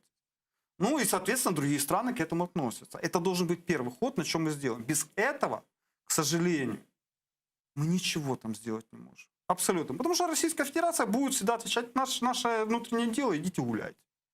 Да, по-другому не получится. И чем быстрее мы это сделаем, тем быстрее мы получим итоговый результат. И на этом, кстати, должны работать не только «Слуга народа», те, которые подписали депутаты и «За майбутнє», а ЕС, и «Голос», и все остальные. Если они действительно проукраинские партии и фракции, которые отстаивают интересы украинского государства. По-другому невозможно. Без этого, к сожалению, Крымская платформа ничего не сделает. У нее нет фундамента, на чем работать. Вот и все. А как же те механизмы, которые должна была разработать Крымская платформа, как влияние на то, что происходит в оккупированном Крыму? Без вот этого фундамента ничего не сделается. То есть до тех пор, пока мы не назовем белое белым, черным черным, пока мы будем играть в эту игру с Москвой о том, что по факту все понимают, что происходит, а юридически, дипломатически все делают дипломатический вид и делают вид, что этого не замечают, ничего не изменится. Предположим, что Верховная Рада Украины принимает постановление о признании ГРУ и ФСБ террористическими организациями. Как вы считаете, какая будет реакция наших западных партнеров? И если мы обращаем это обращение к Организации Объединенных Наций, как вы думаете, те, в свою очередь... Для начала обсуждения. Раз. Второе, мы даем возможность Крымской платформе, тем государствам, которые это подписали, использовать эту терминологию. То есть уже 45 или 46 стран под это поддержат, я надеюсь, и дальше это будут использовать. И это можно уже голосовать. Мы дадим возможность той же Соединенным Штатам Америки, Европы также это использовать. Я не надеюсь на Германию и Францию. Это абсолютно безвольные на сегодняшний день государства. Но Соединенные Штаты Америки и Великобритания, да. Но мы должны сделать свою часть работы. Они за нас ее не сделают. К Германии и к Франции мы еще вернемся. Вопрос, который я хочу успеть с вами обсудить, это наши взаимоотношения с Турецкой Республикой и использование турецких беспилотников «Байрактар» на востоке Украины и та истерическая реакция, которая была у русских, и, кстати, не только у русских, и у немцев, и у францев в связи с использованием «Байрактаров» на Донбассе. А недавно министр иностранных дел Турецкой Республики Мевлют Чавушоглу заявил, что Украина должна перестать использовать фразу «турецкий Байрактар» по отношению к купленных у Турецкой Республики беспилотников ТБ-ки. Давайте послушаем цитату Мевлюта Чавушоглу. Якщо країна купує їх у нас, в іншої країни цю зброю не можна називати турецькою, російською чи українською. Якщо держава купує її у нас, це вже не турецький продукт. Можливо, вона була вироблена в Туреччині, але вона належить Україні. Туреччину не можна у чомусь звинувачувати. Іноді під час нашої боротьби з тероризмом у різних країнах ми стикаємося з різною зброєю з різних країн, у тому числі з Росії. Ми ніколи не звинувачуємо Росію. Україна також повинна припинити використовувати нашу назву. Україна також планує налагодити повномасштабне виробництво бойових безпілотників «Байрактар» для Збройних сил України та експорту за кордон. Про це повідомляє посол України в Туреччині Василь Боднар. За його словами, на сьогодні турецькі потужності з виробництва «Байрактарів» досить заповнені, і Анкара зацікавлена у відкритті нового заводу. От його цитата. Насправді це питання, мабуть, місяців, а не років. І вже роботи ведуться щодо того, аби виділити відповідну земельну ділянку, щоб розпочати предмитні роботи зі спорудження цього центру збереження і ремонту. І так само паралельним треком йдуть роботи щодо створення виробничих потужностей і започаткування виробництва байрактарів в Україні. Та інформація, якою я володію, каже про повномасштабне виробництво безпілотних апаратів з нуля, які можуть використовуватись як для потреб Збройних сил України, так і для постачання на ринки третіх країн. Ну, для начала, пан Олеже, как вы думаете, почему такая реакция России? Неужели они так боятся турецких беспилотников «Байрактар»? Увидели их в Карабахе или как? Давайте чуть с другого начнем. Во-первых, хотел бы сказать, если пан Василь Боднар договорится о производстве байрактаров и других беспилотников в Украине от Турции, я думаю, что ему нужно поставить памятник. Вот памятник, орден, там, Герой Украины. Это будет минимум того, что он заслуживает за это дело. Дай бог ему в этом. Ну, так или иначе, пан Василь Боднар наверняка ориентировался уже на какие-то существующие, возможно, негласные договоренности, ведь он не мог от себя Поживем, сказать. увидим. Поживем. Дипломатия такая вещь, что она бывает разная. Угу. И те или иные заявления делаются с разной целью. Относительно байрактаров, как таковых, тут есть две составляющие. По-первых, Российская Федерация достаточно, террористическая Российская Федерация достаточно давно пытается сделать соответствующие дроны, беспилотники, которые бы могли выполнять функции байрактаров. На сегодняшний день, насколько мне известно, их ни одна программа до сегодняшнего дня не завершена. У них аналогов данного вида вооружения нет. Угу. Хотя они туда вкладывают достаточно большие деньги. При этом за последние несколько лет они получили ощутимые потери от турецких дронов. Вот то, что говорит представитель министра иностранных дел Турции, это такой в высшей степени дипломатический троллинг. Объясню почему. Потому что Российская Федерация уже на 4 театрах военных действий получила поражение от этих дронов за последние несколько лет. Первое. Под Идлибом они получили поражение в Сирии. Когда они думали о том, что уже все, они захватили Идлиб, тут появились дроны, и вынуждена была сирийская армия, в данном случае поддерживающая Российской Федерации, ретироваться. Вторая история, которую они получили, Хафтар в Ливии. Угу. Когда Хафтар уже стоял на границе Триполи и уже праздновал практическую победу, появились турецкие дроны, которые были уже ливийские, уже не турецкие, судя по заявлению министра иностранных дел Турции. И Хафтар вынужден был также ретироваться. Последний момент, когда он уже буквально ощутил вкус победы во рту. Третий – Нагорный Карабах. Угу. Когда резкое появление на театре военных действий беспилотников, по сути, позволило Азербайджану разгромить полностью группировку на Нагорном Карабахе. И только вмешательство многих стран позволило остановить дальнейшее продвижение азербайджанских войск. И теперь имеем четвертую ситуацию. Это и применение этих беспилотников в Украине на нашей линии разграничения. То есть 4, пока на это что-либо ответить Российская Федерация не может. Естественно, этих террористов это бьет по уязвимому месту. Поэтому у них такая истеричная реакция. Пане Олеже, я предлагаю підключити к нашому ефіру пану Ілью Куса, експерт з міжнародних питань Ближнього Сходу Українського інституту майбутнього. Він зараз з нами на прямому зв'язку. Пане Ілля, вітаємо вас. Салям алейкум. Добрый вечер.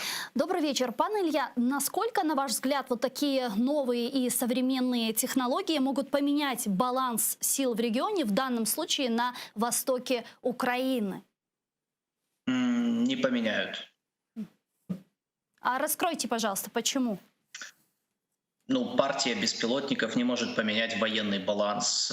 Ну, и одна партия турецких байрактаров не поможет победить армию Российской Федерации, которая нас, ну, она сильнее нас, да, и она всегда будет. Другой вопрос, что здесь не надо ставить целью, да, там, ну, тотальную победу. То есть, безусловно, наладить сотрудничество, ну, подобного вида вооружений может помочь достичь того уровня, когда мы сможем сдерживать Россию в том плане, что она будет понимать, что, например, эскалация может ей стоить достаточно дорого, и, соответственно, они будут думать, прежде чем на нее идти. Вот это то, как бы, та конечная цель, к которой стоит стремиться. И здесь, да, турецкие беспилотники могут помочь, безусловно. Вот многие военные эксперты говорят о том, что боевые беспилотные системы, которые сейчас начала применять уже украинская армия на Донбассе, выглядит как очень эффективный механизм, эффективное средство, противодействия которому у оккупантов на востоке Украины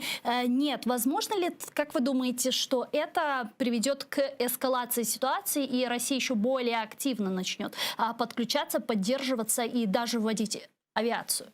Да, безусловно.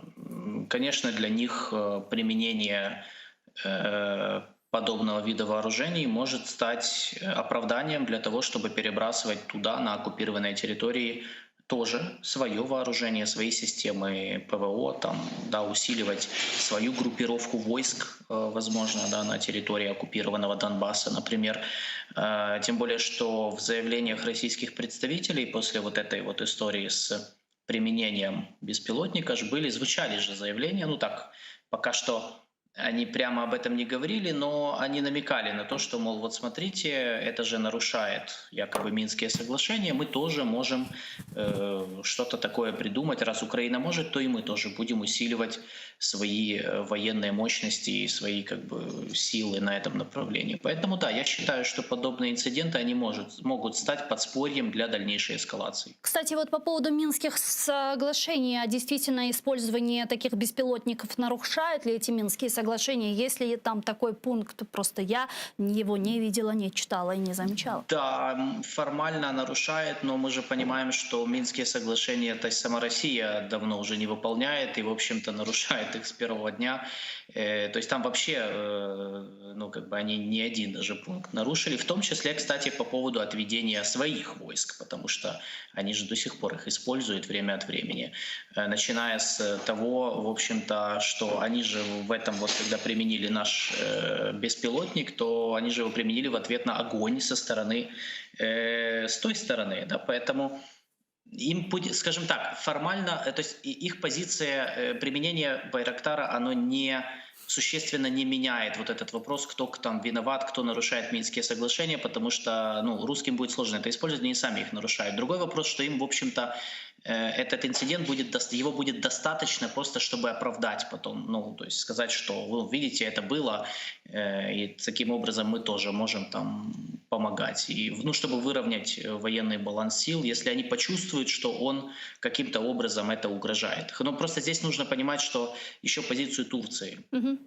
Вот эти заявления Мевлюта Чавушоглу, они очень симптоматичные. Это, кстати, уже не первый раз, когда турки намекают нам, Украине и украинским представителям, что, мол, мы с вами, конечно, сотрудничаем, но это не направлено против России, не должно быть направлено против России, потому что Турция очень не хочет, чтобы ее втягивали в вооруженный конфликт, ну, например, на Донбассе, или вооруженный конфликт на территории Украины. То есть это в их планы не входит. И еще когда Зеленский был в Анкаре в апреле этого года, там очень звучали практически с уст всех, и министра обороны Турции, и Чавушоглу, и Эрдогана, и спикера парламента, заявления в стиле, что мы поддерживаем только мирное разрешение конфликта на Донбассе и только на базе Минских соглашений. То есть они не... Да. Да, но так или иначе, насколько я понимаю, Турецкая республика, она не может контролировать то, каким образом, когда Украина может использовать закупленные ею турецкие беспилотники «Байрактар». Правильно? Ведь таких ограничений Турция не ставила, когда были Не-не-не, не заключены ставила, договоренности? конечно. Просто они же, Чавушоглу, в общем-то, прав в том плане, что они не хотят, чтобы это выглядело, чтобы Украина использовала бренд, да, то есть использовала вот то, что как... Ну, у нас же, я думаю, что вообще его заявления, это были реакции Так а что они на предлагают, то, переименовать бренд или как это должно выглядеть? Нет, он прав в том плане, что действительно нельзя ну, говорить вот то, что у нас был всплеск вот этих сообщений о том, что вот смотрите, типа турецкие беспилотники бьют россиян на Донбассе. То есть они очень чувствительно относятся к этой теме, потому что вы же сами понимаете, что отношения России и Турции, они очень сложные.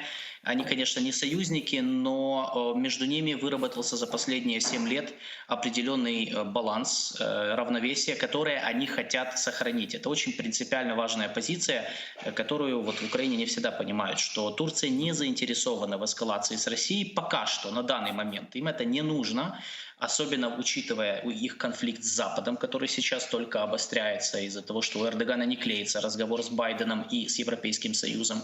Поэтому, конечно, для них вот подобные вещи, когда там где-то начинают говорить про турецкое вооружение, которое используют против русских, для них им это считается, им это кажется эскалацией и провокацией. Мы же видели, что русские же отреагировали на это, запретив импорт турецких мандаринов. Мандаринов, да. А это $300 миллионов турецкого экспорта. И, пане Илья, относительно реакции Германии и Франции.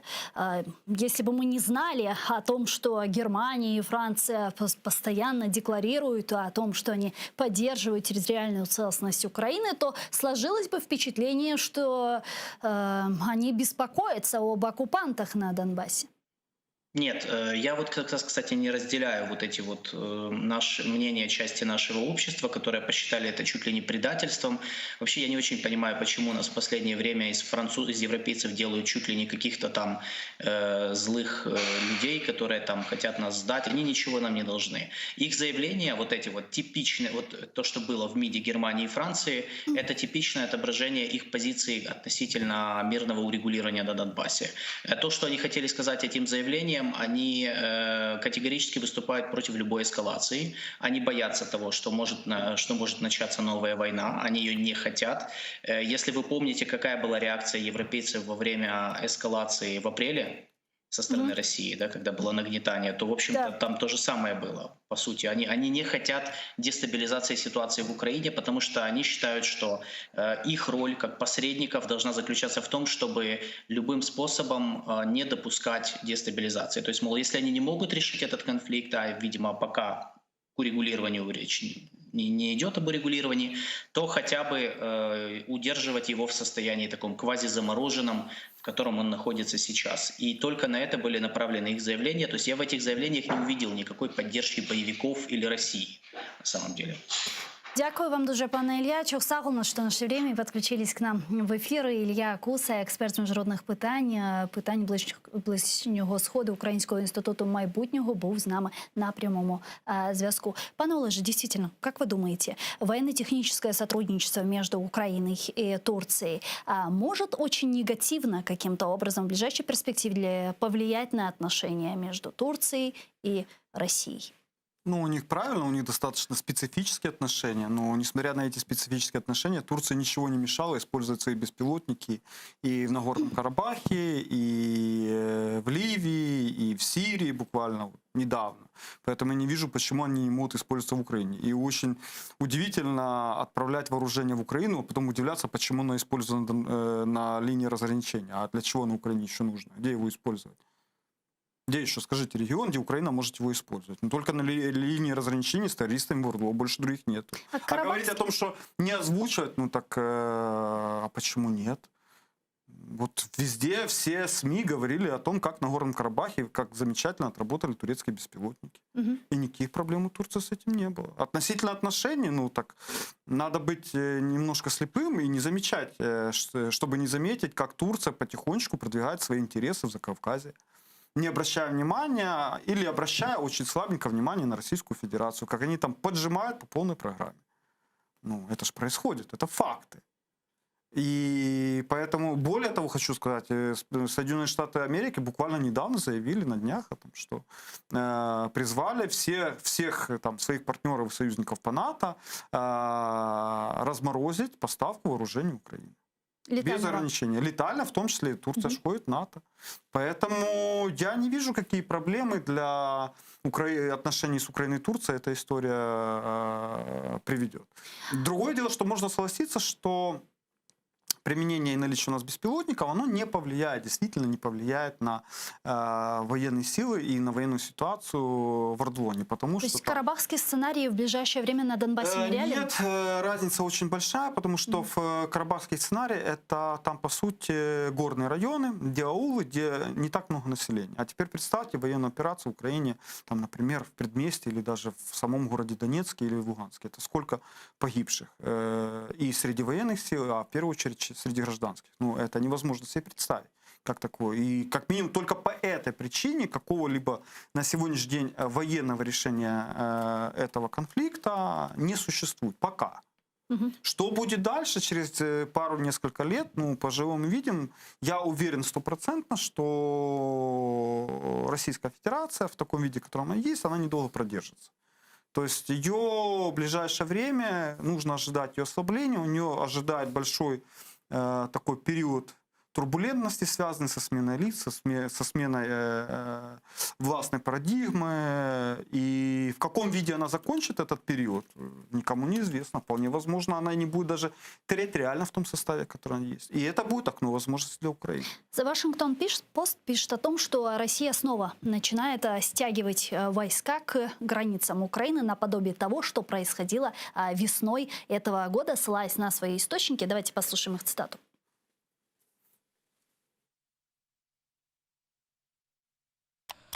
Суть у тому, що це не навчання і це не схоже на військові тренування. Супутникові знімки показують, що, ймовірно, елітний підрозділ Збройних сил Росії, перша гвардійська танкова армія, переміщає особовий склад і техніку у бік України.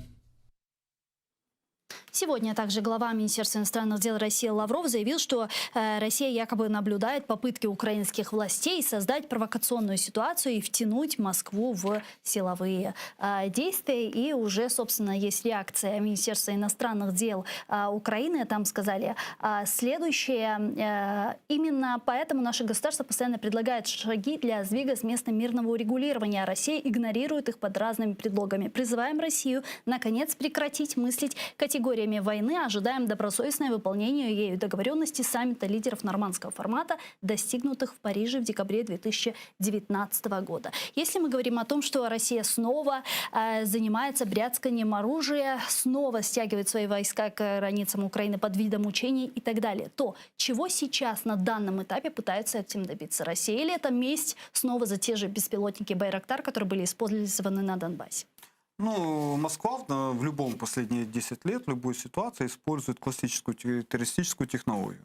Торговля угрозами. То есть в любом случае мы повышаем градус противостояния, пытаемся для снятия этого противостояния это выторговать. Ну, за что-то. То есть террорист, как он действует? Мы либо что-то взрываем, либо держим заложников, либо говорим, что мы можем где-то что-то взорвать. И если вы не хотите, чтобы это происходило, значит, дайте нам то-то, то-то, то-то. Классическая технология террористов, такого так называемый вооруженный шантаж. Российская Федерация ничего нового, действует в той же парадигме. Если она хочет чего-либо добиться, она использует ту же технологию шантажа. Классический пример. Весной, похожая ситуация была весной, когда они увеличивали контингент на границе с Украиной, всячески поднимая градус противостояния, добившись того, что с ними Соединенные Штаты все-таки встретились в лице Байдена, о чем-то говорили. А может быть сейчас опять какой-то элемент давления или шантажа на США? Вторая история, похожая на шантаж террористическая, это история с Северным потоком, с газом, со всем остальным. Я думаю, мы еще по этому пройдемся. Да. Сейчас, скорее всего, они тоже это используют, потому что у них рычагов давления на Украину как таковых нету. То есть их агенты потихонечку в Украине зачищаются в виде Медведчука и его соколег, согруппников, назовем это так, софракционников, называйте как хотите, зачищается, соответственно, они таким вот образом на это реагируют. Возможно, здесь еще привязана история с Северным потоком. Ну, как бы я тут не готов обсуждать их там хитросплетение, их представление о мире. Как таком. Для меня туристическое представление о мире совсем далеко и непонятно. Я немножко в другой парадигме живу, чем они. Михайло Самий, заступник директора Центру дослідження армії, конверсії, роззброєння. Зараз з нами на прямому зв'язку. Пане Михайло, вітаємо вас. Селям алейкум. Доброго вечера. Да, доброго вечера. Сегодня Вашингтон-Пост опубликовала статью, в котором говорится о том, что Россия снова под видом учений стягивает войска к границам Украины. И все это происходит в том числе и на фоне сближения Украины с Североатлантическим альянсом. Так ли это действительно? Фиксируется ли сегодня на границах Украины такое масштабное стягивание войск наподобие того, что происходило весной? Ну, на самом деле и весной, и сейчас происходит не стягивание войск, а их перемещение, маневрирование, потому что на самом деле основная военная инфраструктура России на границах с Украиной была создана на рубеже 17-18 года, когда были созданы первая танковая армия, 20-я армия, переорганизована и усилена, и создана абсолютно новая 8-я армия со штабом в Новочеркасске, которая и обеспечивает руководство и обеспечение полное оккупационного контингента российских войск на Донбассе. Поэтому весной этого года и сейчас происходит больше маневрирования и демонстрация готовности к проведению и подготовка, кстати, к проведению наступательной широкомасштабной операции против Украины. Действительно, я думаю, что это все-таки больше демонстрация, шантаж и Украины, и Запада на фоне, опять же, и энергетической кризиса, который создается Россией искусственно, и давление на Европу с точки зрения принуждения Украины к различным возможным уступкам. Ну а в данном случае тогда какие должны осуществляться действия со стороны Украины? Какие возможные превентивные меры уже сейчас мы должны предпринимать? У Украины остается одна задача, которую мы имеем с 2014 года. Это планомерное, интенсивное и целенаправленное усиление вооруженных сил Украины по всем направлениям. Но ключевыми вопросами здесь является противоракетная оборона, потому что если мы говорим о тех танковых колоннах, которые сейчас перемещаются в районе границы с Украиной, то это не самая главная опасность. Операция будет начинаться с радиоэлектронных фаз, ракетных ударов и лишь затем воздушной фазы, и только в конце будет задействованы сухопутные войска. Поэтому главное здесь противодействие как раз ракетной угрозе. Если мы будем эффективно способны противодействовать ракетным ударам, тогда и сухопутной фазы не случится. Пане Олеже, вы хотели что-то добавить? Ну, смотрите, по поводу того, что как нам нужно реагировать. Если Российская Федерация реагирует таким образом, повышая градус противостояния, значит, ей не нравится тот курс, который на сегодняшний день Украина держит. Это на объединение в партнерстве, в союзничестве с Североатлантическим альянсом. Естественно, если Российской Федерации не нравится, она так реагирует. Единственное, что мы можем сделать правильно, понимая о том, что для нас самое важное сохранение украинской государственности, а для Российской Федерации это не так, это продолжение того же курса. Чтобы нас с этого курса не сбили, потому что они стараются все это сделать. Это раз. И второе, обратите внимание, на прошлой неделе было несколько заявлений, по-моему, Путина, еще кого-то, я их там не всех помню, этих товарищей, относительно того, что их переживаний по поводу базы НАТО в Украине. При этом они заявили о том, что эта база НАТО может не называться как таковой. Она может быть там центром переобучения и так далее и тому подобное. Да, но они всегда говорят о том, что для них красная линия. Алексея Резникова на должность министра обороны, я хочу сказать о том, что появление в том или ином виде базы НАТО, там, называя как угодно там, центры и всего остального, является более чем реальным. Более чем реально. И, соответственно, не просто так со стороны Москвы пошли такие заявления, переживания, и вполне возможно вот такое, как правильно коллега указал, передислокация военных сил для того, чтобы торговать военной угрозой. И, пане Михайло, вот такой еще вопрос. На фоне всего этого еще и сейчас говорят о возможной встрече 4 лидеров в нормандском формате. И более того, сегодня министр иностранных дел России Лавров сказал о том, что Россия со своей стороны передала свои пожелания к Германии и Франции по поводу переговоров в нормандском формате, и то, какие именно вопросы бы они хотели на этом саммите поднять. Вот в данном случае что это? Это тоже таким образом они повышают градус, это тоже таким образом они пытаются диктовать свои условия, поставить какой-то ультиматум и сказать, что либо так, либо никак, или как воспринимать, или это все профанация? Это не профанация, это политика, это стратегия России. Известно, какие вопросы они хотели бы поднять на нормандской четверке. Это, конечно же, прямые переговоры между, как они говорят, Киевом и народом Донбасса. Тут никакого секрета нет. Они же себя считают нормандской четверки посредником. Их же в минских договоренностях ни слова России нет, поэтому они продолжают свою старую линию здесь. Почему активизировалась Россия? Я думаю, что это все-таки связано с уходом Меркель. Возможно, они уговорили Меркель напоследок поучаствовать в последнем раунде нормандской четверки, потому что никто не может спрогнозировать в Кремле сейчас, какое будет правительство в Германии, каким образом это отобразится и на энергетической политике Германии, и на участии Германии в нормандской четверке, а тем более это будет влиять и на позицию Франции. Поэтому действительно, может быть, Лавров и Путин сейчас пытаются активизировать этот процесс, и за оставшиеся 2 месяца, которые там плюс-минус осталось у Меркель, провести такую встречу. Но опять же, эта встреча будет исключительно для того, чтобы опять попробовать каким-то образом принудить Украину к каким-то уступкам, не более или менее. То есть никаких надежд на какую-то стабилизацию или урегулирование конфликта, понятное дело, нет здесь.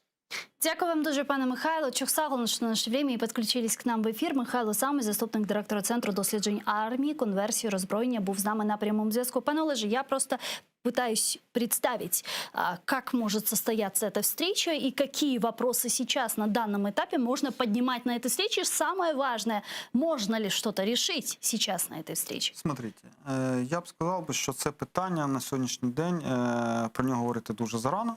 Так.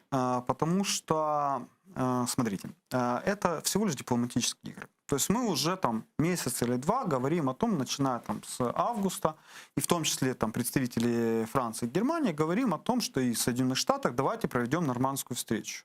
Там 4 и так далее. Все это время Российская Федерация искала поводы, почему им отказаться. В какой-то момент, скорее всего, это стало уже информационно и пиарно не очень красиво выглядеть. Поэтому для того, чтобы сбить вот эту возможность, и они, я же не присутствовал, не знаю какие, но понимая, как они действуют, скорее всего, они подали такие предложения, которые выполнить невозможно. Как такое? Для того, чтобы сказать, это не мы являемся стопором, барьером для нормандского саммита. Это вот Франция, Германия не могут уломать Украину, и поэтому виновата Украина. Ну, помните... Это вопрос затягивания дальнейшего переговорного процесса, потому что Российская Федерация, он не выгоден. Скорее всего, они попытаются, вот если поставить себя на их место, хотя это не очень хорошее место почувствовать себя в шкуре террориста, но тем не менее, они могли бы использовать это следующим образом,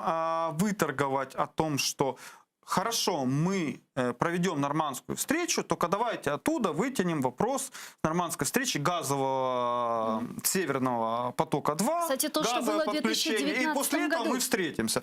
Смотрите, не просто так же все эмиссары «Газпрома» и Российской Федерации уже ездят уже месяц по различным форумам Европы и говорят, да мы ж с милую душу, да мы же вам поможем с газом, с дополнительным. Вы только вопрос, вы же не только мы должны вам идти навстречу, вы же тоже нам пойдете навстречу, и, пожалуйста, согласуйте Северный поток-2. И только тогда мы вам пойдем навстречу с подачей газа. А что мы делаем в данной ситуации? Как Украине заставить Россию сесть за стол переговоров даже в том же в нормандском формате на условиях Украины, а не тех, которые диктуют они? Невозможно. У нас есть козырь какой-то? Дипломатическим путем это сделать невозможно. Невозможно уговорить кого-то сесть за стол переговоров, если он того не хочет.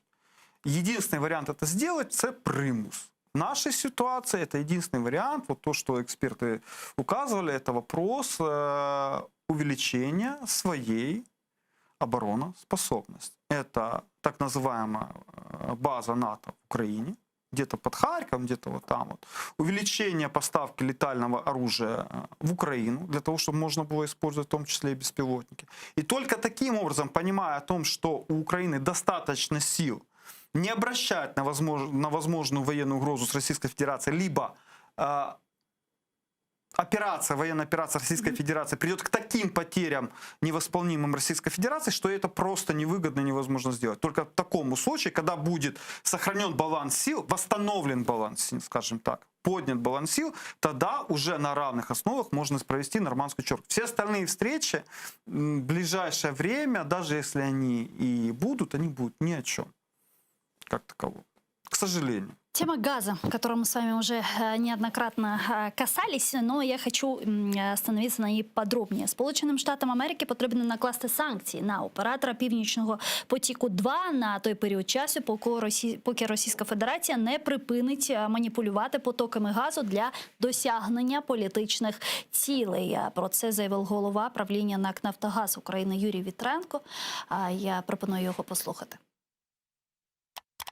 Російська Федерація це робила, робить і буде продовжувати робити. Маніпулювати потоками газу задля шкідливих політичних цілей. Ми переконували і продовжуємо переконувати США, що найкращий варіант дій з їхнього боку у такій ситуації – накласти санкції на оператора Північного потоку-2 до тих пір, поки Російська Федерація не припинить це робити. Коли усі побачать, що це не Путін, а багато різних європейських компаній можуть самі обирати маршрути транспортування газу від кордону Росії до ЄС, тоді РФ не зможе маніпулювати потоками газу задля шкідливих політичних цілей.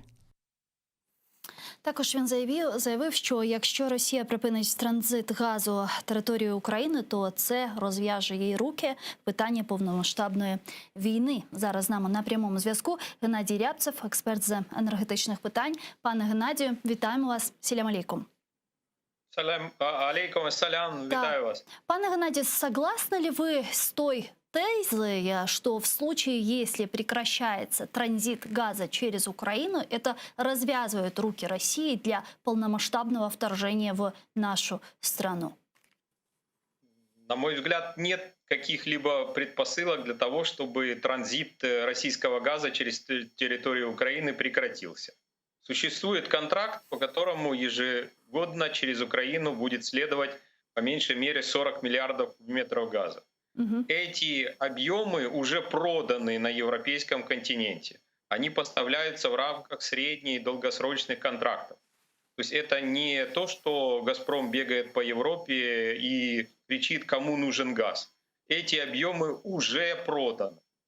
И это означает, что никто в Российской Федерации не будет, на мой взгляд, просто разбрасываться такими огромными суммами.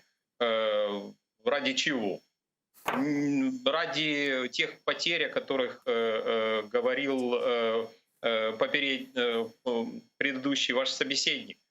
Ради того, чтобы в очередной раз продемонстрировать ненадежность «Газпрома» как договаривающейся стороны. На мой взгляд, здесь нет логики. Проблемы могут возникнуть после 2024 года, поскольку в Европе насчитывается все меньше и меньше потребителей, которые хотят получать газ через территорию Украины, российский газ через территорию Украины.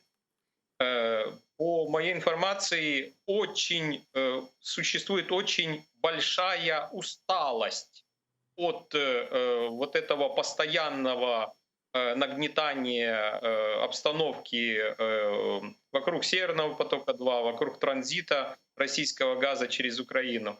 И европейцы уже не хотят вмешиваться во все эти сварки, во все эти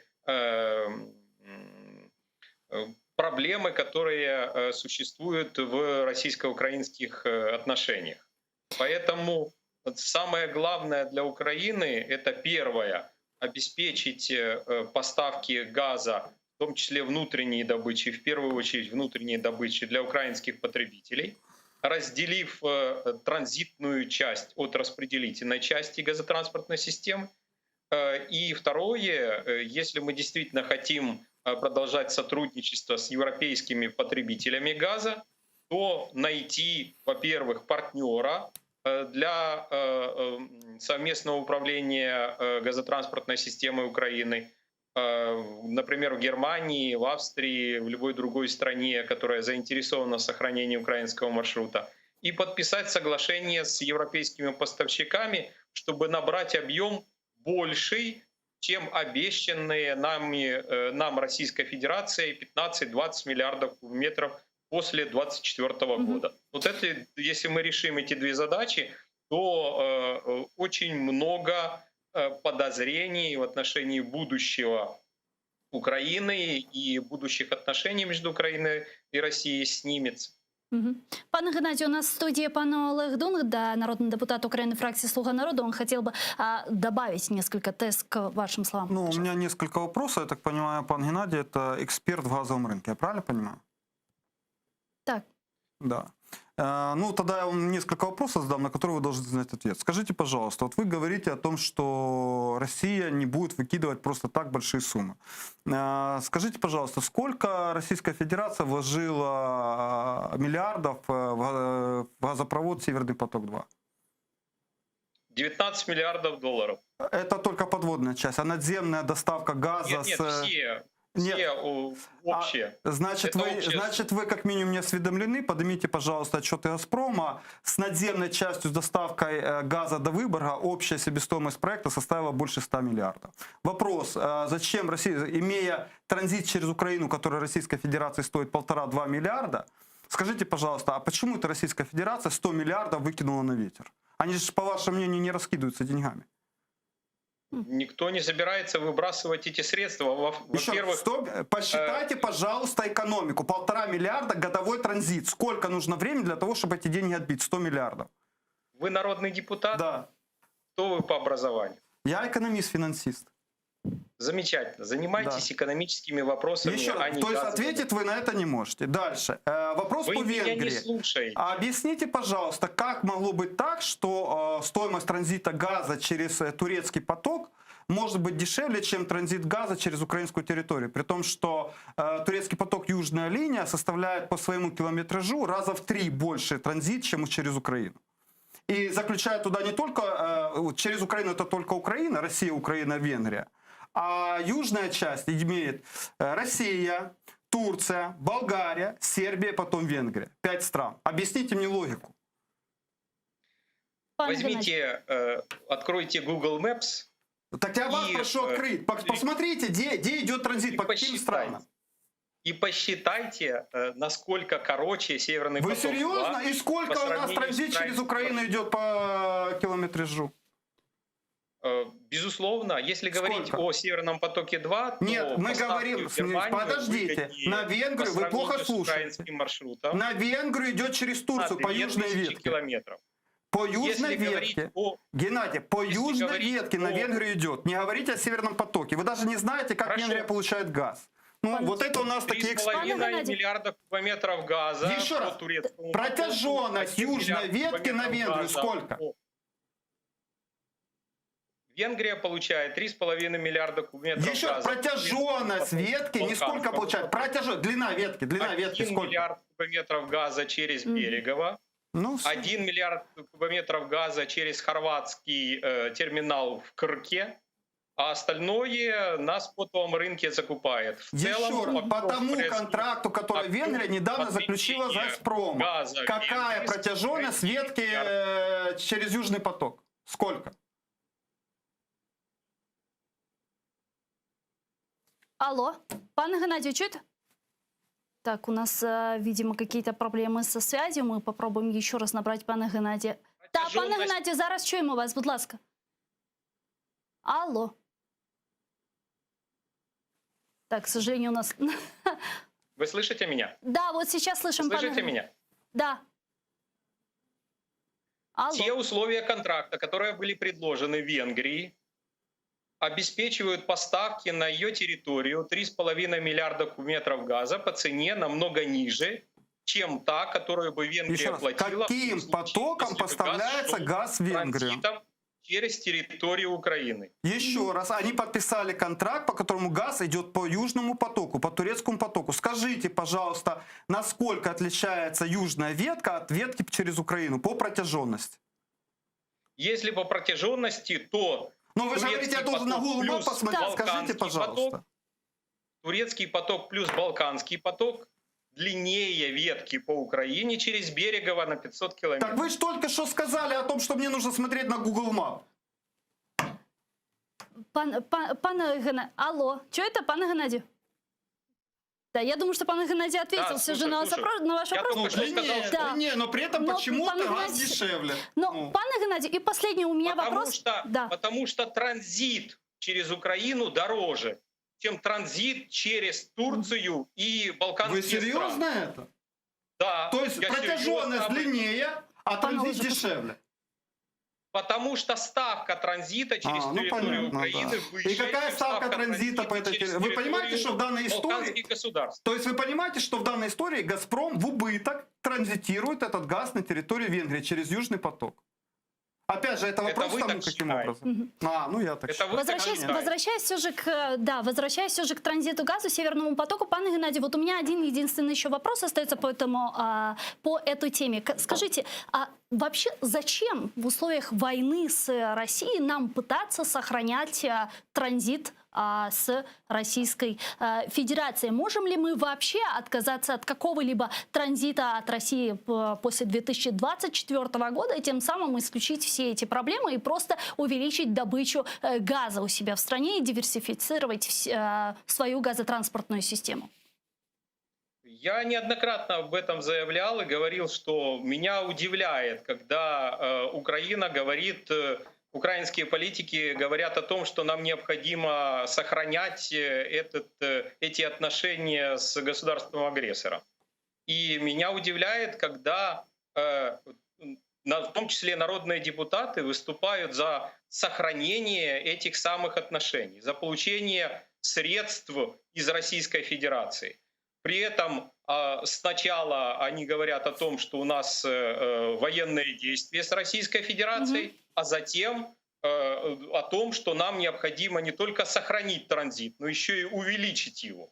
И выступать за то, чтобы расширять все эти отношения в том числе с «Газпромом», при том, что руководство «Нефтегаза Украины» неоднократно заявляло о том, что с руководством «Газпрома» нельзя иметь никаких отношений, поскольку они политизируют любые экономические вопросы.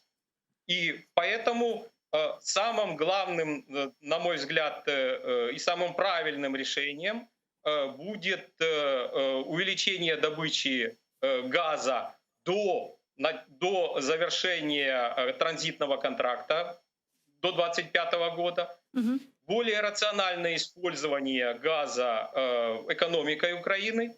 И третье — это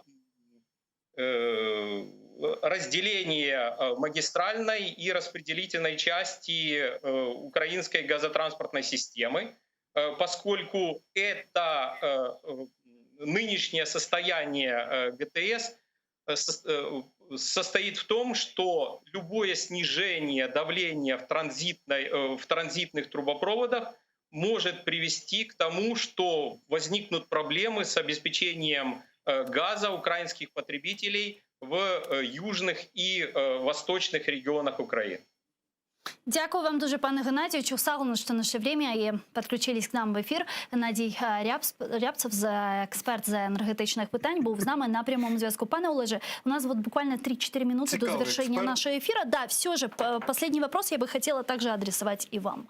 У нас война с Российской Федерацией. Россия, которая убивает каждый день на востоке Украины наших бойцов, украинцев. Россия, которая репрессирует коренной народ на территории оккупированного Крыма. И при всем при этом мы продолжаем, пытаемся сохранить договоренности с Россией, сохранить транзит газа, российского газа через нашу страну. Зачем? Объясню. Многие задаются этим вопросом. И вот я пытался этого эксперта вывести, он, к сожалению, не владеет цифрами, но это такой вопрос. В чем восприятие Российской Федерации Украины как таковое? В чем она считает, что Украина защищена? Это транзит.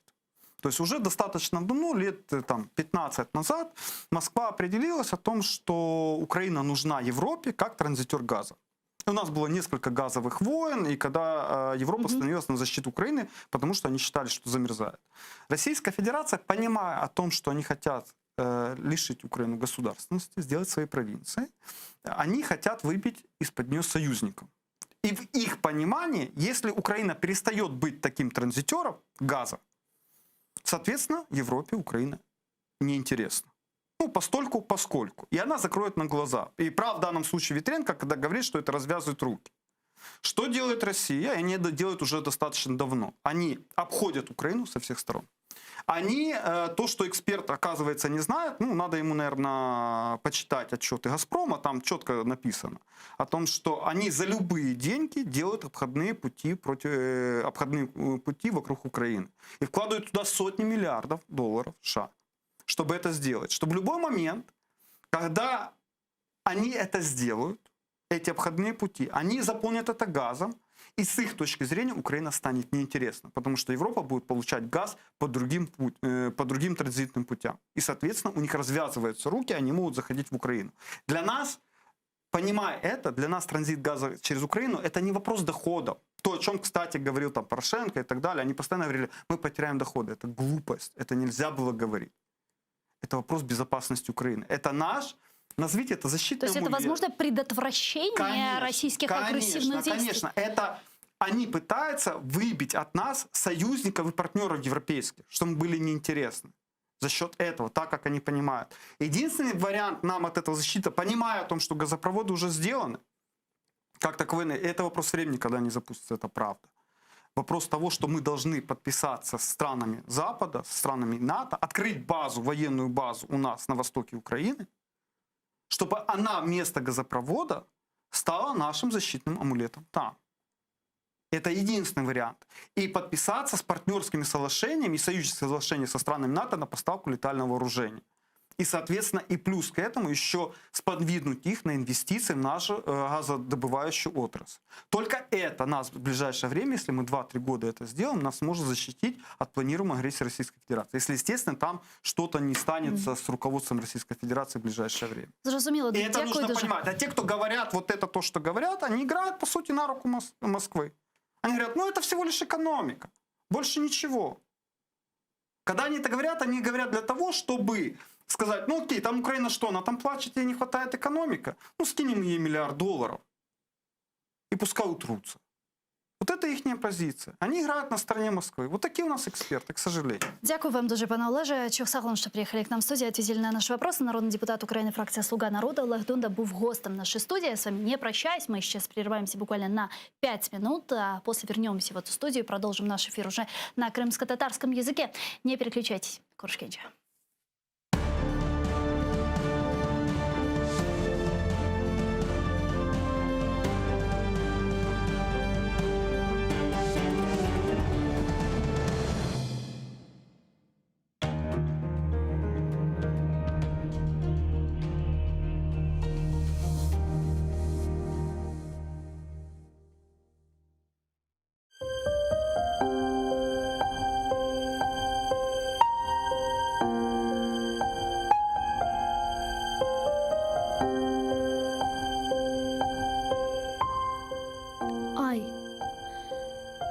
Сіл yüzünden menden ışık kızganma. Men bir garip yolcu edim. Kaldım kara dağlarda. Yol şaşırdım, kun aşırdım. Sana bakıp ağlar da ah çekerim. Aç yüzünü, meni yaman göz sanma. Aç yüzünü, saç nurunu, uçurumlar, kayalar. Işık alsın, aydınlansın. Kölgeleri silinsin. Toprak topman kardeşi sen, koksundaki şu taşlar, granitler kara yerge ayna gibi korunsun. Yüreğime sırdaşı sen, kozumdaki şu yaşlar çiçeklerge tökeceğim. отчықларға қарышсын. Таң йылдызы доғар екен, әлбет мені обеклер. Сач нұрыңны, елжі ғарип асыретіне қавушсын.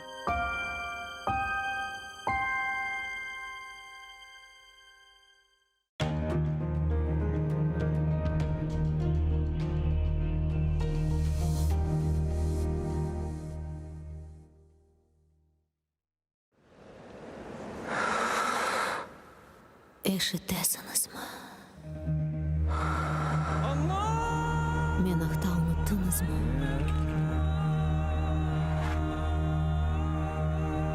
Мен мұндамын. Бұл менің топырағым. Менің қырымым.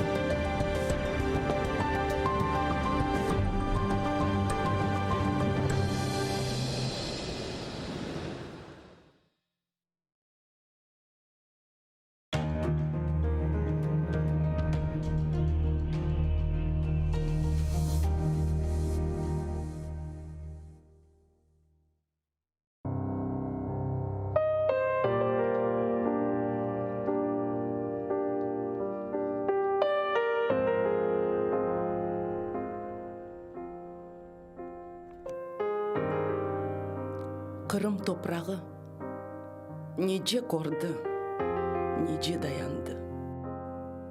Неже көз яш, қар дертлер башындан кечті. Неже татарның қанлары топраққа сынды. Қан тамчылары қараны алға чевырды. Ал топраққа түшкен қандан тереклер осер. Ал топраққа басқан дұшман пешманлар етер. Ал топрақны тұтып алған сабасыны көрмес. Ал топрақтан Қырым татарының ізі сілінмес. Ах ватаным, сорғы сорған жевап істемей. Әр шейдайым текрарланса, аят деңішмей. Кәғытқа ятқан сөзлеріні девірлер сүртмес. Артта қалғанларны заман тоқтап беклемес. Огде ярық. Шубесіз дырдайым қыш олмас. Озыну сайып санған инсан yolundan қалмас. Келер бар. Ят байрақлар кечмішке батар. Мавы көкте, сары тамға, йылтырап янар.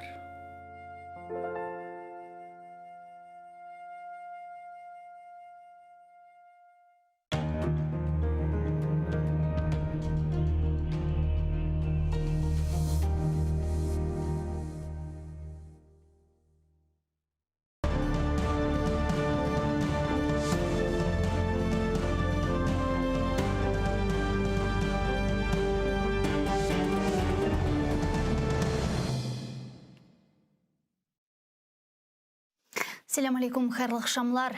Сайғылы АТР телеканалының телесерджилері бүгін информацион программасына сейретесіңіз.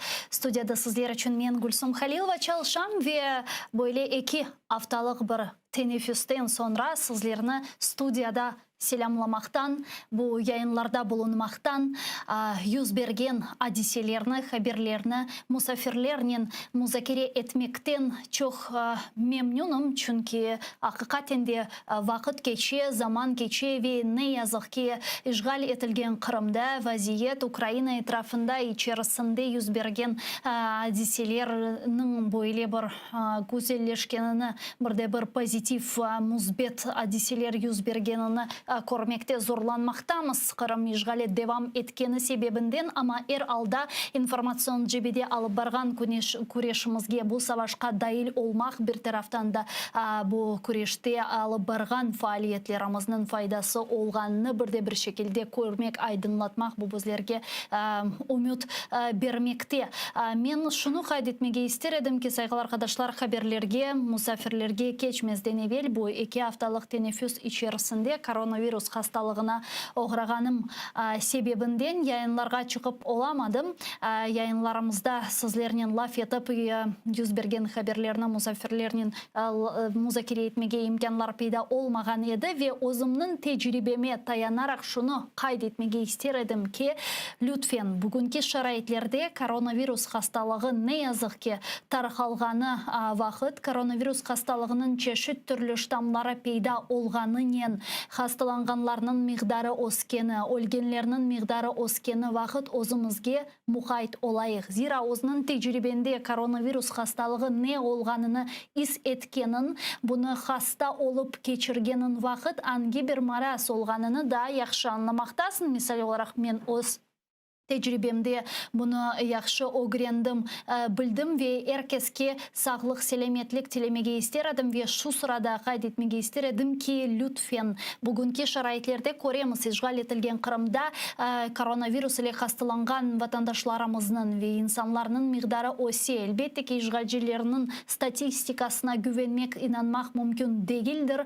Олар берген сайыларының миғдары да чоқ олғаны ақта хаберлеріне аламыз. Чешет түрлі ерлерден, екемлердің айтқан сөзлерінден, тибби бөліклерде çalışқан семендешлерімізден, яғни хасталанғанларының миғдары айтқанларындан да зияде олғаны ақта хаберлер келе, о себептен лютфен өзлеріңізге мұқайт олыңыз. Сағлық селеметлік üçün сайғыл арқадашлар топлы олған ерлерге чоқ бармаңыз. Әлбетте ки Қырым татар халқымыздың өзіне қас хусусиетлері бар, адетлері бар, чешет түрлі тойлар олсын, байрамлар олсын, білмейм, дуалар олсын, жаназелер ве илахия, ама алда бүгінде бүгін сағлығымызны қорчалай білежек esas böyle әрекетлер сырасында бұл чоқ топлы олған ерлерге бармамақ, евде бұлынмақ, әлбетте ки коронавирустан қорчаланмақ үшін чешет түрлі маскаларны кимек, дезинфекцияларны қоланмақ, бұлар чоқ мұйымдыр. Лютфен бұл хасталыға жиди шекілде бақыңыз, чүнки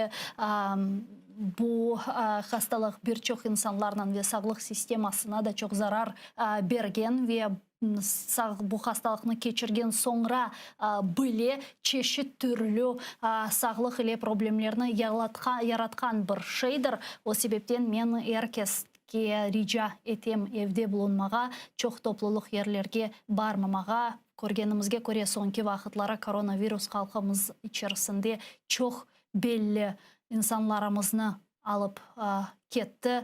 Чоқ инсанларны ғайып еттік бұл бір қач ел içerisinde коронавирус хасталығы себебінден, о себептен сайғыл арқадашлар бүгінгі шарайтлерде, затен ишғал шарайтлерінде болынғанымыз вақыт да пандемия қошылғаны себебінден ішке кедерге далмайық, амма дихат етейік. Дихат бұл чоқ мұйымдыр. Бұны айтмаға істердім ен баштан ве әлбеттеке хаберлерге де кечмеге істейім. Бүгін мәлім олғаны кепі ишғал етілген Қырымда кене семеддешлерімізні тұтмаға башладылар ве оларға кене мемори даваларының тізілмесі девам етті. Қырым бірдемлігі тешкілятының өзінің Facebook сайфесінде білдіргеніне көре 19 Қырым татарыны бүгін Ақмешітте Қырым гарнизон арби махкемесі бинасында топлашқан ватандашларымызны тұттылар. Мәлім олғаны кебі Қырым гарнизон арби махкемесінде бүгін красногвардейская группа Хизбут Тахрир деп адландыралар. Анда қабатланған, қанунсыз же қабатланған семеддешлеріміздің шикает давалары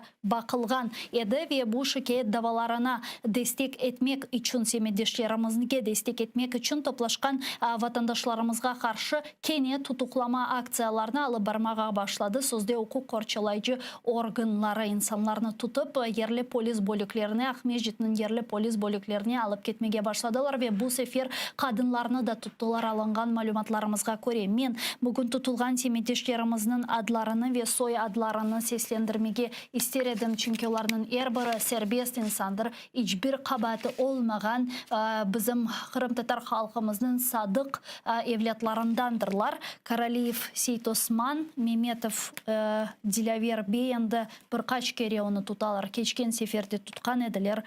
Умеров Аметхан, Сейдалиев Мустафа бейінде бір жоқ керелер тұттылар. Сейтумир Абдул Меджид, Якубов Эльдар, Неметулаев Ремзи, Мустафаев Сейдамет, Ситалиев Нариман, Аметов Расим, Ибраимов Куламет, Зейнединова Зера, Бекирова Суваде, Сейтумирова Пакизе, Неметулаева Зарема, Ибраимова Зуляра, Якубова Софие, Люманова Лиля. Ондохус кишіні сайғыл арқадашлар бүгін кене ишғалжілер тұтып алып кетті. Малюм олғаны ки бұл кібі әрекетлеріне, бұл кібі яны репрессиялар шекеліні ишғалжілер да Нариман бей Джелял ве оның янында тұтылған дігер семедешлерімізге дестек еткенлер тұтып ве оларға дестек етмеге келген 60 киші тұтып башлаған еділер бір қач ай евелсі ве бұл кібі тенденция шымдыны язықке девам етмекте өткерілген бойле махкеме давасында. Момине ханым Салиева бізле шымды жанлы бағда бар муарерлерінің айтқанына көре Сима Бюсиран Салиевның өмір арқырадашы ве ақ Корчалайчы Галиба бізле жанлы бағда олмалы, Ама режиссерларымыз айтқанына көре базы бір техник проблемлер мейданға келген ки Момине ханым Салиева, Лютфе ханым Зудиева веда бір чоқ дегер ақ корчалайчылар бүгін өзінің Facebook сайфесінде ишғал етілген Қырымда юз берген бұл адисилер ақында хаберлер бере еділер. Ан юз берген сонки адисилерні жанлы шекілде өзінің Facebook сайфесінде айдынлаттылар ве бұл да дегер тарафтан не қадар бізім Қырым татар халқымыз içerisinde kadınlarının bile böyle faal olganını, adalet için kureşkenini ve bu kureş oğrunda çeşit türlü hareketler yapıp hiçbir şeyden korkmaganlarını izbatlagan faktorlardan biridir. Bugün biz göremiz ki işgal etilgen Kırım'da insanlar tutula ama diğer mahkemelerge daha çok insanlar geliyor. Misal olarak Нариман бей Джилялның тұтылғанына алажақ олсақ, күн Нариман бей Джилял веда дигер бізім 4 ватандашымыз тұтылған еді. Махкеме бинасы янында онларжы ватандашларымыз тұтылды. Оларны ерлі полис бөліклеріне алып кечтілер. Мемори давалар ачтылар. Олмайжа қабатлавларнен өзінің ерлі пара бюджесіні толтырмақ үшін Қырым татарлардан. Ве әледа бұл күнге қадар өткерілген махкеме биналары янына келген семедешерімізге бұл кібі әрекетлер yapılmakta. Момине ханым Салиева бұл адиселерні айдынлатқан инсан. Біз ешімді жанлы бағда. Селям алейкум, Момине ханым. Алло. Алейкум селям.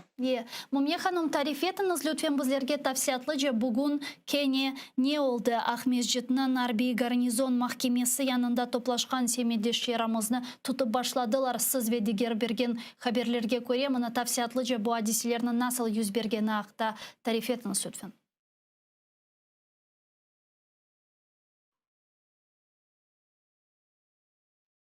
Бұл мұна 2 айлар девамында сентябрь айында қачан Нариман бей Джилял ве аға қардаш Ахтемовлар яқаландылар. Ол біздің семедешлерімізні полис хадимлері ве ФСБ хадимлері тұттылар. Ве сонки мемория мадделер бірдар жезалар çıkardылар. Ve сентябрь ayında da buna bugün 4. sefer bizim semedешlerimizni, falcilerimizni, jurnalistlerimizni kimler açık mahkemelerge keleler, kene polis bölükke alıp barıp 1-2 saat tutup, vizalar bir gece tutup kene de yakalaylar. Ve bilesiz ki biz kun-kunden Kırım'da yaşap böyle bir duygu bir büyük hapis içinde yaşayımız. Ama bugün gene de işgalciler kararı ki yerde kadın kişi tuttular ve 3 saat ziyade polis bölükte tuttular. Onların içinde bizim medyasımız Suvade Bekirova var idi, kim şeker hastalıkla idi ve saat 2'de ona insülin gerek idi yapmağa ve saat 7:30'da polis hadimleri onu geberdiler. Bizim kadın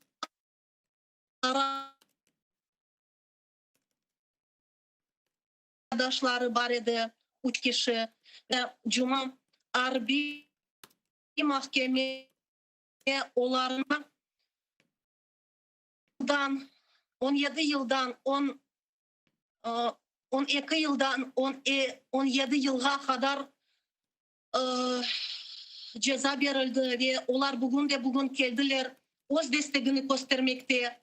Ama saat 5'ten son onlarını geberdiler ve memuriyet madde 20.6.1 böyle bir protokol yazıp geberdiler. Ve bu vakıyalar 7 yıl devamında biz onlara represiya deyimiz. Ne için represiya deyimiz? Çünkü bu baskınlık tek akaylarını ve akınlarını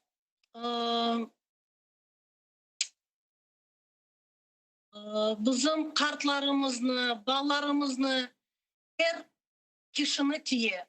Ve menimce bu koronavirüs hastalığını elbette bir siyasi maksadıyla uğraşarlar. Çünkü bu yapılan işler cemiyet, hasevet için yapılmay. Bizim birdemliğini toktatmak. İnsanlar, semeddeşlerimiz mahkemelerge gelmesinler deyip böyle bir baskınlık yapılır. Ama mahkemelerge insanlar geleler. Mına göremiz polis bölük o günde de geleler ve kısmet etse bizim birlik beraberliğimiz, bizim birlik beraberlik, baskınlık, kanunsuzluk hiç toktatmayacak. Çünkü bu bizim medeniyetimizle bağlı, bu bizim imanımızla bağlı. Ve böyle baskınlık tek bütün halkara dünyaya gösteren represiyalar bugün Kırım Tatarlar karşı yapılar. Ya mına Mumia Hanım sizin alo. Alo, iştesiz? Mumia Hanım şunu soracak idim. Mahkeme binası o günde anda onlarca vatandaşlarımız toplaşarlar ama işgalciler nasıl, nege göre seçiyorlar kimni polis bölüğüne alıp geçecekler, kimge memuri dava açacaklar ve ilahir kimin eminim her birisi hiçbir şekilde koronavirüs pandemiyası şaraitlerinde kurallarını ve kaidelerini bozmaydır. Yani onlar seçip ayrı insanlarını alıp baralar mı ya da nasıl bu olasıldı?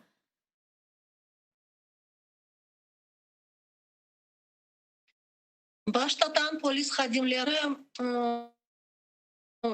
video bakarlar ne kadar insan ve medyaslarımız mahkeme yanında durarlar, maska giyip durar ve birbirine yakın aslı kemeler ve başkalarına bakıp misal studentler onlar birbirine yakın geçerler, maskasız geçer. Avtobus içinde kaçan amon kadimleri bizim semedeşleri tutup yakalayarlar. Anda aslında bu nasıl diyeyim epidemiolojik taraftan ve sanitar taraftan şariat. Ama bu bizim Kırım Tatar semedeşlerimiz aslı kimsenin geçmek yolda tırışmaylar bir kimsege zarar getirmege ve polis hadimler yakınlaşan sayı bir kanı şartını zarar etmeyler ve çıkmaylar karşı ve görseler polis hadim video levhada көрген sayı все, начинаем работу deyip çalışalar eken ve tepeden bir komanda alıp başlaylar herkesini yakalamaya ve bugün bizim jurnalistimiz İbrahimov aytты, men bir iş redaksiya iş berilgen sayı dep, ama bir şeyde bakmayıp onun ve bizim hukuk korçacığımızны Seyit Osman Karaliyev, Mustafa Seydali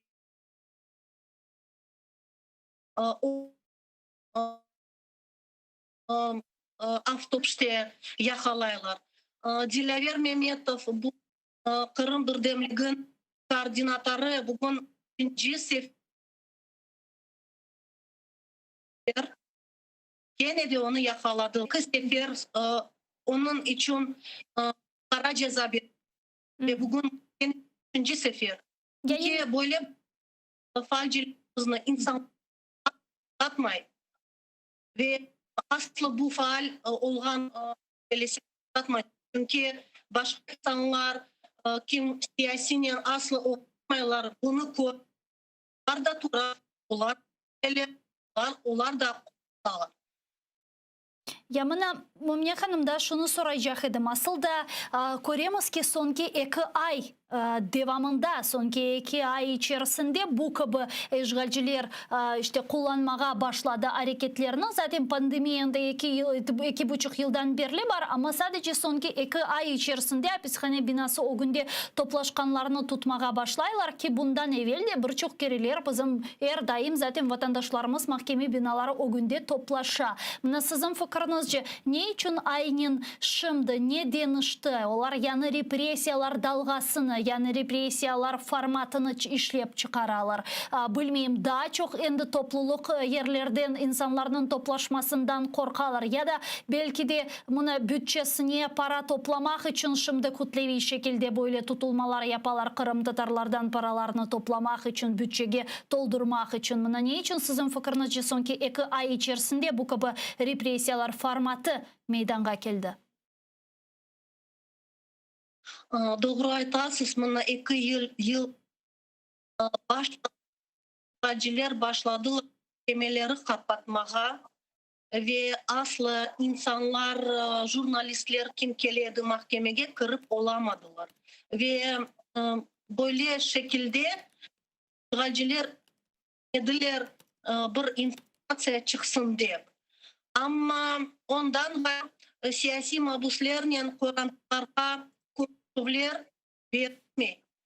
Misal olarak men Ömür Adaşımla 1 yıldan evvel az konuşup yedi çünkü pandemiya olmay ve konuşuvlar sizge berip ve şimdiki bu pandemiya, koronavirus hastalığı böyle bir carte blanche verdi onlarga. Çünkü bunun bir yanı usul ve yanı represiyalar başlayırlar. Onun siyaseti var. Mahkemeler kapatmaya bu bir maksadı ve ondan gayrı adamlar kemesinler, sevmedeşlerimiz barmasınlar. Nasıl Kırım'da ve öyle de Rostov-na-Donu harbi mahkemeye barmasınlar deyip toplaşmasınlar ve bundan gayrı Kırım içinde de mahkeme yanında insanlar aslı olmasın deyip, çünkü böyle bir resim gerek Kırım deyip, Kırım'da Kırım Tatarlar bu Rusya içinde yaşayışını böyle resim gerek ve bu resmi halkara da işgalciler isteler göstermeye. Onun için bu деген, коронавирус деген başta ayttım. Olar bizim cemiyet için de yapmaylar. Adam hasta olmasın deyip ve bu cemiyetke zarar edecek deyip bu yanı represiyalar bizim birdemligimizni to'xtatmagan. Ve son olarak da şunu soracak edim, mına malum olğan gibi işgalciler bu gibi memuri davalar açqаны sebebinden para jöremeleri gibi ceza çıkaralar ve bir müddet evvelsi bu para cezalarını tölemek için vatandaşlarımız bu destek aksiyasını başlatkan edi. Şimdi bu aksiya aslında nasıl seviyede, ne kadar çok vatandaşlarımızın para cezaları endi tölendi?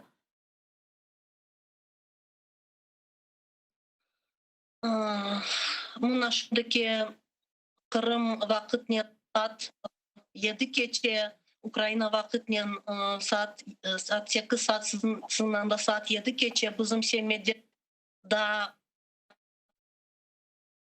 biz bölükten çıkmadılar, tek kadınları yiberdiler. Ondan gayrı bu devamında para cezalar çıkarıldı. Ve aslı bu 7 yıl devamında para ve menimce bizim halkımızda endi immunitet tayin oldu. Çünkü böyle aktalar ve bugün de devam etti. Kırım Marafon diyen Kırım Tatarlar Kırım içinde ve başka halklar da para ciyalar. Görüyoruz ki çok insanlar açık da koyuyorlar ve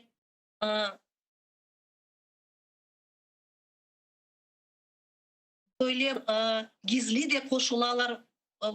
Bütün mına maliyede olan falciler mına bu sizin mına yakaladılar ve para ceza çıkardılar. Oğa verin. Böyle şekilde mına baylar gibi yakın zamanda birdemligi mına aktual ve ofisiyel Kırım. Çok sağ olunuz Lütfiye Hanım, Mumye Hanım bizle bağlanğanınız için ve suallarımızga cevap bergeniniz için, yapkan faaliyetlerinizde ve alıp bargan bu kureshte Allah cümlemizge yardımcı olsun. Çok sağ olunuz. Sesim Abüs Siran Saliyev'nin ömür arkadaşı Mumye Saliyeva bizle canlı bağda edi saygılı arkadaşlar ve bugün işgal etilgen Kırım'da tutulganlar ile bağlı tafsiyatlıca malumatlarına bizge berdi. Aytkanına koyre tutulgan kadınlar sadece ailede yiberdiler ama tutulganda diğer adamlarını, diğer semidişlerimizni ailede polis bölüklerinde tutmaktalar. Ve fakat görgenimizge göre endi yüzlerce vatandaşlarımızga karşı bu gibi memuri davalar açılganına bakmadan vatandaşlarımız olarga berilgen para jöremelerini tölemek için destek aksiyalarına devam etmekteler, birbirlerine yardım etmekteler ve bazıları gizli olsa bile çeşit türlü sebeplerden, sakıntı sebeplerinden olsa bile ama kendine yardım ettiler ve bu gibi para cezalarının tölenmesine yardımcı olmaktalar ki bilgenimizge göre tutulgan vatandaşlarımızın birçoklarını endi ikinci kere tutarlar ve ikinci kere para cezası gibi hükümler çıkarılan memuri dava boyunca ve ekseriyetle tutulganlarının sırasında bu siyasi mabuslarının akrabaları var. Siyasi mabuslarının oğlu misal olarak Dilaver Mehmetov ya da diğerleri siyasi mabuslarını ve tutulgan diğer vatandaşlarını korçalagan vatandaşlar korçalayıcıları, ak korçalayıcıları ki onların vaziyetleri zaten çok güzel değil. Zaten siyasi mabusları problemleri, onların korantaları maddi maddi manevi problemler içerisinde bulunmaktalar ve bunun ile bir sırada daha da onlarga karşı para jüremeleri çıkarala ve көргенімізге көре vatandaşlarımız digirlerin elbette ki bu zor vaziyette kaldırmağаны hakkında Mumne Hanım bizge aytıp berdi. Bizle şimdi canlı bağda Milli Meclis azamız Bekir Ağa Mahmud бар келін son selamlayıq. Bekir Ağa, selam aleyküm, merhabanız. Yok, texnik.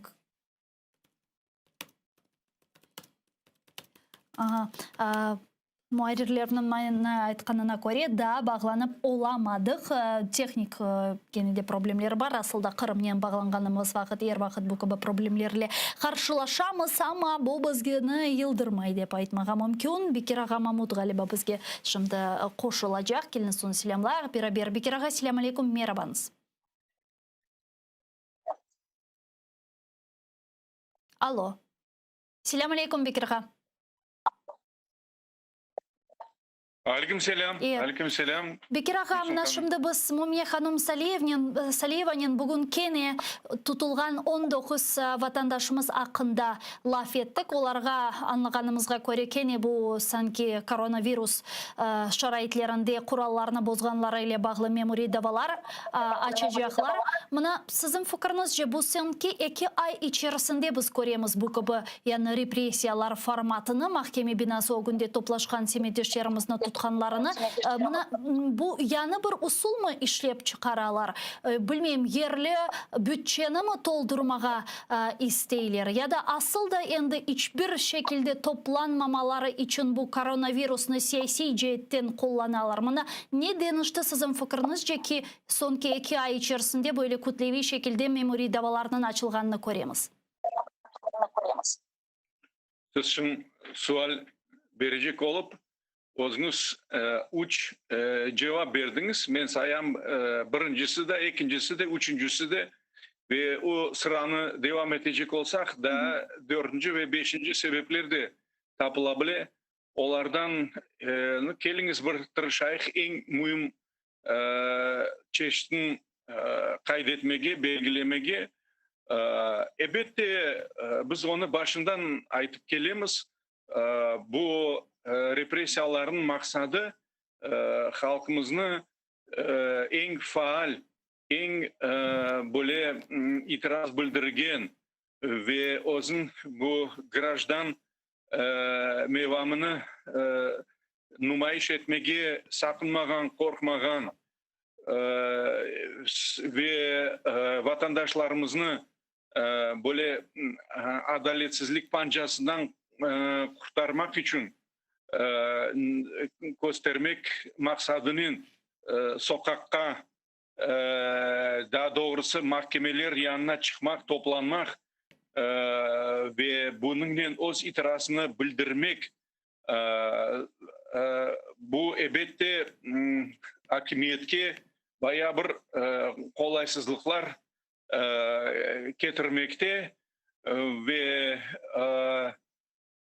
Olarda şimdi başka işi yok bu hukuk koruyucu, korçalayıcı organlarında ve elbette onlar bir taraftan özün yüksek maaşlarını aklamağa tırışalar. İkinci taraftan biz her vakit kaydetken halkımızın en bu hem de bu faal kısmını hem de elbette başkalarının kayısıları gönülde sokakta da çıkmaylar, mahkemeler yanına barmaylar. Ama bu itirazların gönüllerde tutarlar. Ana onların korkuzmak, bu hareketimiz genişlenmesinin ogunu almak. Bana bu sebepten yapılar. Kalkan bu şeyler tabii ki bu şimdi lockdown'a yakınlaştırılgan ve bayağı bir pandemiya meselesinin ve gerçekten de bu fenalaşkan alnın bağlı sınırlaşmalar var. Onların da elbette işletirler. İşletirler degenim çünkü böyle bakacak olsan eğer kimde bu QR kodları var iken onlar istediği yerlerge barabilirler. İsterseler eğlence, rahatlık ya da işlerini bağlı kanda isterseler onlar için sınırlamak öyle çareler ve firmalar çalışmıyor. Mesele şunda ki bu yakalangan insanlarımızdan da kimse soramay. Ya siz aşılanma oldunuz mu? Sizde QR kodlar var mı? Ya da misal için bu insanlar her vakit prinsipal tarzda birbirlerinden birinciden maskalarını takalar, ikinciden bu aytalar da içtimai mesafeni, distansiyani tutup tuturalar. Bunun kimse meraklanmay. Kimse bu yakalanganlar işleri mahkemelerge verilse anda da bu şeyler delil olarak niçindir çalışmay. Yani onlar özlerin çıkargan fermanların özleri de böyle bozalar. Ya olmasa bu QR kodlar olgan insanlar niçin kinoteatrlarda, restoranlarda, bilmem başka yerlerde toplanırlar. Onların kimseyi toktatmay. Onun için bunda elbette biz daha bir sebebini aytabilemiz. Bu kenede elbette yukarıda aytılgan bir sıra siz de şu cümleden aytkan sebeplerin devamı olarak bu böyle bir ikiyüzlük demek mümkün ve çift böyle bir standartlarının yanaşmağa. Çünkü bizim halktan gayrımında o'zini böyle bir garajdan mevamını, pozitsiyasını nümayiş etken biz kimseni teessüfki görmeyimiz. Ya buna bir ağa sizin fikriniizce bu gibi şaraitlerde da yani ne yapmağa mümkün? Körgenimizge göre çeşit türlü Kırım'da represiyalar ötkürülüyor. Mahkemeler devam eti. Vatandaşlarımızga karşı kanunsuz şekilde bu gibi mahkeme davaları ötkürülüyor, davaları açıla, para cöremeleri berile ve ilahri. Bu gibi şaraitlerde milli hareket sizin fikrinizce nasıl usullarını şimdi işke kirsetmesi mümkün? Ya da zaten yapılganlar ve endi mahkeme binası o güne çıkıp destek etmek bu endi büyük usuldur milli harekette. Milli hareketke bilesizim bu vaziyetke gönülde saklagan itirazdan başlap mahkemeler yanına çıkıp ya da bu rejimin kurbanları olgan mahkemelerde oturgan insanlarga birinci nöbette onların korantalarına yardım etmek, vatandaşlarımızın görüşkende onlarga umut vermek, vaziyetini anlatmak. Mına bu şeyler, mında elbette bu şaraitte men aytkan şeyler bile onların yapmak bile evet kolay değil. Çünkü bunda takip onu endi birkaç kere onu bilgen, görgen insanlar kayıt etmekteler. Takipler hatta Sovet zamanına bakanda bile ziyade görünüyor. Ve bu pandemiyada evet teessüf ki ziyade bu takipni ötkürgen insanlarga, hakimiyetke, kurumlarga elbette çalışmakta. Herhalde biz milli hareket degen özümüzün, halkımızın bu duyguları, milli anı ve gönülde olsun mu ya da böyle bir tışka bildirgen bir münasebetleri, itirazları olsun mu? Bu şeyler var. Bunlar hepsi milli hareketke girerler. Bizim milli hareket evvelde öyle sopa alıp da ya da bilmeyeyim böyle bir taşlarga yapışıp da ve bu kaysı bir özümüzge bilmeyeyim anda düşman belgilegen hakimiyet vekillerine karşı ucum yapmak değil. Bu sabırla, tınç usullarla kene de öyle bir çalışmak ve maksat elbette dünyaya bu haksızlığın bildirmekle beraberlikte bu özümüzün kimliğimizni saklamak, özümüzün geçmişimizden, özümüzün maneviyatımızdan, dinimiz ve ilahi bizim millet etken bu alametlerden ve çizgilerden uzaklaşmamak, ayrılmamak, aksine onlara daha da yakın olmak maksatla çalışkan insanlar hepsi şimdi milli hareket iştirakçıları demeye mümkün. Ve mına milli hareket meselesine teydik da geçenleri Kırım Tatarlar milli hareket veteranımız Rifat Çaylak'nin sağlıklaştı. Mekanı cennet olsun, Allah rahmet eylesin. Bir kere siz bu insan yakşı tanış olğan sebebinden sizden de soramağa isterim. Rifat Bey Çaylak'ın Kırım Tatar milli hareketinde hissesini siz şahsen nasıl kaydetirdiniz? Men şahsen özüm ona bu kederli vakıya münasebetinin nekrolog yazdım.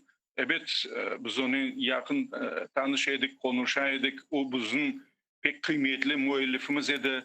Men gururla aytabilem Rifat Ağa'nın bilmeyeyim sonki bekim çeyrek asır, bekim ziyade yazılgan şiirleri en evvela Kırım gazetinde derç olunaydı. Sonralar cintiklarga çevrileydi. Rifat Ağa'nı herkes işte bir Rus halkara söz, Rus sözü değil, tribun degen işte o biz hepimiz hatırlayımız nasıl o Ahmet'te olgan böyle bir kutlevi aksiyalarga, mitinglerge kelgende mutlak söz alaydı ve mikrofon o böyle diyedi da mami mikrofon gerek mi deyip ve halkım milletim deyip bağırganda etraftaki binaların camları kıpırdaydı.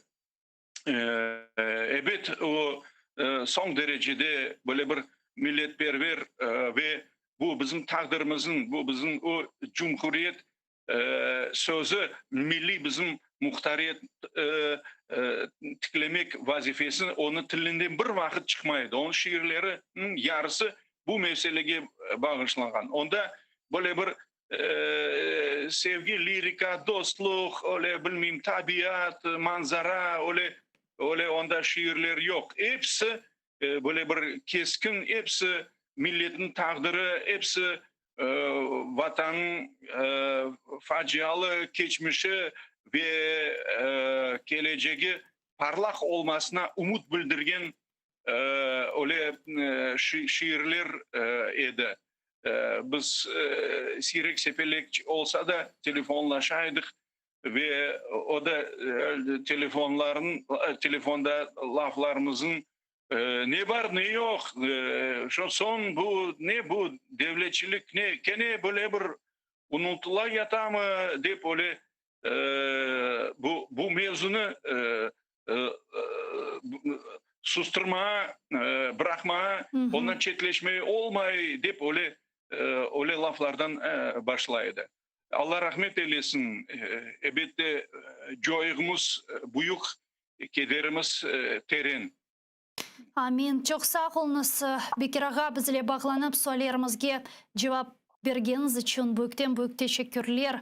Milli Meclis Azası ve Kırım gazetasının baş muharriri Bekir Mahmut bizle canlı bağdaydı. Men onun aytkan sözleri altında her bir sözünün, her bir kelimenin, ifadenin altında imzamını koşam. Rifat Ağa Çaylak'ın ailesine, korantasına, akrabalarına sabırlar tileyimiz. Allah rahmet eylesin, mekanı cennet olsun. Hakikaten bu insanın Kırım Tatar milli hareketimizge, bizim geleceğimizge, akıbet akıbetimizden meraklanması ve kederlenmesi yönelişinde yapkan hareketleri ve hissesi çok büyüktür ve hiçbir vakit unutulmazdır. Bu insan meşhur Kırım Tatar bizim cemaat erbaplarımız, siyasi erbaplarımız, liderlerimiz, milli hareket liderlerimiz sırasında, cedveller sırasında muhakkak birinci sıralarda bulunmaktadır. O sebepten bu gibi insanlarımızı unutmamak, her daim hatırlamak, onların yapkan, başlatkan ve ömrü devamında yapkan hareketlerini devam ettirmek, oğullarında koygan maksat ve amaçlarına erişmek bizim boynumuzun borcudur.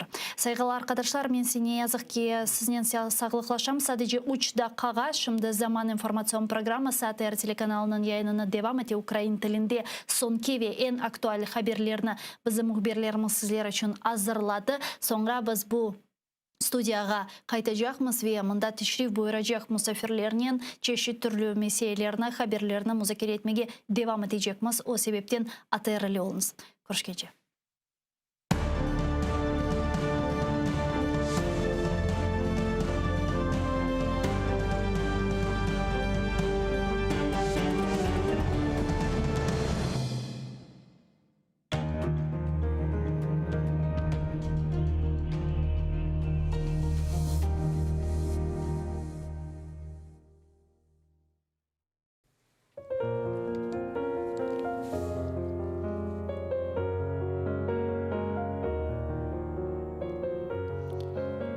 Derindir denizin suvunda kayık.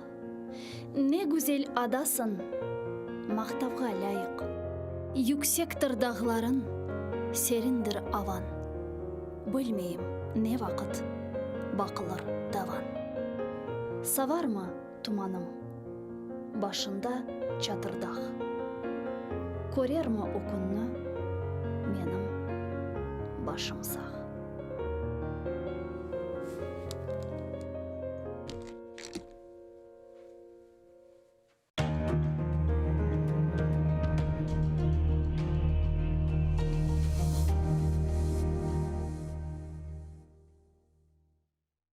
Marifçi, neşirci, dramaturg ve publitsist Hasan Sabri Ayvazov Alupka koyunda Mayıs'nın 6'sında 1878 senesi dünyaya geldi. O ilk tahsilini iptidai mektepte aldı. Medresede okudu. Medresede okuvunu bitirip mekteplerde muallimlik yaptı. Sonra bilgi seviyesini yükseltmek maksadıyla ketip İstanbul ve Kair üniversitetlerinde tahsil aldı. Hasan Sabri Ayvazov çetel memleketlerden kayıtıp gelgen son başta Baku şehrinde neşir etilgen Hayat adlı gazetada muarir olup çalıştı. Sonra Karasu Bazar şehrinde Abdurreşit Mediyev ile beraberlikte Vetan Hadimi namında gazeta çıkardılar. Hasan Sabri Ayvazov Vetanı Kırımga avdet olgan son 1913 senesinden başlap Kadimi Bahçesaray'da İsmail Gaspralı tarafından çıkarılgan Tercüman gazetasında çalışa başladı. İsmail Gaspralı 1914 senesi vefat etken sonra Hasan Sabri Ayvazov tercümanın baş muariri oldu. Sonra o Ahmetçit şehrinde Millet dep adlandırılgan gazeta neşir etti ve aynı zamanda Kırım Milli Kurultayı reisi vazifesinde bulundu. Hasan Sabri Ayvazov publitsist olmak ile beraberlikte hem yazıcı, hem dramaturg, hem de acayip edebi tercüman edi. Anneciğim neredesin?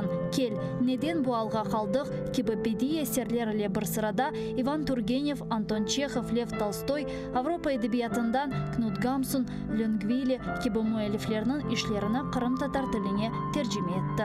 Hasan Sabri Ayvazov'un icadi umur faaliyeti gayet gürlegen vakitte o Bolşevikler tarafından represiyaga uğrab 1938 senesi aprelinin 17'sinde vahşice öldürüldü. Hasan Sabri Ayvazov'un Neden bu alga kaldık piyesasından küçük bir parça. Seyitbek, şimdi biz ne işleyelim? Avrupalılarının kulturası fenadır diye cahil mi kalalım? Abdülislam, hayır evladım. Hoşa sim hoşa. Hazreti Fahir-i Kainat Efendimiz sallallahu aleyhi ve sellem beşikten mezara kadar ilim aranız buyurdukları gibi ilim nerede olsa da gidip алыныз буйырмыштыр. Авропалыларның илimi ve marifini, fenoni ve sanayisini alınız. İhtirat ve keşfiyetlerini de öğreniniz. Milli mekteplerimize sokunuz. Ana lisanınızga tercüme ediniz. Binaenaleyh Avrupa'ya gideceğinizde bir-birinize lisanı milli bulunur ise size büyük bir siladır. Her yerde sizi selamete çıkarır. Elinizde İslamiyet, lisan gibi bir kuvvet olur ise Avrupa'nın ateşi sizi yakamaz. Mamafih ne Frankistan'ın Paris'i, ne Almanya'nın Berlin'i, ne de İngiltere'nin Londra'sı, ne de Avrupa maişeti millet ve kavmiyetinizi unutturamaz. İşte bizim fikrimiz budur, evlatlarım.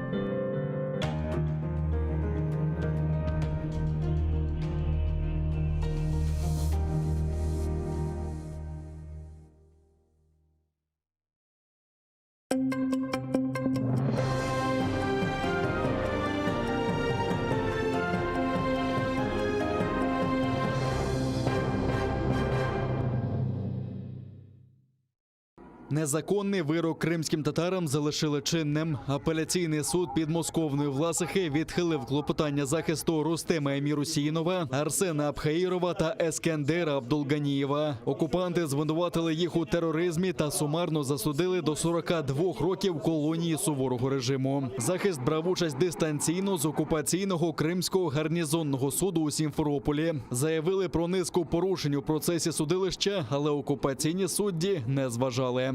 Говорили о том, как была сделана аудиозапись, о том, на какие носители была сделана, что ни суд, ни предварительное следствие не имело эту запись из первого источника, не видели и не знали, на что была сделана эта запись, что в нарушении действующего уголовно-процессуального законодательства были отобраны образцы голосов, было сказано о том, что фонографическая экспертиза выполнена экспертным подразделением, которое имеет одно руководство со следственным отделом ФСБ, которое проводило расследование в отношении наших подзащитных. Згідно з характеристиками, набої не могли бути в законному цивільному обігу. В окупаційному суді Армянська представили так звані речові докази у справі проти лідера кримсько-татарського народу Мустафи Джемілєва. За словами адвоката Миколи Полозова, там дослідили карабін, набої та гільзи, які проходили у справі сина Мустафи Джемілєва Хайсєра. Також нарешті вдалося допитати в якості свідка російського прикордонника Коновалова, який у травні 2014 року був на межі окупованого Криму та Херсонщини. Він розповів, що бачив чорний позашляховик на території пункту пропуску. При цьому перетину межі чи ознак наявності нібито державного кордону не було. Он сообщил о том, что этот пункт пропуска представлял из себя временное сооружение, палатки. Свои должностные обязанности он отказался раскрывать, сославшись на государственную тайну, сказал, что проверял документы у людей, которые пересекали пункт пропуска. Через некоторое время он увидел, как на пункт пропуска заехал черный внедорожник, по его словам, Land Cruiser. Оттуда вышел человек небольшого роста и двое охранников крупной комплекции. Был ли это Мустафа Джемилев, он сообщить не может. Также он сказал, что увидел, как через какое-то время этот внедорожник уехал в сторону Херсонской области. О том, чтобы этот внедорожник выезжал в сторону города Армянск, свидетель не видел и такого не показывал. У квітні минулого року окупанти звинуватили Мустафу Джемілєва у недбалому зберіганні вогнепальної зброї, незаконному придбанні та зберіганні боєприпасів, а також у так званому незаконному перетині держкордону Росії. Йдеться про спробу національного лідера кримських татар 3 травня 2014 року потрапити до Криму з Херсонщини. Тоді зустрічати його приїхали тисячі кримських татар, але окупанти його не пропустили. Неможливо позбавити волі людину, яка має підтримку родини, свого народу, держави та світу. Про це пише перший заступник голови Меджлісу Наріман Джелял. Текст листа опублікував адвокат Микола Полозов, який разом з колегою Еміні Авамілєвою відвідав бранця у психіатричній лікарні Сімферополя. Бранець не здивувався, що його, а також інших фігурантів цієї сфабрикованої справи, братів Асана та Азіза Ахтемових, залишили під вартою щонайменше до 23 січня наступного року. У зверненні українською Наріман Джелял назвав російські суди кривосуддям, яке лише прислуговує режиму, а також подякував усім, хто підтримує його та інших бранців Кремля. Помилка російського кривосуддя у тому, що не можна позбавити волі людину, яка залишається вільною усередині, розумом і серцем, яка має підтримку сім'ї, друзів, власної держави та світу, підтримку власного народу, заради вільного майбутнього якого ця людина і проходить випробування та продовжує боротьбу. Це рішення не може завдати мені будь-якої шкоди, тому що я вірю, що прагнення до свободи і справедливості, жити у власній неподільній державі незалежно і за власними законами переможуть намагання зробити нас слухняними рабами, що радіють оманливим ідолам. Першого заступника голови Меджлісу Нарімана Джеляла затримали разом з братами Асаном та Азізом Ахтемовими. Їх безпідставно звинуватили у диверсії на газопроводі у селі Перевальне під Сімферополем. Спочатку Нарімана звинуватили у підбурюванні до диверсії, згодом звинуватили у вчиненні підриву та нібито незаконному зберіганні вибухівки. У Меджлісі цю сфабриковану справу називають помстою окупантів за саміт Кримської платформи, який відбувся у Києві 23 серпня і де серед інших брав участь і Наріман Джелял. Там упевнені, що таким чином Росія планує визнати представницький орган терористичною організацією та розпочати ще масштабніші репресії проти кримських татар. Свободу політв'язням. З таким лозунгом у центрі Києва пройшла акція на підтримку кримських бранців. На Майдані Незалежності зібралися колишні політв'язні, члени Меджлісу, правозахисники та активісти. На мосту над алеєю Героїв Небесної Сотні вивісили банер з портретом першого заступника голови Меджлісу Нарімана Джеляла, якого зараз окупанти утримують під вартою за надуманою справою про диверсію. Учасники акції висловили рішучий протест проти свавільних затримань, що тривають на території окупованого Криму, та озвучили вимогу до української влади активізувати дії, спрямовані на прискорення звільнення усіх незаконно затриманих Російською Федерацією, зокрема кримських бранців. Ми можемо говорити довго про те, щоб осудити, вимагати від Російської Федерації, але все це неефективно. Ми маємо спробувати знайти такі форми тиску на власну державу, на наших міжнародних партнерів, які здатні прийняти міри, що змусять Росію звільнити політв'язнів Кремля, а також дотримуватися, повернутися межі міжнародного права. Це теж це продовження того Майдану, тому що ми боролися за свою свободу, за право жити так, як ми хочемо, а нам це не дають.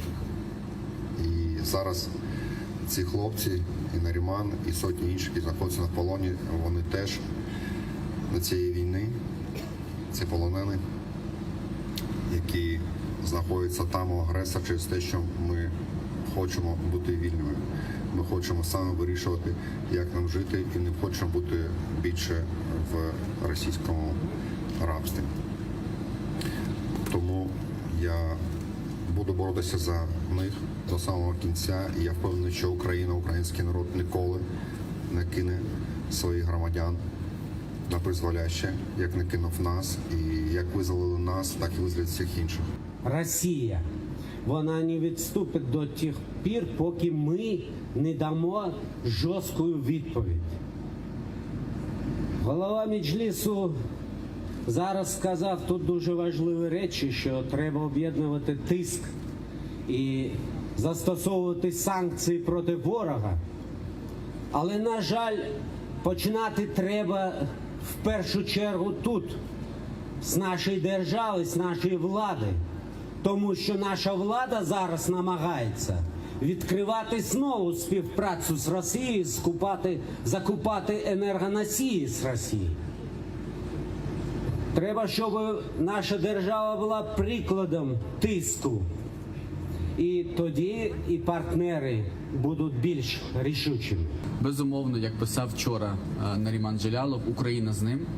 І Україна буде робити все можливе, як на міжнародній арені, так і всередині держави, для їх звільнення, наших політв'язнів, та для належного захисту їх родин.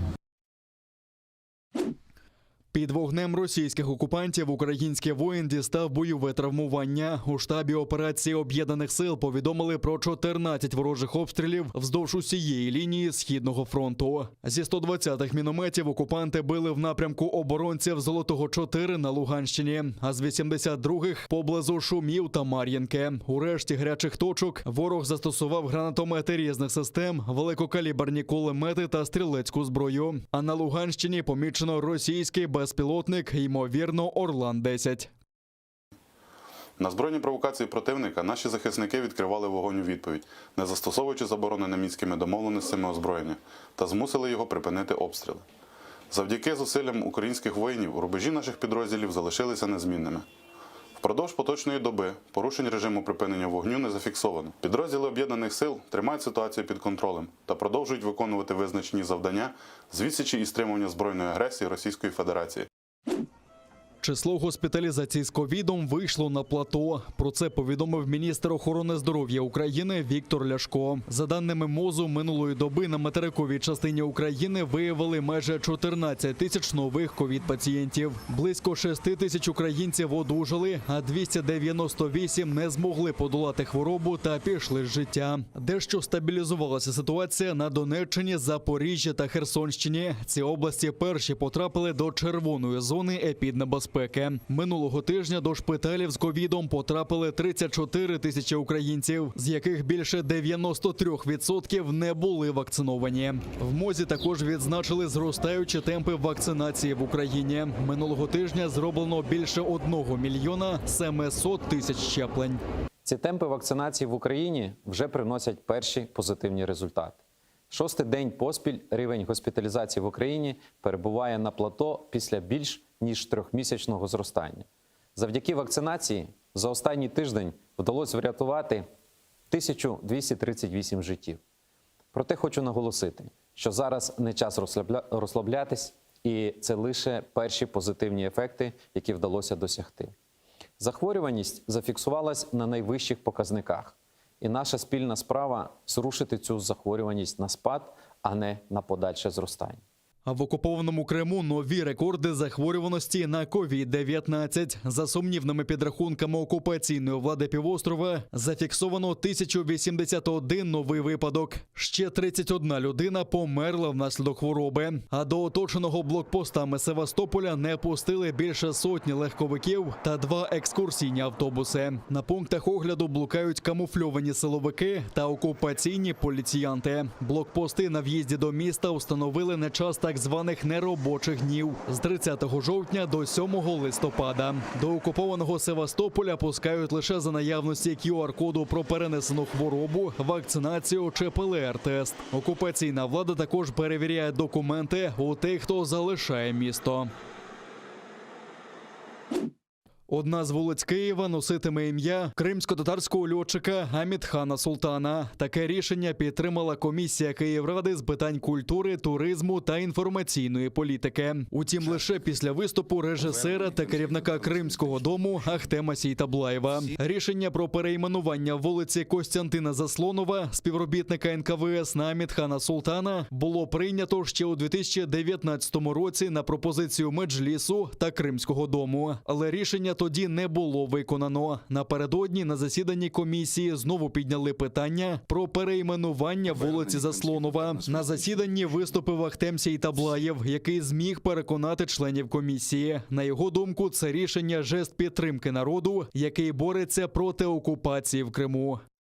Чим ми підтримуємо цілий народ, який протягом декількох сторіч воює проти спільного ворога, підтримує зараз Україну і всьому світові демонструє в умовах окупації, що вони українські громадяни. Що тут робиться на підтримку їх? Заболтується, пробачте, питання назви вулиці ще на півроку. А давайте разом поїдемо туди, в Крим. Давайте. Я 8 років не був. Я 8 років не обіймав свого тата. Ми демонструємо зараз те, що давайте ви там поживіть ще 6 місяців в цих умовах, а ми тут подумаємо, чи зможемо ми хоча б, ми навіть не зброю постачаємо їм, не хліб і не воду. І ми не можемо фізично, на жаль, зараз військовим шляхом звільнити наш з вами Крим і наш з вами Донбас. Але повірте, добре слово – це багато для людей, у яких іншого нічого немає. Ставимо на голосування питання перейменування Костянтина Заслонова на вулицю Ахмед Хана Султана. Хто за? Хто за? Ну, дивіться, я була глибинно проти, але мене переконала людина, яка сьогодні була, з огляду на це, що це внутрішньополітична підтримка конкретно тих людей, які борються. Тому в цьому аспекті я теж за, пояснюю позицію колегам і все. Тому 3 за. Проти. Хто проти? 0. Утримались. 0. Рішення прийнято. У 2019 році комісії Київради було запропоновано вулиці Сормівській дати ім'я кримсько-татарського просвітника Ісмаїла Гаспринського, а вулиці Заслонова – двічі Героя Радянського Союзу Амідхана Султана. Обидві вулиці розташовані неподалік Дарницького вокзалу та перетинають вулиці Симферопольську, Ялтинську та Севастопольську. Приєднуйтесь до сім'ї АТР та підпишіться на сайт нашого телеканалу. Для цього наберіть в браузері atr.ua, натисніть на кнопку «Вступити в сім'ю АТР», виберіть суму і натисніть кнопку «Підтримати АТР». Після цього заповніть дані своєї картки та електронної пошти. Оберіть регулярність платежу, погодьтеся з умовами програми та натисніть кнопку «Оплатити». Перший кримсько-татарський телеканал АТР – це максимальна та ексклюзивна інформація про Крим. Це єдиний осередок свободи слова для кримсько-татарського народу. Підписка на наш сайт – це підтримка нашої інформаційної боротьби та ваш внесок у повернення півострову додому, в Україну.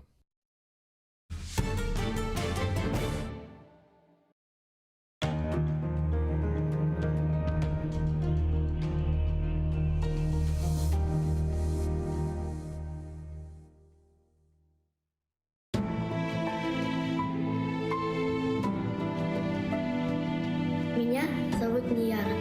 Моя семья вынуждена была покинуть Крым. Это было утро после дня рождения моего двоюродного брата. После этого мы с ним больше не виделись. Я хочу знать, когда я еще смогу поиграть со своими братьями и сестрами.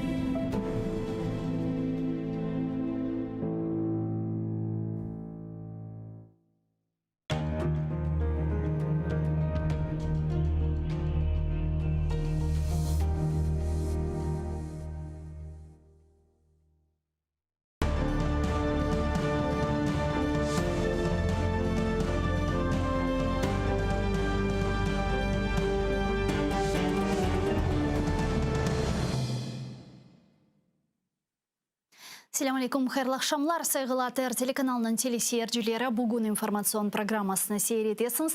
Студияда сізлер үшін мен Гульсум Халилова чалшам ве невбеттекім бөлігімізні біз Қырым татар, түрк, украин тіллерінде алып баражақмыз ве күн девамында юз берген en актуаль меселер etrafında музакерелерімізді алып баражақмыз. Мен хатırlatam ки біз жанлы яйында чалшамыз, біздерні YouTube сайфемізге де анда да бақа білесіңіз, анда біз жанлы şekilde yayınlarını alıp baramız, programmalarımızın en meraklı kısımlarını anda yükleyimiz. ATR telekanalına destekini bizim YouTube sayfamızga abone olarak gerçekleştirmege imkanımız var. Hem de maddi taraftan bizlerge destekini Patreonumuzga koşulup gerçekleştirebilirsiniz. Onun linkini bizim rejissörlarımız ekranlarınızga çıkaralar. Linkке keçip Balaban Kırım Tatar ATR korantasının azası olup destek seviyesini seçebilirsiniz. Bu bizlerge informasyon cebede, informasyon savaşta көреш алып бармаға yardım edecektir. Bu bölüknü men ise aktual haberler sırasında şunu laf ete başlamağa ister edim ki bilesiniz geçenlere Ukrayna özünün şarkında yani Donbas'ta Türkiye'den satın algan Bayraktar İHA'larını kullandı ve bu mesele etrafında çeşitli türlü reaksiyalar oldu. Çeşitli taraflardan hem Türkiye tarafından hem Rusya tarafından hem de Ukrayna'nın Garbi ittifakdaşları Frankistan, Almanya, Amerika Birleşik Devletleri tarafından. Bugün Türkiye Dışişleri Naziri Mevlüt Çavuşoğlu Türk bayraktarlarını Türk dep adlandırmak gerek olmadığını ve Ukrayna bu gibi sözden vazgeçmek gerek olganı ile bağlı bir açıklama yaptı. Bu meseleni biz şimdi yayınımızga Türkiye'den harbiy ekspert Arda Mevlüt oğlunun laf etmeye isteyimiz. Bizini şimdi eşiti. Arda Bey, merhabalar. Merhabalar, iyi akşamlar. İyi akşamlar. Arda Bey, biliyorsunuz geçenlerde Ukrayna Donbas'ta Türk İHA'larını, bayraktarlarını kullandı. Bugün bununla ilgili Türkiye Dışişleri Bakanı Mevlüt Çavuşoğlu bir açıklama yaptı. Türkiye'de Ukrayna'nın Donbas'ta bayraktarları kullanımı ile ilgili şimdi tutumu neden ibaret? Bununla ilgili bir memnuniyetsizlik var mı? Ben açıkçası Sayın Mevlüt Çavuşoğlu'nun açıklamalarını böyle bir memnuniyetsizlik ifadesi olarak görmedim. Bu şekilde yorumlamadım. Aslında Sayın Mevlüt Çavuşoğlu'nun açıklamaları biraz Rusya'ya, Moskova'ya yönelik bir yanıt niteliğinde olarak yorumlanabilir. Çünkü en nihayetinde Bayraktar bir silah sistemi olarak Ukrayna ordusunun envanterindedir. Ukrayna ordusu tarafından kendi tasarrufunda kullanılabilir ve bunun üzerinden Türkiye'ye yönelik bir eleştiride bulunmak ya da Türkiye'ye yönelik bir tepkide bulunmanın yersiz olacağını aslında Dışişleri Bakanı vurgulamıştır. Bu da doğrudur. Aslında çok benzer eleştirilerle zaman zaman Rusya Federasyonu da karşılaşmaktadır. Bu anlamda da üretilen silahın kullanımıyla doğrudan o silahı geliştiren ülke arasında bir ilişki kurulmaması gerektiğini belki hatırlatmış olmuştur. Ukrayna ile Türkiye arasında çok yoğun askeri ilişkiler var. Savunma sanayi, endüstri ilişkileri var ve bunların daha da geliştiğini görüyoruz. Buradan Türkiye'ye yönelik bir tepki göstermenin aslında biraz gereksiz olduğunu belki vurgulamış oluyor Dışişleri Bakanı. Ben ama Türkiye'nin Ukrayna ile olan bu ilişkisine, bu sanayi ilişkisine ya da askeri ilişkisine yönelik herhangi bir rahatsızlık ya da herhangi bir olumsuz bir algı olduğunu düşünmüyorum. Burada bir süredir devam eden bir eleştirilere aslında yanıt olarak Sayın Dışişleri Bakanı'nın bunu söylediğini düşünüyorum. Yani biliyoruz ki Rusya, Ukrayna ve Türkiye arasında olan askeri teknik sanayi alanında işbirliğiyle hiç memnun değil. Zaten bunu her zaman söylüyorlar. Sizce Türk bayraktarlarının ilk defa şimdi Donbas'ta kullanımı Rusya ile Türkiye arasındaki ilişkileri bir şekilde bozabilir mi? Nedenle bozabilir? Zor. Çünkü Bayraktar dronları Donbas'taki ayrılıkçı militanlara karşı ciddi zarar verme potansiyeline sahip. Evet. Bu ayrılıkçıların o bölgedeki askeri faaliyetlerini ya da saldırılarını önleme ya da Ukrayna ordusuna bu anlamda sahada avantaj sağlama potansiyeline sahip. Bu da tabii Rusya'nın askeri olarak, stratejik olarak çok fazla istemeyeceği bir şey olacaktır. Bu anlamda eğer Bayraktar sahada ayrılıkçılara karşı Donbas'ta daha etkili olursa Rusya'nın da buna karşı tepkilerini, eleştirilerini daha da yükseltmesi söz konusu olabilir.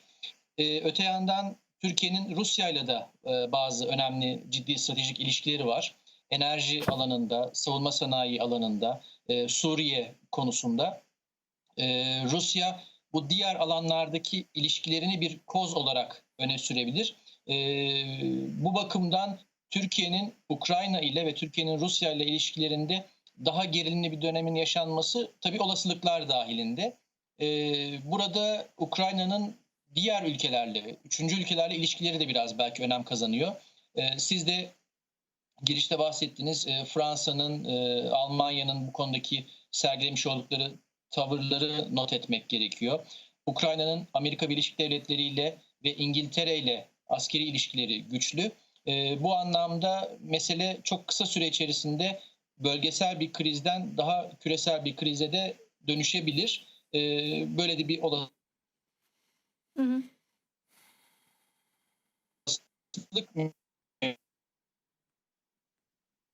Alo? Alo? Alo Arda Bey, duyuyor musunuz? Bağlantı gitti galiba. Alo? Eşitip olamаймыз да bir kere bağlanmağa tırışacakmız. Teknik problemler galiba meydana geldi. Bizle şimdi canlı bağda Arda Bey Mevlütoğlu'nun da bir kere bağlanmağa tırışamız. Yok mu? Ben size hatırlatam sevgili arkadaşlar, biz canlı yayında çalışamız. Ekranlarınızga rejissörlarımız telefon numaralarını takdim ettiler. O sebepten bizlerge canlı şekilde de telefon açmağa imkanınız var. 067 63 46 130 Viber vasıtasıyla bizlerge koşulabilirsiniz ya da Skype adresimizni kullanınız atr.tv. Buyurunuz bizlerge telefon açınız. Sizin sesiniz bizler için çok mühim. Atr telekanalına destekni da bizim YouTube sayfamızga koşulup, abone olup ifade etmege imkanınız var. Anda biz canlı yayında çalışamız ve bizlerge koşulgan anda abone olgan semedeşlerimiz için bizlerine bakan insanlar anda bizim programmalarımız yüklenili ve anda da laf etemiz. Arda Bey galiba bizge kayıtta. Arda Bey duyuyor musunuz? Galiba bir teknik sorunlar peyda oldu bizde. Alo?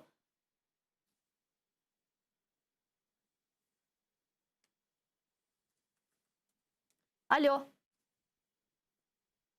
Ben sizi duyabiliyorum. Evet. Evet, ben sizi şimdi duyuyorum. Duyuyor musunuz?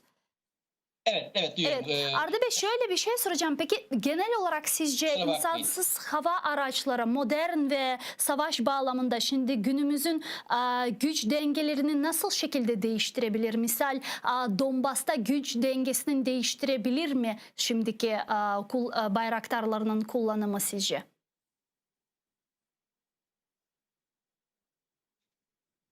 Var. Özellikle hava kuvvetleriyle birlikte koordineli bir şekilde kullanırsa sahadaki dengeleri Ukrayna ordusu lehine değiştirebilir. En azından Donbas'taki militanlara karşı çok önemli görevler üstlenebilir. Zaten benzer kullanımlarını biz benzer faydasını Dağlık Karabağ'da, Suriye'de ve Libya'da gördük. Silahlı insansız hava araçlarının diğer ordu unsurlarıyla koordineli bir şekilde kullanımı çok etkili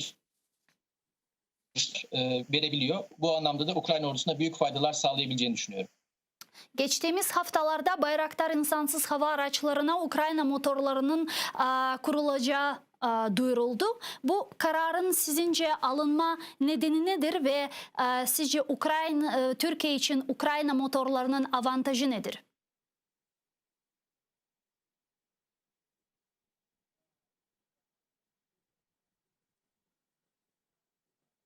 Alo. Yok, bak ne yazık ki üzülüyor. Biz öyle de laf edip olamadık. Arda Bey Mevlütoğlu'nun Türkiye'den harbi ekspert bizle canlı bağdaydı sevgili arkadaşlar. Belki de teknik problemler meydandan çıkarılgan sonra ve bu gibi problemler çözülgen sonra biz bağlanıp olurmaz ve suallerimizni seslendirmege imkanımız olur. Ama şimdiki şaraitlerde bu gibi şaraitlerde laf etmenin imkanı görünmey. Men ise Ukrayna tiline geçmege isteyim. Доброго вечера. Ассаляму алейкум. В эфире телеканала АТР. Вы смотрите информационно-аналитическую программу «Бугунь». В студии для вас работаю я, Гульсум Халилова. И я рада представить гостя нашей студии, политичный аналитик, пан Андрей Вигеринский. Витаю вас, пан Андрею. Ассаляму алейкум. Да, доброго вечера. Как раз сейчас с экспертом из Турции мы обсуждали вопрос использования турецких беспилотников «Байрактар» на о востоке Украины, на Донбассе. И сегодня министр иностранных дел Турції Мевлют Чавушоглу заявив, що Україна повинна перестати використовувати вираз турецький Байрактар для куплених ударних безпілотників, які використовуються на Донбасі. Я пропоную послухати його цитату. Якщо країна купує їх у нас, в іншої країни цю зброю не можна називати турецькою, російською чи українською. Якщо держава купує її у нас, це вже не турецький продукт. Можливо, вона була вироблена у Туреччині, але вона належить Україні. Туреччину не можна у чомусь звинувачувати. Іноді під час нашої боротьби з тероризмом у різних країнах ми стикаємося з різною зброєю з різних країн, у тому числі з Росії. Ми ніколи не звинувачуємо Росію. Україна також повинна припинити використовувати нашу назву. Пане Андрію, як ви розцінюєте цю заяву, а як нам треба називати Байрактари? Давайте почнемо з того, що об'єктивності заради це не зовсім доречно було, якщо наші офіційні засоби масової інформації чи офіційні видання дійсно використовують таку прив'язку регіональну, як турецькі. Так. Тому що зброя, вона, по-перше, має власне маркування, вона має, допустимо, аналог чи класифікацію за стандартами НАТО, чи це просто може бути безпілотник Байрактар. Крапка. Турецька – це вже історія політичного жонглювання. Політичного жонглювання, при якому Туреччина підтримує Україну в протидії Російській Федерації. Так це сприймають в Україні, так це нав'язується в Україні. З іншої сторони, треба ж зрозуміти, до кого, власне кажучи, міністр адресує своє звернення. Він адресує це до офіційних органів України, до українських засобів масової інформації. Чи він адресує це до невизначеного кола осіб? На засоби масової інформації він впливу не має. Якщо ми говоримо С-400 чи С-300 і маємо на увазі, говоримо російські системи С-300 і С-400, то ми в Україні так і використовуємо їх з прив'язкою до російських. Якщо ми говоримо про систему Patriot, чи ми говоримо про F-35, ми говоримо американські. Це така культурна традиція українських засобів масової інформації. Вона хороша чи погана, вона наша. Вона от така. Можемо з вами обурюватися, але я не думаю, що від нашого з вами обурення чи від бажання турецької сторони, власне кажучи, завтра всі засоби масової інформації почнуть по-іншому до цього відносити. З іншої сторони, звідки з'явилася взагалі така популярна, скажімо так, тема ефективності байрактарів? А не від того, що вони ефективно використовувалися в конфлікті Вірменії і Азербайджану. Так. І це не було приводом говорити для турецької сторони про те, наскільки розвинутий у них військово-промисловий комплекс, і саме їхні безпілотні апарати, якими є Байрактар, треба купувати. Вони використали їх під час конкретного військового конфлікту, вони їх прорекламували у такий спосіб, і зараз світ їх закуповує, і за великим рахунком, знову ж таки, якщо проводити паралель, є чимала кількість того, як можна цю заяву розкласти. У нас ж є історія про коньяк. Тобто, якщо Європейський Союз бореться за те, щоб окремі сири чи окрема продукція мали регіональне походження, що символізує знак якості, відповідність рецептури і так далі, коньяком може називатися тільки з відповідної провінції у Франції виготовлена продукція. Чи, допустимо, у нас є українська бринза, чи гуцульська бринза. Вона має походження. Гуцульщина, Україна. Люди ж географічним походженням товару пишаються? Пишаються. Чому Туреччина не пишається своїм Байрактаром? Я розумію, що трошки натягнута паралель, але з іншої сторони, в цій натягнутості є якраз політичний підтекст. Вона намагається просимволізувати, в тому числі і Російській Федерації, про те, що насправді ми просто продали військовий товар. Ви продаєте військову техніку, ми продаємо військову техніку. Де ця військова техніка одна проти одного застосовується, це не означає, що ми погоджували з українською стороною, як турецька сторона, що треба пустити ракету, чи пустити, відповідно, цей Байрактар в дію і використати проти вашого елементу озброєння. Да, но так или иначе Турция никаким образом не контролирует и не может контролировать то, каким образом мы используем Байрактар, или никаких ограничений в этом вопросе не было. В тому то річ, що на цю заяву повинна бути відповідь нашого навіть не Міністерства закордонних справ, а Міністерства оборони. Ми купили у вас продукцію, ми її використовуємо. Скажіть, а чому зараз? Чому зараз Україна вирішила використовувати Байрактари? До цього вона, наскільки я знаю, виконувала розвідувальну тільки діяльність. Ну, це вже питання політики, це вже питання не військове. Это политически. Да, безперечно. Це безперечно питання політичне для того, щоб прив'язати безпосередньо країну Туреччину до військової агресії Російської Федерації на території Луганської і Донецької областей. Раз. Друге питання – це використання тої техніки, яку ми закупили, саме турецької техніки, і використання її не лише в захисних цілях, тобто ми ж звикли до того, що ми обороняємося, але в тому числі і для знищення окремих елементів озброєнь. Але це навіть не тонка дипломатична гра чи військова гра української сторони, тому що на сьогодні турецький Байрактар, вірніше, то цей один постріл, який був виконаний, він не вплинув, як мені здається, це моя особиста думка, на усвідомлення чи залякування російської сторони, що українська армія стала такою надпотужною, раз в неї є Байрактар, що от завтра можуть впасти окупаційні адміністрації. Ні, це питання, яке можна і потрібно ув'язувати в цілий ланцюг подій, який пов'язаний в першу чергу з завершенням сертифікації Північного потоку-2. Так. Ось Як це пов'язано? Да, от в цьому контексті це і пов'язано, що є загострення, і навіть повідомлення, які були по Вашингтон-Пост, по-моєму, про те, що Росія концентрує війська, Так. вони теж дозволяють сьогодні, допустимо, чи вчора, пану Вітренку робити заяву про те, що, ви бачите, єдине, що стримує Російську Федерацію від вторгнення в Україну... Це транзит. Це транзит. І от як ви тільки сертифікуєте Північний потік-2, цього фактору стримування не буде. Тому, а, допустіть нас до сертифікації, б, не сертифіковуйте, не вводьте в експлуатацію. Розумієте, настільки висмоктана з пальця взагалі історія цього Байрактара, ми купили озброєння як країна. У нас немає обмежень по його використанню. Якщо в частині джевелінів є обмеження, і їх не використовують під час військової агресії чи відкриття вогню, ці обмеження встановлені Держдепом при укладенні, скажімо так, Міністерством оборони чи Пентагоном, і в тому числі Державним департаментом, при укладенні контракту на постачання. Не використовують. Да, но просто использование турецких беспилотников на востоке Украины вызвало истерическую реакцию не только у страны-агрессора России, но в том числе и у наших западных партнеров, у Германии и у Франции. Почему? Я не скажу, що це була істерична реакція, це була, скажімо так, висловлення стурбованості про можливе загострення. Можливе загострення, яке зараз Європі не потрібне від слова взагалі. Вони приймають ситуацію на Сході, ситуацію з Кримом, як таку, що має місце уже 7 років. 7 років має і знаходиться в статиці. В статиці, яка не має підстав говорити про інтенсифікацію, динаміку, розвиток, урегулювання чи інші кроки, направлені на це. За таких умов будь-які, підкреслюю, будь-які загострення, вони ускладнюють дипломатичну комунікацію. Ту дипломатичну комунікацію, в якій приймає участь в тому числі Путін. А Путін є одним із елементів зовнішньої і внутрішньої політики Європейського Союзу.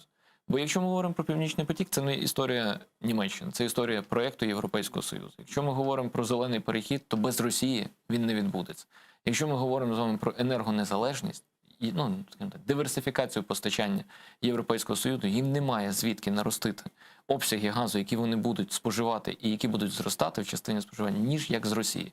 В Норвегії, в Нідерландах виснажуються газові родовища, Алжир не готовий постачати. Як наслідок, у них залишається лише Російська Федерація. І доля Російської Федерації виросте з 35. За таких умов відсотки ринку споживання, який має місце в Європейському Союзі, саме з цього постачальника. За таких умов ми не можемо з вами говорити про те, що Європейський Союз настроєний категорично негативно по відношенню до Російської Федерації. Ми цього не відчуваємо. Відповідно, навіть ці кроки, які пов'язані з Байрактаром, які пов'язані з інформаційними хвилями, тому що, при всій повазі, іноземна преса купується рівно так само, як і наш.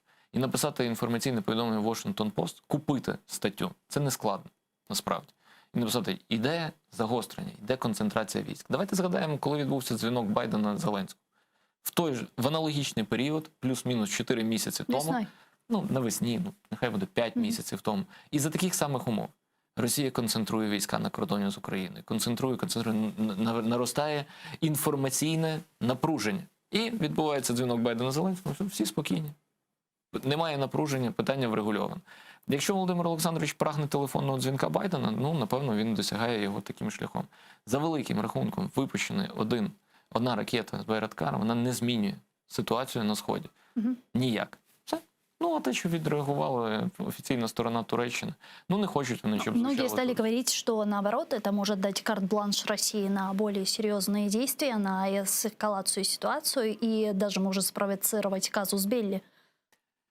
Треба задатись просто цим людям одне питання. Вони вважають, що Російська Федерація хоче закупити Україну військовим шляхом. Ну, якщо хтось притомний скаже, що це так, ну, можете, в принципі, сміливо задавати йому запитання, а які втрати і які надбання отримує Російська Федерація з точки зору РАЦУ? Коли країна виходить із режиму ізоляції, який був в активній фазі в 2014, 15, 16 роках, вона отримала те, що вона хотіла, і на сьогодні відновлюється, я підкреслюю ще раз, відновлюються в першу чергу економічні і дипломатичні зв'язки з усіма тими, хто раніше, ну, дивився на Росію як країну, з якою доволі складно мати відносини і потискати руку, сьогодні йти на захоплення України з усіма її проблемами. Заради чого? Щоб потрапити в таку ж саму ізоляцію? Ну, раціонального пояснення, крім ідеологічного і патріотичного, що Путін – це людина, яка мнить себе нащадком чи Олександра, чи Петра, чи царської сім'ї і хоче отримати лаври такі, як були у Сталіна, ну, ви ж не почуєте. Але ну, підтвердити це якимись іншими словами, ніж схожого характером деклараціями, буде доволі складно. Тому для Росії вона ту підтримку, яку можна отримати, яку вона хоче чути, вона її так чує. І від Бориса Джонсона, і від Меркель, що станом на сьогодні, і від Макрона, і від Байдена. І звучить вона для нас, ми цього просто чомусь не чуємо, не хочемо чути, через призму Мінського протоколу. Коли вам всі за підсумком телефонних розмов, ну, Джонсон спілкувався нещодавно з Путіним, да, і є офіційні прес-релізи, і в тому числі зустрічі із ну, одним словом, ці зустрічі і так далі. І скрізь іде питання. Мінськ незворотній. Виконання Мінську незворотнє. Водночас наш президент Володимир Олександрович Зеленський каже, Мінськ втратив свою актуальність, він для нас невигідний, його виконувати неможливо. Такого підтримують ці заяви наших міжнародних партнерів. Росію, яку цілком влаштовують мінські домовленості, чи Україну, яка публічно через першого лідера говорить, що вони її не влаштовують. Мені здається, відповідь більш ніж очевидна. Ну, але ми на це заплющуємо очі. Ну, раз ми на це заплющуємо очі, то, в принципі, ну, нас, як сторону, вважають недоговороздатною. А раз мы недоговороздатні, то з нами коммуникацию никто вести не будет. Но при этом сейчас очень активно все говорят о возможной встрече 4 лидеров в нормандском формате. На этом настаивает президент Украины Зеленский, что такая встреча необходима.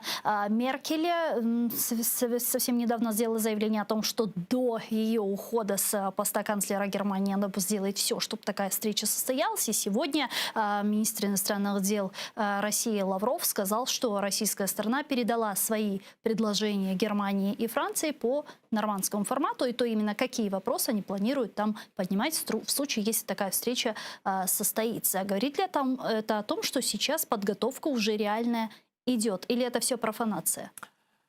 Я схильний думати, що підготовка до зустрічі, от саме в вербальній інформаційній складовій в телебаченні, триває приблизно з грудня 2019 року, з моменту попередньої зустрічі. Але в сухому залишку 2 роки по тому, сьогодні 21 рік, який добігає свого кінця. І зустрічі схожого характеру не було. Ну, якщо ми говоримо про лідерів країн, да, бо можна зустрічатись на рівні керівників дипломатичних представництв. Міністри закордонних справ можуть зустрітись. Можна зустрічатись на рівні радників. Козак, Єрмак, ну, вони ж зустрічались. Але лідерам країн без підготовчої зустрічі членів їхніх команд і без повістки зустрічатись сенсу немає. Що може бути цією повісткою? Ну, вот Лавров сейчас говорит, что передали свою повестку. Что это может быть за повестка? Ну, так, ну, знову ж таки, ми з вами не можемо вигадати велосипед, і ніхто його, саме головне, за нас теж вигадувати не буде. І точно цей велосипед не буде вигадувати Росія. Єдині, хто пробували якимось чином оживити і нормандський формат в тому числі, це були Франція і Німеччина своєю історією про кластери. Ми український варіант кластерів не бачили. Ми про це з вами, до речі, і говорили під час попереднього ефіру, про те, що була минула зустріч в нормандському форматі. На цій зустрічі були вирішені важливі з точки зору стратегії для Російської Федерації питання. Ці питання стосувалися контракту на газ, на транзит природного газу. Росія вирішила. Познайомились, подивились в очі 2 Володимира. один ще зовсім молодий лідер, а з другої сторони вже доволі цинічний і прагматичний, і досвідчений лідер, інший Володимир. І в кінцевому результаті були скоріше комунікації на рівні команд, де команду Володимира Олександровича в той період представляв, ну я так думаю, що за великим рахунком людина, яка володіла і історичною пам'яттю, і в тому числі розуміла підґрунтя будь-яких підводних течій, пан Аваков. І він в тому числі не давав можливості молодому президенту Володимиру Олександровичу Зеленському вчиняти не зовсім обдумані кроки в частині взяти на себе зобов'язання по реалізації Мінську заради того, щоб це було швидко, але не на користь Україні. Тому що так чи інакше на той момент він представляв і Державну прикордонну службу, і Міністерство внутрішніх справ, і саме на його відомство облягали на той момент питання, які б стосувалися саме безпосередньо фізичної звільнення від окупаційних адміністрацій території Луганської і Донецької областей. На сьогодні, коли ми не ведемо навіть мову про те, щоб імплементовувати якийсь концепт, який стосується кластерів, на які погодились і Франція, Німеччина, і Російська Федерація, то те, про що говорить Лавров, є дипломатичним кроком, який дає сигнал світу. Це знову ж таки, це ж мова про сигнали, це не про фактичні дії, це про сигнали. Ми готові до зустрічі. Ми запропонували свою повістку. Ну, ми чекаємо відповідь від наших партнерів. Ну, тобто, це ж не за нами затримка. Ми завжди готові зустрічатись в конструктивному руслі. Ну, розумієте вірно, Лавров, якому вже 70+, людина, яка не те, що собаку, вона і собакою катає, і ще й внучку собаки з'їла в дипломатії, він знає, як правильно комунікувати і з німцями, і з французами, і з американцями, і які правильні дипломатичні жести робити, для того, щоб ми всі розуміли, що це брехня, цинізм і так далі, що ніхто не планує вирішувати конфлікт на Сході на наших умовах, але щоб це умовно виглядало як жест доброї волі і в жодному разі не могло бути протлумачено з фактичної сторони як затримання в питаннях імплементації мінських домовленостей. В каком случае так реальны какие-то продвижения и в нормандском формате, и в минском формате? Сьогодні ніякого. Немає зацікавленості. Такого варианта нет. На сьогодні немає зовнішньополітичної кон'юнктури, яка б схиляла сильних світу цього, яким чином інтенсифіковувати питання припинення конфлікту на Сході. Ну, наша зацікавленість, очевидно, чи ми гравець рівнозначний і рівноцінний в масштабах світу, таким гравцям, як Німеччина, Франція і Російська Федерація, Сполучені Штати. Ні. Ну, давайте не тішити себе ілюзіями. Ні економічно, ні транзитно. Ну, тому що транзит – це теж важливо. Це не питання лише газу. Коли країна знаходиться на перетині шляхів сполучень, які з'єднують товарні ринки, вона має цінність. Коли країна, допустимо, є важливим сировинним елементом ланцюгу постачань, це теж має місце, має значення. Ми не є сировинним, важливим суб'єктом. Метал, сталь, вона компенсується зовсім іншими гравцями на ринку. Якщо ми говоримо про продовольство, подивіться просто динаміку урожайності в Російській Федерації, і ви побачите, наскільки вони захоплюють ринок, в тому числі Європейського Союзу, значно швидше, ніж туди заходять українські постачальники. Це реальна картина, але ми ж про реалії дуже рідко. Ми не повинні, власне, про це говорити. Про цим повинні займатися наукові інститути, аналітичні центри при президенті. Ну, якщо наш президент їде в Глазго зараз і веде діалог з еміром Катара про постачання сжиженного газа в Украину. Кстати, он еще провел переговоры с Ангелой Меркель. Об этом президент України Володимир Зеленський написал на своей странице Twitter. Цитирую, під час зустрічі у Глазго з Ангелою Меркель обговорили поточну безпекову ситуацію на Донбасі та перебіг переговорів для встановлення миру, а також енергетичну кризу у Європі та шляхи її подолання, а також актуальні питання відносин України та Німеччини. Поговорили і про все, і ні про що. Яким чином Україна впливає на вирішення газової кризи в Європі? Ніяк. Чи є в Україні власна газова криза? Безперечно, є. І пов'язана вона аж ніяк не з населенням і не з теплокомуненерго. Ці питання вирішені, найчастіше за рахунок підписаного Мінрегіоном, Нафтогазом і місцевими громадами меморандуму, який встановив ціни і що дозволяє плюс-мінус спокійно населенню дивитися на власне опалення в період зимових і інших, в період опалювального сезону. Але з точки зору промисловості, коли ви читаєте повідомлення про те, що зупиняються виробники добрив мінеральних для нашого сільського господарства, коли ви читаєте про, допустимо, зростання вартості усушування зерна для елеваторів, Ну, напевно, це повинно бентежити з точки зору рентабельності виробництва. Коли ми читаємо з вами про біржову ціну в Україні на газ в 30-50 тисяч гривень, то, напевно, це з часом повинно лягти в інфляційні наші витрати. А как же вот эта встреча президента Украины с эмиром Катара и возможные поставки сжиженного газа в Украину с Катара? В этом есть жизнь? Дивіться, Європа, якщо Європі, я не говорю про Україну навіть, ну, ми не є тим споживачем, ми не маємо власного терміналу, ніхто жоден танкер з скрапленим газом не пропустить через Босфор. Ну, турецька позиція ще з 12-го року дуже проста. Не для цього створюється газовий хаб в Туреччині, щоб пропускати танкери з зрідженим газом. Але ключове це полягає в іншому. Якщо Європі, в якої є і термінали для прийняття газу, і можливості, і незатребувані потужності, Сполучені Штати, Катар і всі решта кажуть, у нас немає вільних потужностей для постачання скрапленого газу, а Україна їде і каже Катару, постачайте. Ну, Катар готовий буде постачати за умови, що Україна заплатить приблизно ту ж ціну на зріджений газ, яку платить ринок Азії. Ринок Азії на сьогодні є преміальним для цього сегменту постачання. Якщо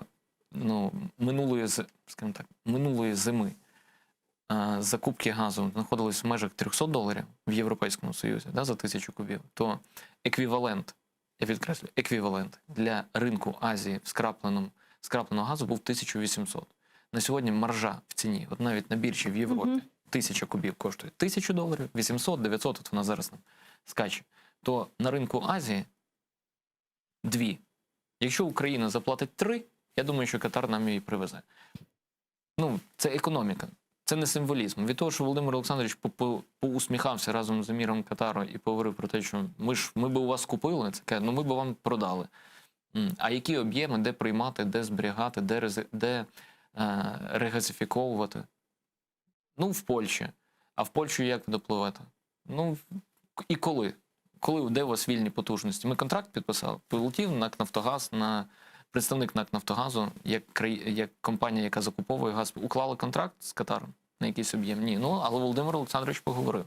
На днях Петренко сказал о том, что потеря транзита газа через Украину может спровоцировать Россию на полномасштабную агрессию в отношении нашей страны. Вы согласны с этой тезой? Это так?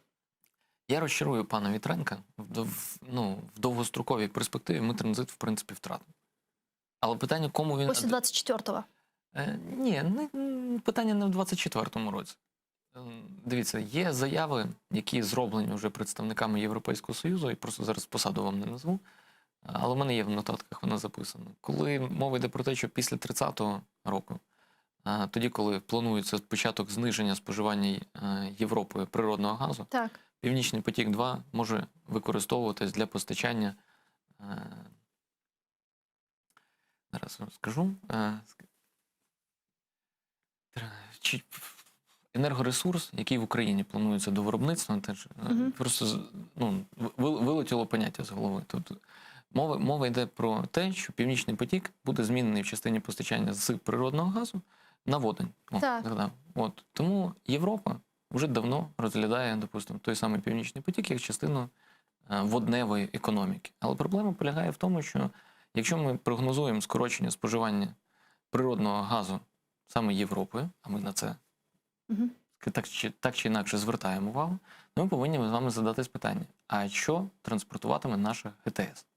Не питання об'єму, що вона може транспортувати в тому стані, в якому на сьогодні існує. Коли ми говоримо з вами про транзит в Молдову, 3 мільярдів кубічних метрів газу, є прогноз після 25-го року, що ми можемо використовувати газопровід, який на сьогодні постачає газ в Молдову, в якості реверсного газопроводу для отримання природного газу з Європи.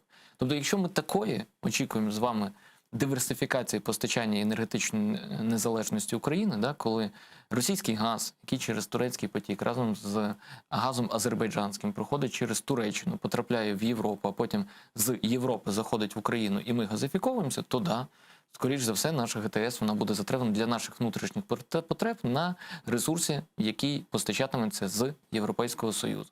Ми не знайшли поки, я не почув принаймні про це, жодного консорціуму європейського, який би сказав, що ми готові і хочемо купувати природний газ по маршруту постачання через територію України. І саме головне на східному кордоні. Американський представник Держдепу з питань енергетики зазначав про те, що робота з пошуку таких клієнтів начебто здійснюється Сполученими Штатами і Німеччиною. А тепер вдумайтесь.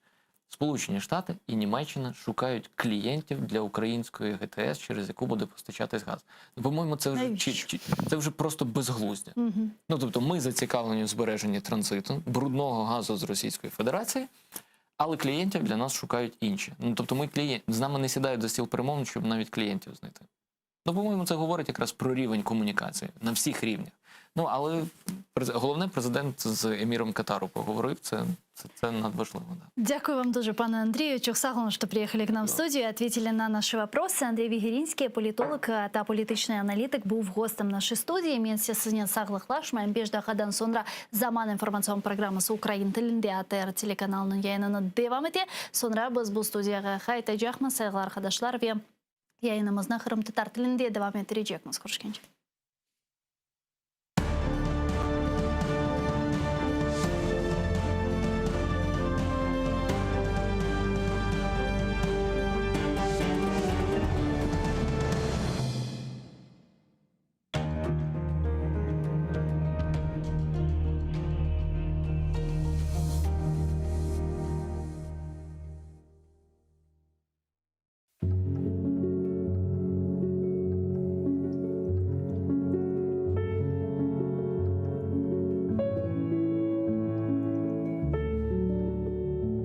Вы знаете, что люди могут не вернуться. Зажав всю волю в кулаке, вас отпустить. И как-то утром с мыслями, но не о вас проснуться. И больше вас не ждать, и не о вас грустить. Вы знаете, что люди могут не вернуться. Не выдержав свой мир, сломав, вас не простить. И со слезами на глазах от вас на 1000 ключей замкнуться. И понимая, что нет сил вас навсегда забыть. Вы знаете, что люди могут не вернуться. И могут не писать, не волноваться, не звонить. И никогда вам больше к ним не прикоснуться. Задумайтесь. А кто еще вас сможет так же полюбить?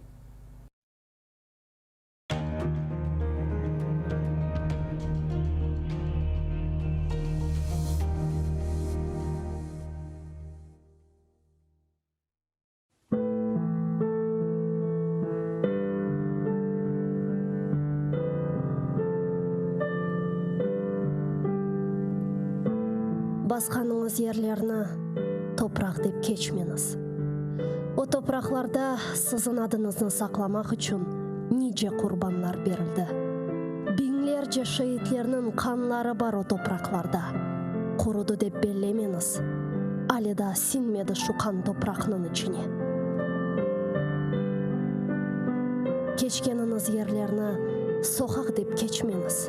О соқақларда неше жесур аскерлер жүрді. Ватанымны қорчалайым деп қылычлар салланды.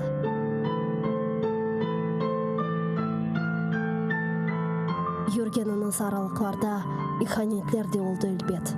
Сапланды ханчерлер сыртларға. Көтергеніңіз байрақны тамғалы басма деп кечмеңіз. О байрақның үстінде шерефіңіз, намысыңыз, итибарыңыз бар. Көтеріңіз ең yüksеклерге, ең төпелерге, көк yüzüyle paylaşsın ренкіні. Керек olsa onun için nişan olunuz. Bir ketken can nedir ki? 1000 can ketse feda olsun ona. Kıyamet ölüm mü? Bu mu felaket? Asıl felaket bayrağımızın yerde savrulmasıdır. Utanınız efendiler, eginiz başlarınızna. Titreydir şımdalımızға bakıp ecdatlarımızın kemikleri. Kırdı evimizge düşman kuva almayık. Sesimiz çıkmaz oldu, korkuğa daldık. Utanınız efendiler. Gayb olgan ruhunuzdan utanınız. Байрағын көтеріп оламаған еллеріңізден ұтаныңыз. Мен ұтанам.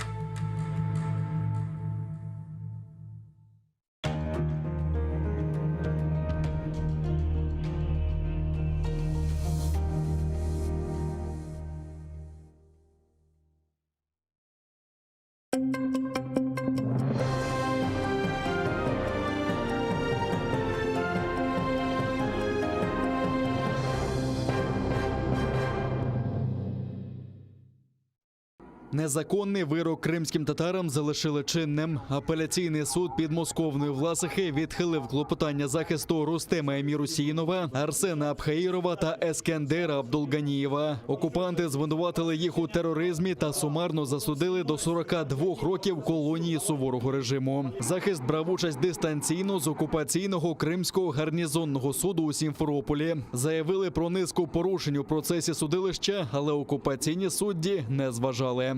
Говорили о том, как была сделана аудиозапись, о том, на какие носители была сделана, что ни суд, ни предварительное следствие не имело эту запись из первого источника, не видели и не знали, на что была сделана эта запись, что в нарушении действующего уголовно-процессуального законодательства были отобраны образцы голосов, было сказано о том, что фонографическая экспертиза выполнена экспертным подразделением, которое имеет одно руководство со следственным отделом ФСБ, которое проводило расследование в отношении наших подзащитных.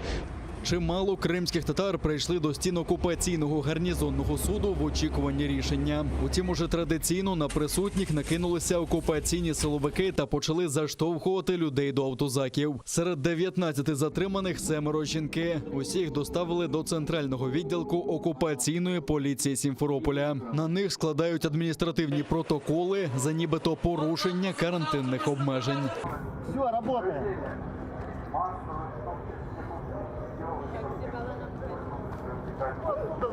Все, давайте, проходим всех.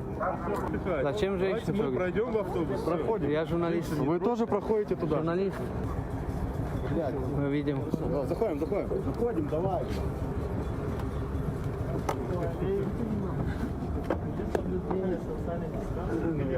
Я вот сел отдельно. Братья!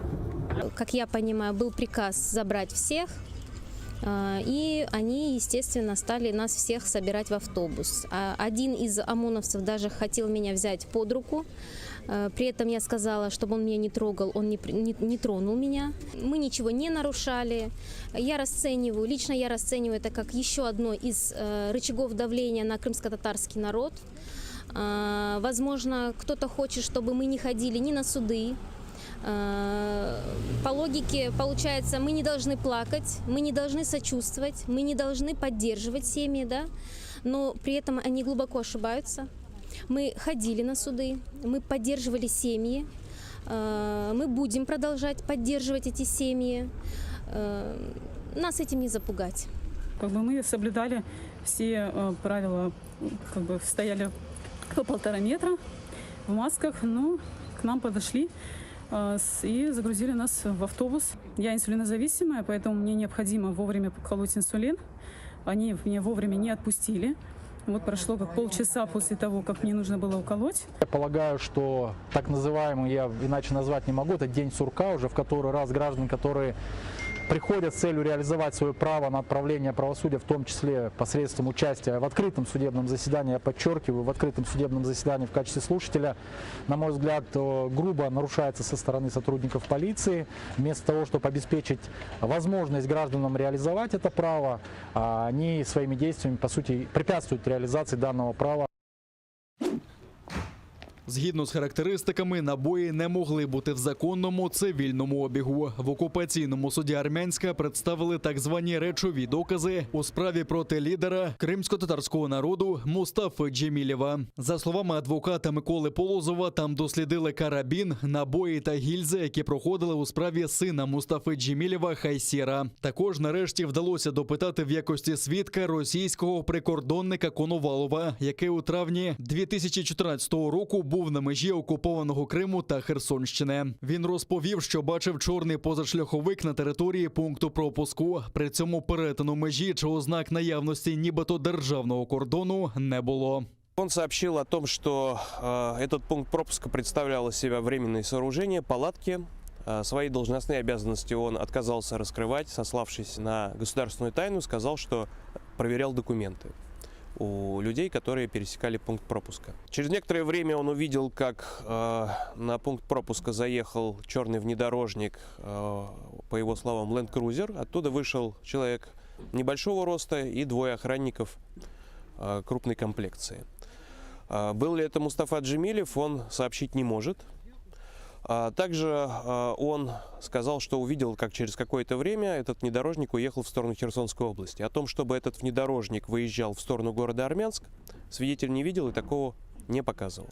У квітні минулого року окупанти звинуватили Мустафу Джемілєва у недбалому зберіганні вогнепальної зброї, незаконному придбанні та зберіганні боєприпасів, а також у так званому незаконному перетині держкордону Росії. Йдеться про спробу національного лідера кримських татар 3 травня 2014 року потрапити до Криму з Херсонщини. Тоді зустрічати його приїхали тисячі кримських татар, але окупанти його не пропустили.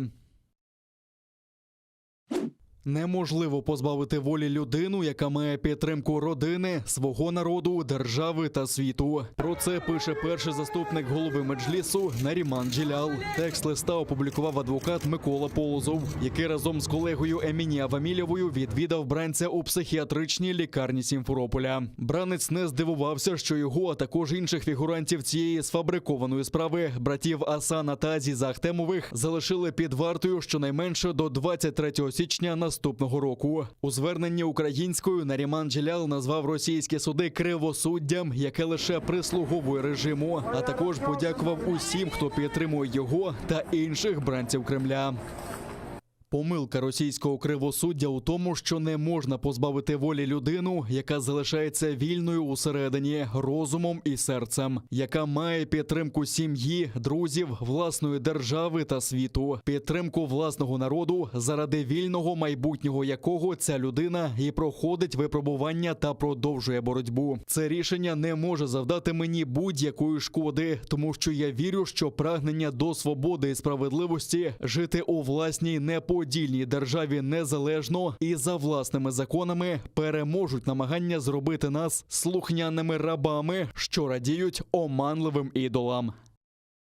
Першого заступника голови Меджлісу Нарімана Джелялова затримали разом з братами Асаном та Азізом Ахтемовими. Їх безпідставно звинуватили у диверсії на газопроводі у селі Перевальне під Сімферополем. Спочатку Нарімана звинуватили у підбурюванні до диверсії, згодом звинуватили у вчиненні підриву та нібито незаконному зберіганні вибухівки. У Меджлісі цю сфабриковану справу називають помстою окупантів за саміт Кримської платформи, який відбувся у Києві 23 серпня і де серед інших брав участь і Наріман Джелялов. Там упевнені, що таким чином Росія планує визнати представницький орган терористичною організацією та розпочати ще масштабніші репресії проти кримських татар. Свободу політв'язням. З таким лозунгом у центрі Києва пройшла акція на підтримку кримських бранців. На Майдані Незалежності зібралися колишні політв'язні, члени Меджлісу, правозахисники та активісти. На мосту над алеєю Героїв Небесної Сотні вивісили банер з портретом першого заступника голови Меджлісу Нарімана Джелялова, якого зараз окупанти утримують під вартою за надуманою справою про диверсію. Учасники акції висловили рішучий протест проти свавільних затримань, що тривають на території окупованого Криму, та озвучили вимогу до української влади активізувати дії, спрямовані на прискорення звільнення усіх незаконно затриманих Російською Федерацією, зокрема кримських бранців. Ми можемо говорити довго про те, щоб осудити, вимагати від Російської Федерації, але все це неефективно. Ми маємо спробувати знайти такі форми тиску на власну державу, на наших міжнародних партнерів, які здатні прийняти міри, що змусять Росію звільнити політв'язнів Кремля, а також дотримуватися, повернутися в межі міжнародного права. Це теж все продовження того Майдану, тому що ми боролися за свою свободу, за право жити так, як ми хочемо, а нам це не дають. І зараз ці хлопці, і Наріман, і сотні інших, які знаходяться на полоні, вони теж на цієї війни, ці полонені, які знаходяться там у агресора через те, що ми хочемо бути вільними. Ми хочемо саме вирішувати, як нам жити, і не хочемо бути більше в російському рабстві. Тому я буду боротися за них до самого кінця, і я впевнений, що Україна, український народ ніколи не кине своїх громадян на призволяще, як не кинув нас, і як визволили нас, так і визволять всіх інших. Росія, вона не відступить до тих пір, поки ми не дамо жорстку відповідь. Голова Меджлісу зараз сказав тут дуже важливі речі, що треба об'єднувати тиск і застосовувати санкції проти ворога. Але, на жаль, починати треба в першу чергу тут, з нашої держави, з нашої влади. Тому що наша влада зараз намагається відкривати знову співпрацю з Росією, закупати енергоносії з Росії. Треба, щоб наша держава була прикладом тиску. І тоді і партнери будуть більш рішучими. Безумовно, як писав вчора Наріман Джелялов, Україна з ним. І Україна буде робити все можливе, як на міжнародній арені, так і всередині держави, для їх звільнення, наших політв'язнів, та для належного захисту їх родин. Під вогнем російських окупантів український воїн дістав бойове травмування. У штабі операції Об'єднаних сил повідомили про 14 ворожих обстрілів вздовж усієї лінії Східного фронту. Зі 120-х мінометів окупанти били в напрямку оборонців Золотого 4 на Луганщині, а з 82-х – поблизу Шумів та Мар'їнки. У решті гарячих точок ворог застосував гранатомети різних систем, великокаліберні кулемети та стрілецьку зброю. А на Луганщині помічено російський безпілотник, ймовірно, Орлан-10. На збройні провокації противника наші захисники відкривали вогонь у відповідь, не застосовуючи заборонене мінськими домовленостями озброєння, та змусили його припинити обстріли. Завдяки зусиллям українських воїнів рубежі наших підрозділів залишилися незмінними. Впродовж поточної доби порушень режиму припинення вогню не зафіксовано. Підрозділи Об'єднаних сил тримають ситуацію під контролем та продовжують виконувати визначені завдання з відсічі і стримування збройної агресії Російської Федерації.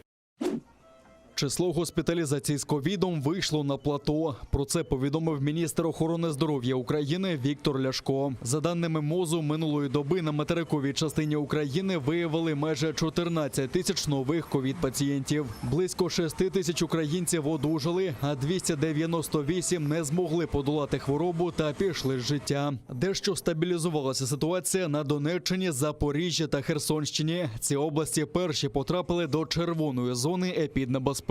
Минулого тижня до шпиталів з ковідом потрапили 34 тисячі українців, з яких більше 93% не були вакциновані. В МОЗі також відзначили зростаючі темпи вакцинації в Україні. Минулого тижня зроблено більше 1 мільйона 700 тисяч щеплень. Ці темпи вакцинації в Україні вже приносять перші позитивні результати. 6-й день поспіль рівень госпіталізації в Україні перебуває на плато після більш ніж 3-місячного зростання. Завдяки вакцинації за останній тиждень вдалося врятувати 1238 життів. Проте хочу наголосити, що зараз не час розслаблятись, і це лише перші позитивні ефекти, які вдалося досягти. Захворюваність зафіксувалась на найвищих показниках. І наша спільна справа – зрушити цю захворюваність на спад, а не на подальше зростання.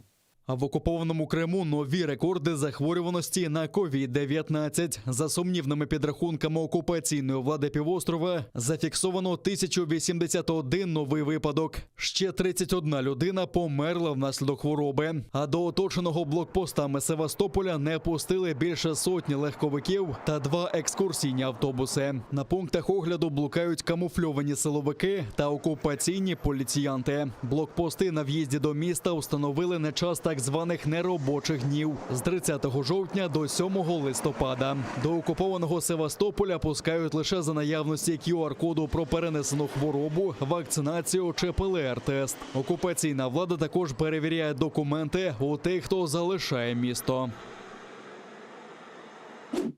Одна з вулиць Києва носитиме ім'я кримсько-татарського льотчика Амітхана Султана. Таке рішення підтримала комісія Київради з питань культури, туризму та інформаційної політики. Утім, лише після виступу режисера та керівника Кримського дому Ахтема Сейтаблаєва. Рішення про перейменування вулиці Костянтина Заслонова, співробітника НКВС, на Амітхана Султана було прийнято ще у 2019 році на пропозицію Меджлісу та Кримського дому. Але рішення тоді не було виконано. Напередодні на засіданні комісії знову підняли питання про перейменування вулиці Заслонова. На засіданні виступив Ахтем Сейтаблаєв, який зміг переконати членів комісії. На його думку, це рішення – жест підтримки народу, який бореться проти окупації в Криму.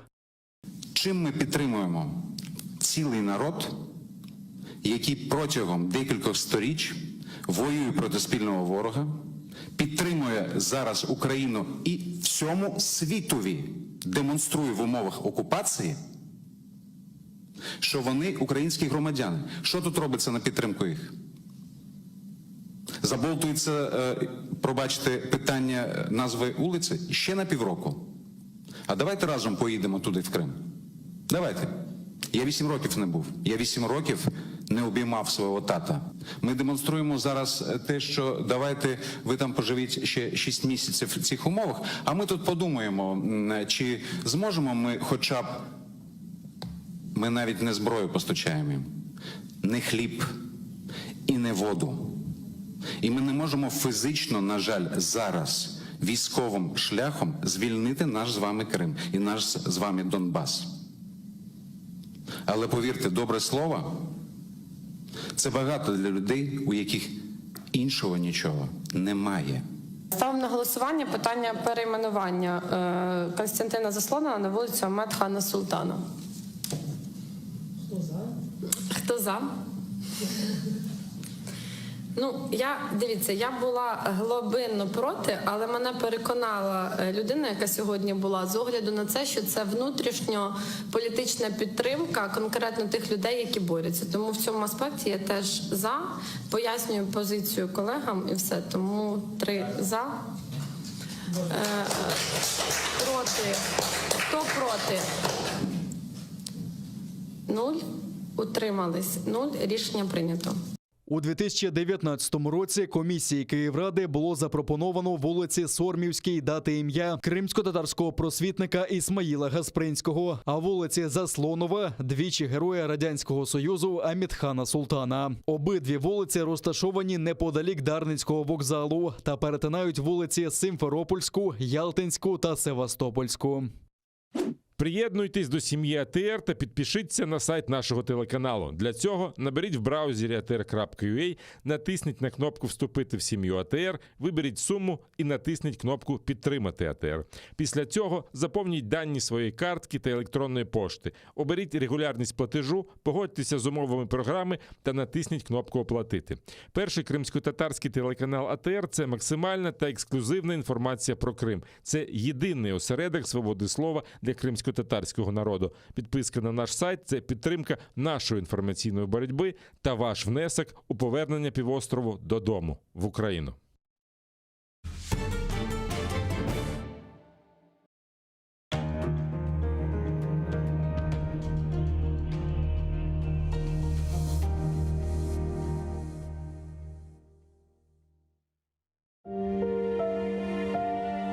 Меня зовут Анна.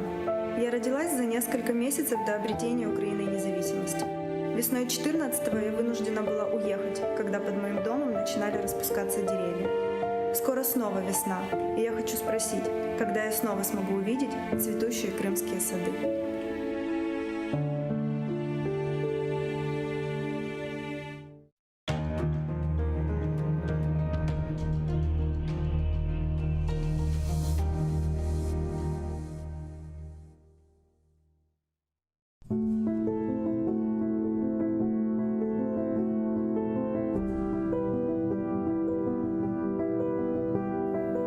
Людей теряют только раз, и след теряя не находят. А человек гостит у вас, прощается и в ночь уходит. А если он уходит днем, он все равно от вас уходит. Давай сейчас его вернем, пока он площадь переходит. Немедленно его вернем, поговорим и стол накроем. Весь дом вверх дном перевернем, праздник для него устроим.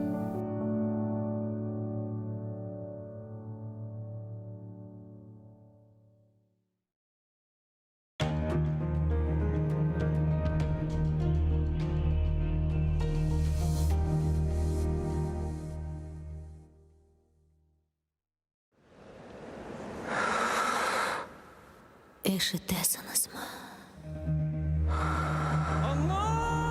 Мен ақта ұмыттыңыз ма?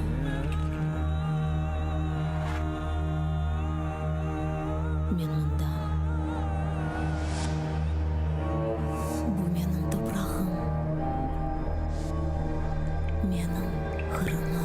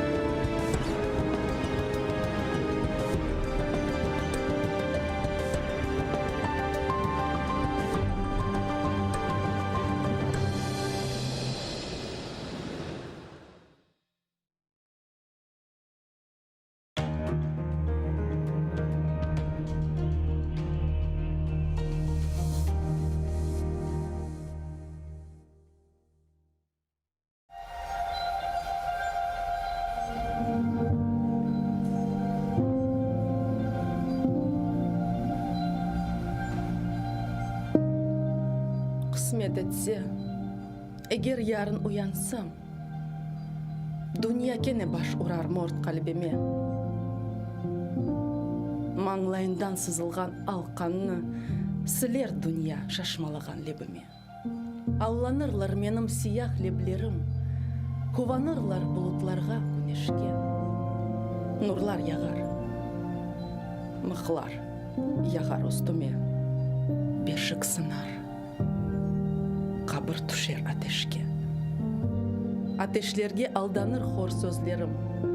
Учдан ажға қалбыны айдар сабанлар. Тавырларын излеріне толған су. Көзлерімде тамчы парылдар. Қысмет етсе ярын тағда уянсам. Урылажам барып дүния қалбіне. Қанатлары қырық. Көксу ярылған бір құш олып.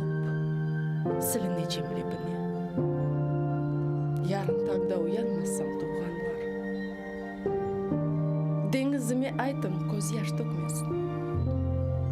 Кайнатқа білдірмесін тазие. Айтым ona. Мен қайтарым. Беклесін.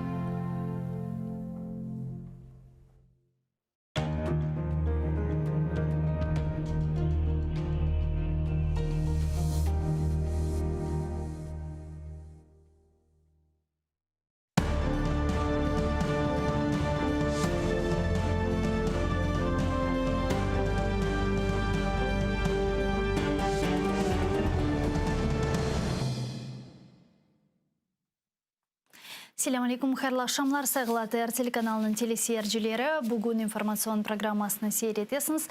Студияда сізлер үшін мен Гүлсум Халилова чалшам ве невбеттеке бөлігімізді біз Қырымтар тілінде алып барамыз. Қырымда, Қырым етрафында, Украина ичерісі етрафында олған юз берген адиселеріні музакер етмеге девам етеміз. Мен хатырлатам ки біз жанлы яйында чалшамыз. Экранларыңызға режиссерларымыз телефон номерасыны тақдим ете. О себептен біздерге бедава шекелде телефон ұшмаға имканыңыз бар. 067-63-46-130 яда скайп адресіміздің қоланыңыз atr.tv бұйырыңыз. Біздерге телефон ашыңыз, сізін сесіңіз, біздер үшін чоқ мұйым. Бұның әлі бераберлікте ATR телеканалына дестекні біздім YouTube сайфемізге абоне олары хифадейте білесіңіз. Нехадар чоқ инсанлар YouTube сайфемізге абоне олса, оқыдар чоқ дегерлері де Қырым әлі бағлы хаберлеріні көрмеге имканға сайып олажақтырлар. Бұл есе информацион жебете біз үшін бүк бір дестектір. ATR телеканалына мадди дестекні да патреонымызға да қошыла білесіңіз. Патреонның линкіні экранларыңызға режиссерларымыз тақдим ете. Ана бұл линк бойынша кіріп, чеші дестек севиесіні сечі балабан Қырым татар ATR қорантасының азасы олыңыз.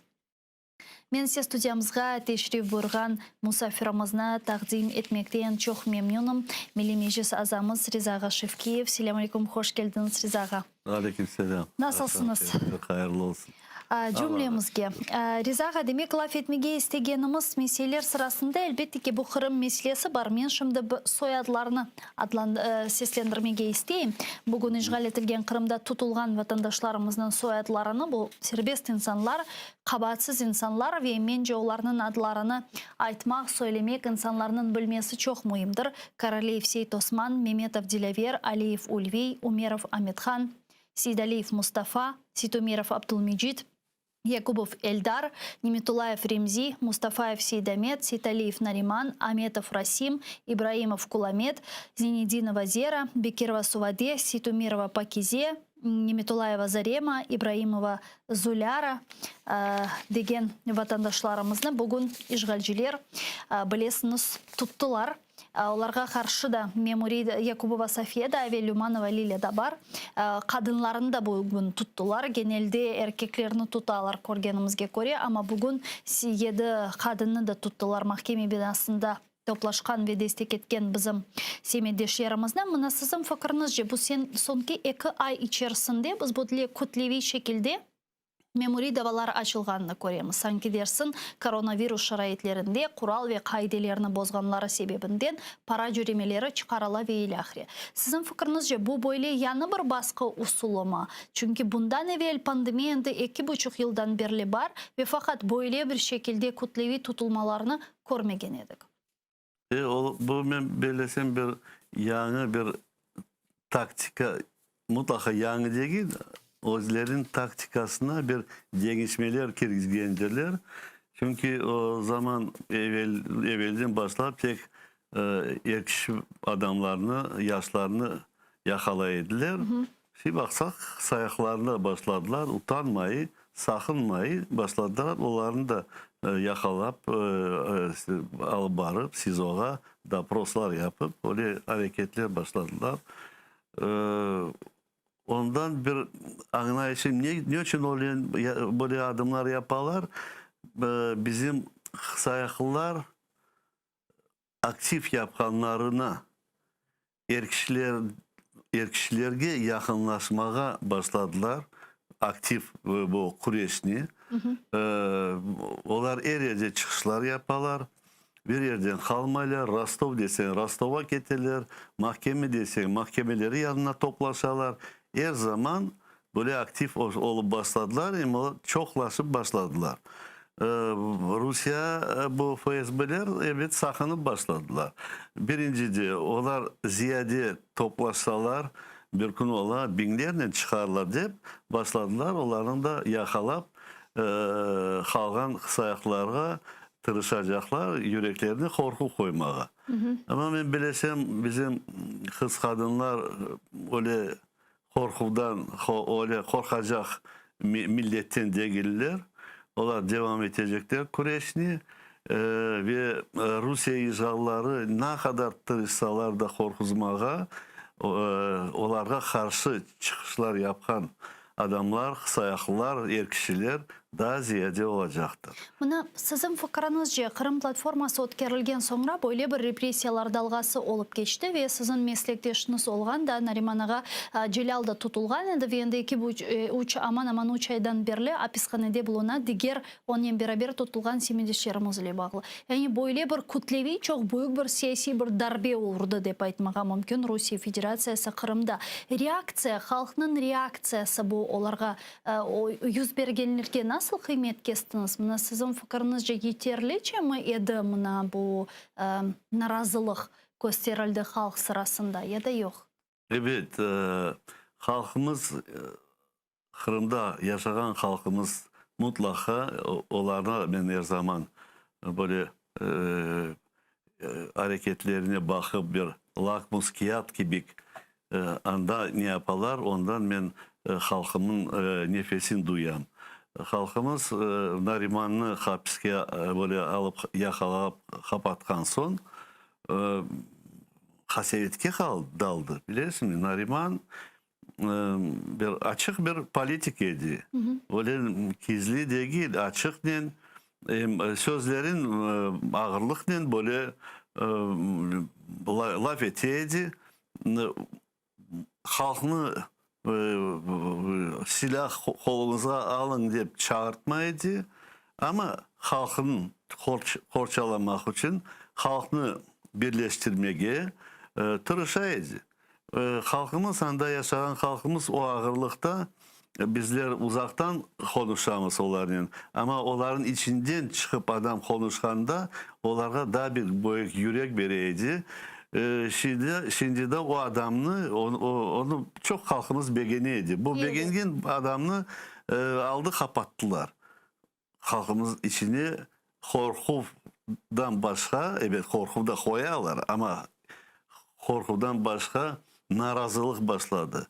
Nasıl etip bizim halkımızda apansızdan bir şeysiz, bir şey yapmayan adamını böyle temelli politik böyle terbiyeli adamını din kütken adamını böyle alıp kapatıp o yüzden en bir olmayacak statya diversiya boynuna asıp gelişmeyen bir statya doğurtup ona kapattılar. Halk içine o kaynıyor. Halkımız pişi. O yavaş yavaş pişip bana onlar da bu kısayaklarını başladılar alıp kapatmaya, toktatmaya. O da halkımız içine bir ne çıkara narazılık. Bir kul ola bu Rusya'nın bir az bir şey slabinka diyeyim zayıflığı başlayan günü halkımız patlayacak ve halkımız ayakta duracak. Bütün halk duracaktır.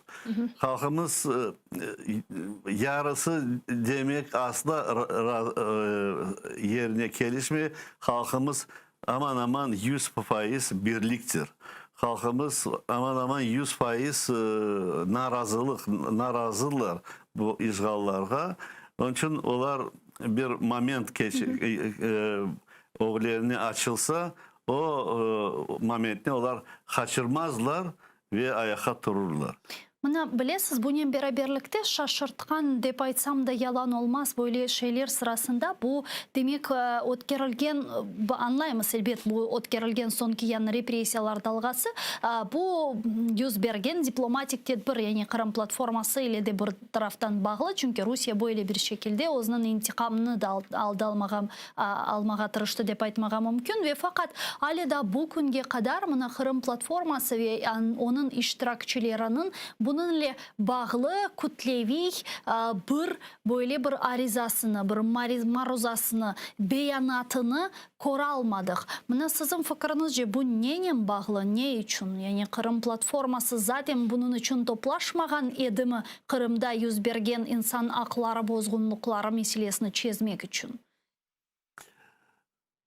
Ukrayna hükümetinde başlıkların içine ket-kete informasyonlar gelirler.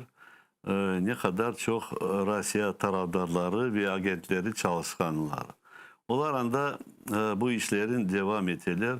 Son zaman Yermak'ın adı çok çıkıp başladı. asla bazı bir analitikler açıktan onu aytıyorlar Rusya'nın agentidir. Ana o da en prezidentke yakın tura. O her zaman onun fikrin bozadır. Ama prezident eğer yanına çalışkan adam onun fikrini bozacak olsa o prezidenttir. O özünün fikrini aytmak gerek. O bir fikirden beğenmese o yardımcıları var. Cemaattan sonrasın, halktan sonrasın. Bazılar bir bilirsin mi? Belki böyle toplaşılar geçirsin de hükümet adamların ve общественность, cemaat teşkilatlarının liderlerin böyle toplap bir akıl sorasın bazı meselelerge. Ne yapayık, nasıl yol saylayık deyip Kırım platformasında mesela o yergi ortaya çıkarmak gerek. Bana kaç ay geçti bizim adımlarımız mesela böyle hazırlık etti ama bir şey böyle korumluk olmadı. Özünüz fikrinizi aytınız degende çok güzel fikirler aytılırdı. Yani mında korkanımız başımızga kelmemesi için. Çünkü Kırım platforması ötkerilmezden evvel aklınızda mı çok seferler biz laf etken edik. Ya onlar toplaşsalar, mına Kırım meselesini kötürecekler, laf etecekler. Toplaştılar, summit ötkerildi. Ya summit'ten sonra ne? İşte bu sonra ne müddeti endi şimdi geldi. Şimdi biz endi bu sualini beremiz. Summit ötkerildi ya endi ne için Kırım platforması etrafında şimdi bir işlerinin alıp barılğanı haqda işitilmey. Birincide mana Kırım platformanın ofisi var. Verkhovna Rada yanına güzel bir ofisi. Anda çalışan adamlar da var. Onların çalışkan işlerin çıkarıp göstermek gerekler bütün cemaatka. Bizler hazırlık yapamız böyle doküment, böyle müracaat, böyle kanun bu işgallarından Kırım'ı kurtarmak için. Onu açıklayıp projelerin göstermek gerekler. Anladınız mı? Biz bekleyimiz o müddetiniz bir işketedir diye. Belki bir iş yapılmaydı. Onlar bir atçot gibi olmak gerek. Ne yapalım? Böyle dokümentke biz şimdi çalışamız. Biz bu böyle kararını hazırlayımız. Göstersinler tezislerin göstersinler. Halk öğrensin. Son e-maillerin göstersinler. Cemaattan bir nasihat sorasınlar, fikirlerini öğrensinler ve son bilesem bu platformadan bir korumlu bir iş olur diyeyim. Ama şimdi mesela ne iş yaparlar deseniz ben asla bir rakip olmam, ben nasıl bir şeyler yapardılar. Ama niye o anda gizli şey iş olmak mümkün değil, anladınız mı? Kırım platforması gizli işler yapıp olmaz. O açık işler yapılacak, müracaatlar ve kararlar hazırlanacak. Onun için onun başından göstermek gerek tezislerin de halk da onun içine girişip bir özünün fikrini bildirgeler. Mına biz göremiz ki bugün yüz bergen şaraitlerde mına Kırım Tatarlar bizim problemalarımız, Kırım Tatarlarının akıbeti, geleceğimiz Ukrayna siyasetine bir taraftan bağlı ve Ukrayna hükümetinin, Ukrayna prezidentinin, siyasetçilerinin Kırım kaytarılma yönelişinde yapkan hareketlerine bağlı. Doğru mu? Evet. Bu mesele etrafında bizim küçümüz, ağırlığımız Ukrayna siyaseti çerçevesinde neden ibaret sizin fikriniz? Ne kadar bizim küçümüz, ağırlığımız var Ukrayna siyasetçileri ve Ukrayna hükümeti, hakimiyeti yanında? Bizim küçümüz evet halkımız işgallar tübünde. Kırım, Ukrayna tarafta bir de matelikte yaşayan Kırım Tatarlar ben belesem azlık yapadır. Bu Ukrayna hükümetine tesir yapmak. Evet onu da düşünüp bakmak gerek. Bazı bir aksiyalar yapmak gerek. Biz her zaman o akan suğa koşulup onlardan beraber hak etemiz. Ama doğru yolun akamı ya bizge az bir şey vurmak gerek mi olsun halkımıza ne gerek deyip onu biz doğrultup olmayız. Eğer biz özümüzün fikrimizi bir aksiyalarla göstersek mesela bana Mesela olarak şimdi mına Kırım'ın 8. işgalinde ne yapabiliriz bugünkü şaraitlerde? Şimdiki vaziyetini koz ogüne alacak olsak ya da bugünkü kadar yapmağanımız neni şimdi yapmağa mümkün?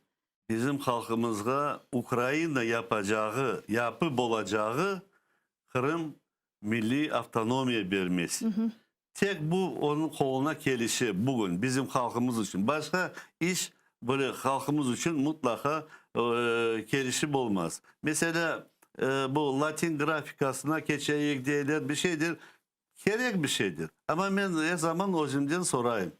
Ne kadar bu iş işgallıktan kurtarmak için yapılacak işler işgallıktan kurtaracak diye düşüngen son ben bu yerge çok bir ne görmeyeyim. Evet o da gerek ama onu o koyup da halkın işini unutmak gerek mi? Bizge avtonomiyaya çalışmak gerek, avtonomiya versin. Eğer bizge işgallar çıkmasından evvel Ukrayna avtonomiyayı vermese ben çok sakınam işgallar çıkan son bularda yana da bir oyunlar başlarlar. Anda Kırım'da da çok FSB agentleri kalır. Bunda Ukrayna yaşayan agentleri de koşulur ve andağı yaşayan ya getirilgen Ruslarga, Rusya gражданlarga onlarga kol tutup bizge karşı kuruşacaklar. Bizge avtonomiya son anda görmeye şans kalmayacak. Eğer bugün bizge bu avtonomiyi vermeseler. Onun için bunda olan güçlerimiz çok olmasa da bütün topla bir yumruğa avtonomiyanı bizge tezi kanun çıkarmak gerek deyip onu bildirmek gerekmiz de ve çalışmak gerekmiz. Ama Avrupa neleri delegasyaları bazda bir konuşmalar yaparlar. Onların dinlesen bir seyirlenirsin. Onlar sanki başka dünyadan gelgen gibi. Asla böyle keskin Baltika hükümetlerden başka mesela. Onlar keskin doğru laf ederler. Başkaları mesela başlarlar soramağa eğer onlarga bunu Latin grafikası ise evet Latin grafikası gerek.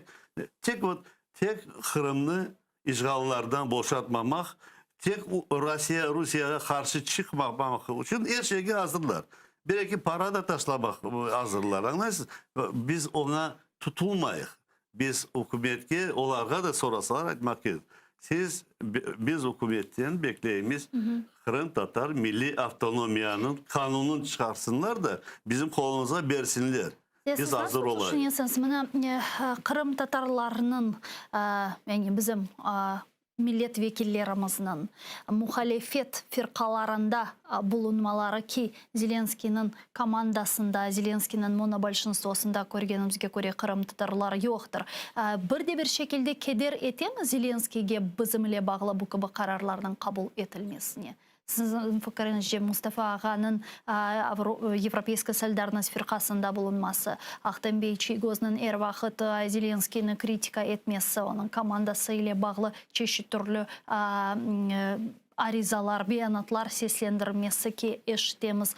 Sonra olsun Rustem Bey Umerov'un Golos firkasında bulunması. Bir şekilde işte Zelenskiy'nin Kırım Tatarlarga bu mesele etrafında münasebetini değiştiriyor mu?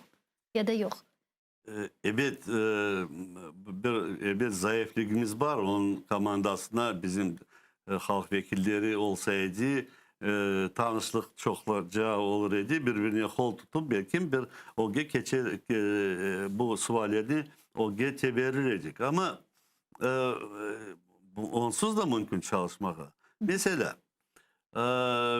Kozmo Günyekeli evveli Kırım'da Dobrski Seysovet'ta biz yaşayaydık. Bir problem olsa toplayaydık bir 5-10 adam geleydik nege Seysovet'ki reisine geleydik priyomluğa aytık buna geldik konuşmağa. Anda halk bekleyeyim mi? Yok. Biz delegasya olarak geldik. Delegasya. Buna eski saray koyundan ve Hamışhora ve Tahtacami koylardan delegasya geldik. Kabul edildi. O tırışa bizi koymamak. En çoğu yarım saat tutup olaydı. Son dayanamay. Biz yol çalışmaya vermeyimiz. Son davet ete, oturta, başla kulüp laf etmeye bizden. Biz hocamın suallerimizi aytıyoruz. Böyle işlerini koya ne sekreterin protokolga yaza, işandıra ne çözecek, ne çözecek olmayacak. İş başla bir şey yerinden kıvırdamağa. Bugün mesela bizde mümkün bir delegasyon priyom Zelenskiy'e kabul etki bizim bir tek meclis demeyik. Meclis ve halka cemaat teşkilatları ve böyle inisiyatiflikler toplaşıp bir delegasyon 10 adam mı 20 adam mı barayak süreyik onun bankı yanına bizi davet etki konuşmağa. Lozungumuz bir ne olacak? Prezident bizi kabul et konuşmağa. Evet, belki birinci günü kabul etmez, ikinci günü barayak, belki üçüncü günü o zaman kabul eder. Bizim Kırım Tatar delegasyası içine meclis azları olsa, meclis reisi olsa, bizim halk vekillerimiz olsa içine, onlar mecbur olacaklar kabul etmeye. Anda odalar, balaban odalar çoktur. Otursunlar bu delegasyamız, otursun. Hana konuşayak bu. Niçin bizge avtonomiyanı 8 yıl olup otara dayali vermeyesiz? Niçin? Ne tutar sizni? Yani yaxşı Poroshenko çözmeydi dedik, bir şey dedik, ona canımız ağırdı. Ya endi sen buna geldik prezident, yani prezident sana işan tasladık. Niçin sen bu işini laf etip de verdin, gerek deyip. Ya niçin bu işini o çekmeysin? Bizge bir açıyor. Protokol yazsınlar. Kim yapacak işlerin ya da neler поручения bir şeyler versin. Vazifeler versin. Yazsınlar, başlasınlar çalışmaya. Son aytayıq bizni bir ayda son mesela yana bir konuşum olsun. Biz niçin böyle adımlar yapmak gerekir? Biz ondan bir konuşma var idi. Mesela birkaç adam Zelenski'nin o zaman bu da 19 galiba o zaman biz aytkan edik bizge bu представительство при президенте var idi. Onu açmak gerek deyip lafını etken edik ama bir adım o taraftan yapılmadı. İş gruppası tüzülecek dediler. İş gruppası etrafında da galiba da öyle bir neler yapacak yapmadı. Belki böyle yollar yapsak o mecbur olacak bizle konuşmaya. Çünkü jurnalistler toplaşacak etrafına. O jurnalistlerini mutlaka çağırmak gerekmiş. Avrupa jurnalistlerini onlar da televizyon, onlar çıkarsınlar. Bizden interview alsınlar. Niye siz toplandınız? Biz de aytayıq bunu. 19 sene konuştuk. Bugün geri biz böyle bir tamırlı halk kanunu koyduk. Sağ olsunlar. Neyse alındı o. İkinci adım bizge avtonomi yapın. Ne kadar biz beklemek gerekmiz bu avtonomi çözülmesin. Bizlerde bazılarına fikir var. Başta bu kanunu, tamır halk kanunu biz işleteyik, çalışayık, toplayık, neteyik. Eğer biz ona baksak daha bir 5 yıl onu yerine getirmek için biz bekleyecek miyiz? Sizin tahminlerinizge göre katinde bu tamır halklar ile bağlı kanun lehasını közөгüne alacak olsak onun işke körsetilmesi ve endi çalışması ne vakit olabilir?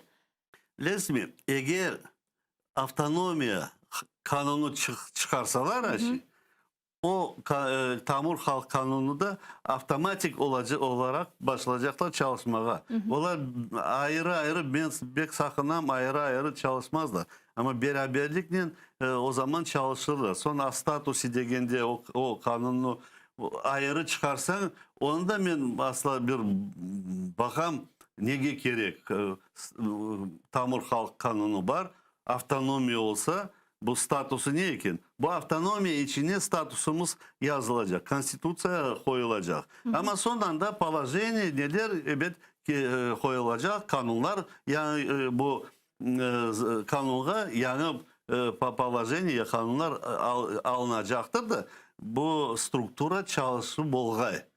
Onun için avtonomiya nasyonel territorial автономия mutlaka getirilmek gerek de yerine koymalar. O bugün Ukrayna'nın becerecek bir işidir. Zelenski'nin bir becerecek işidir. Çünkü ona bugün de çokluk kolunadır. Мына сіздің пікіріңізше Кеннеди бұл қанун лейғасы etrafında şimdi Zelenskий'nin komandasına sözler yürsetilmegeni, bu meseleni көтерілмегені ki birçok milletvekilleri bizde studiyalarımızda laf etemiz veylekli. Onlar kendi bu meselege ali da sakındı ile bakmaktalar ve ali da bazılarının bir kısmı işte bunun çeşit türlü diğer işte problemalarına yol açacağını, bilmeyeyim Kırımtatarlarının Türklerге koşulacağı ve ki bu böyle olmayacak stereotipler de yaşayanlar da var ne yazık ki. Mına sizin fikriniz mına Zelenskiy ne için alida bu mesele etrafında böyle faalleşmeyi? Ne yetmeyeyim? Mına Tamir Halklar Leyhası galiba kabul edildi. Endi bar işe kirsetilmesi için şimdi çok işler alıp barıla. Men bilem Milli Meclis'te de bu mesele etrafında çok işler yaparlar. Ama herhalde diğer adım atmak için ne bekleysizce? Ona yetişme ruh. Ruh. Ana dilde. İrade. Yetişme, bu bir kuvvet yetişme. O kuvvetini biz beri buluruz. Bilirsiniz bu böyle bir adım yapsak da prezident yanına böyle toplaşıp bir delegasyon versek konuşmak için jurnalistler bütün dünyadan onu aytıp başlasalar ana Zelenskiy'e biz koluna bir mandat, bir kuş veririz. O sonra o etrafına karşı olan adamlara diyecek siz ne aytasınız? Toktan halk geldi, halk vekilleri böyle sorarlar. Biz onu aytmak gerekmez deyip onların kureşmeye çaresi olacaktır diyeyim. Zelenskiy'e her zaman bir ardına bir adamlar, bir grupalar, bir politik güçler olmak gerek de ona tebergeler. Onun için bizim halkımız bunda yaşayan parçası böyle olmak gerekmez de onu hem teberip hem ona güç verip. Son çeşit bu Rusya'ya yakın yermaklar mı neler mi? Onlar son bakacaklar, onlar sakınacaklar. Biz Kırım Tatar halkı böyle Kırım Tatar halkına karşılık yapacak olsalar onlara geleceği olmaz. Liderlerimizin beklentilerini göre bu anayasaga değişmelerle bağlı kanun leyhasını Zelenskiy Ukrayna parlamentosuna kirsetmeli ve Zelenskiy kirsetken son demek onun kabul edilmesiyle bağlı şanslar daha çok peyda olacağına umutlar besleyler ve fakat nasıl düşünüyorsunuz belki de eğer ki Zelenskiy'de bu irade olmasa ki onun da müddeti ebedi değildir, o da 2 yıldan sonra yanında gidecek, bu 2 yıl içerisinde yapmasa yapmaz belki de Kennedy başka seçimlerde iştirak edecektir ama o yönde farklı mesele ama belki de milletvekillerimizge çıkarmağa gerek parlamentoga bu kanun leyhası nasıl düşünüyorsunuz ya da manası yoktur? Milletvekillerine anda çıkarmak için anda prosedurlu işleri var. O bir prosedurlu işlerinin bir üstünden atlap geçip olmasın.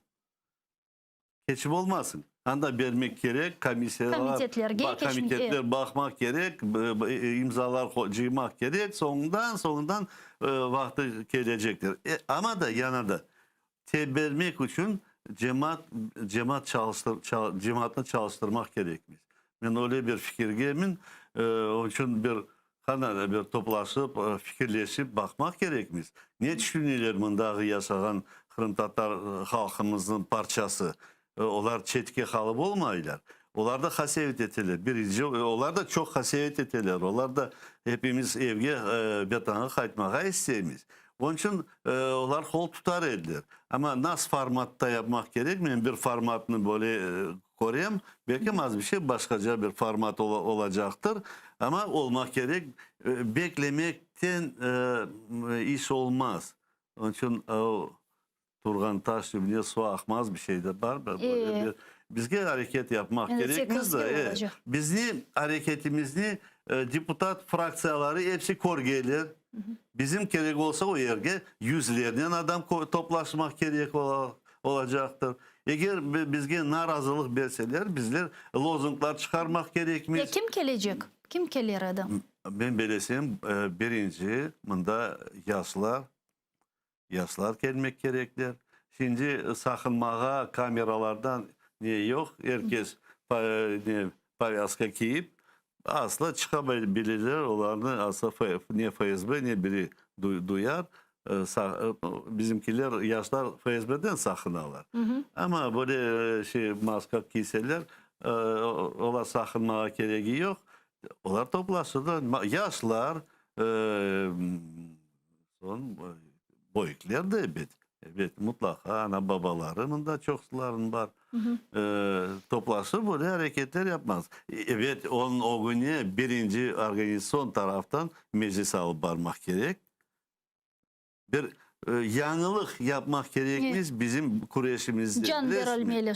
Yani bir can vermek gerekmez. Biz ne vakit verdik kanunlarında bilelim. Bekleyimiz. Neyini bekleyiz? Platformu niye? Çalışma. Bekleyimiz. Ya ablen ne tip toplaşıp bazı bir fikrimizi bildirmek gerekmez. Bakıp görecekmiz. Belki de hakikaten sizin kolunuzda zaten bugün sizni halk seçti. Milli Meclis azalarımız olarak kıtada bulunmaktasınız ve halk da birinciden sizlerge bakamında yapılganlarga. O sebepten mesuliyet sizde de çok büyük rizağı. İnşallah ya kana kol tutsalar bir şeyler yapıp olur. Çok sağ olun stüdyamızga kelip sorularımızga cevap bergeniz için büyük teşekkürler. Milli Meclis azası Riza Şevkiyev bizim stüdyamızda edi saygılı arkadaşlar. Men ne yazık ki bu bölükünü yekünlemek mecburiyetindeyim. 5 dakikadan sonra Kırım Tatar tilinde ATR telekanalının yayınına Zaman informasyon programması devam etti. Sonra bu stüdyada meslektaşım Matsarski sizlerine Prime Matsarski programmasında selamlayacak. Seyretiniz. Görüşkence.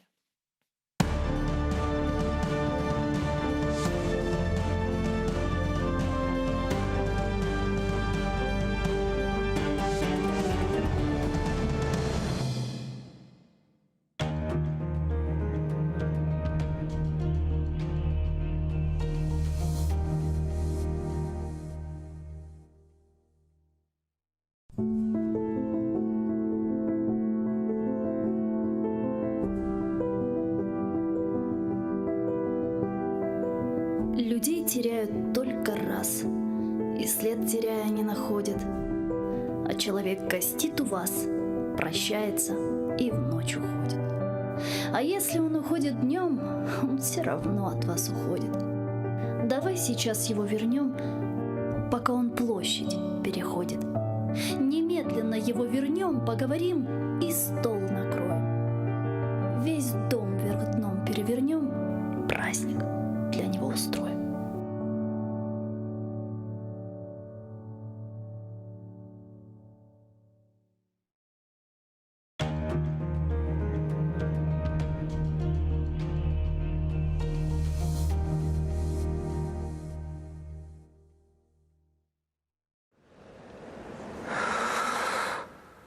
Eşitesiniz mi?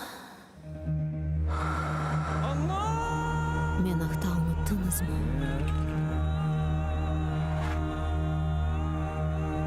Men bundan.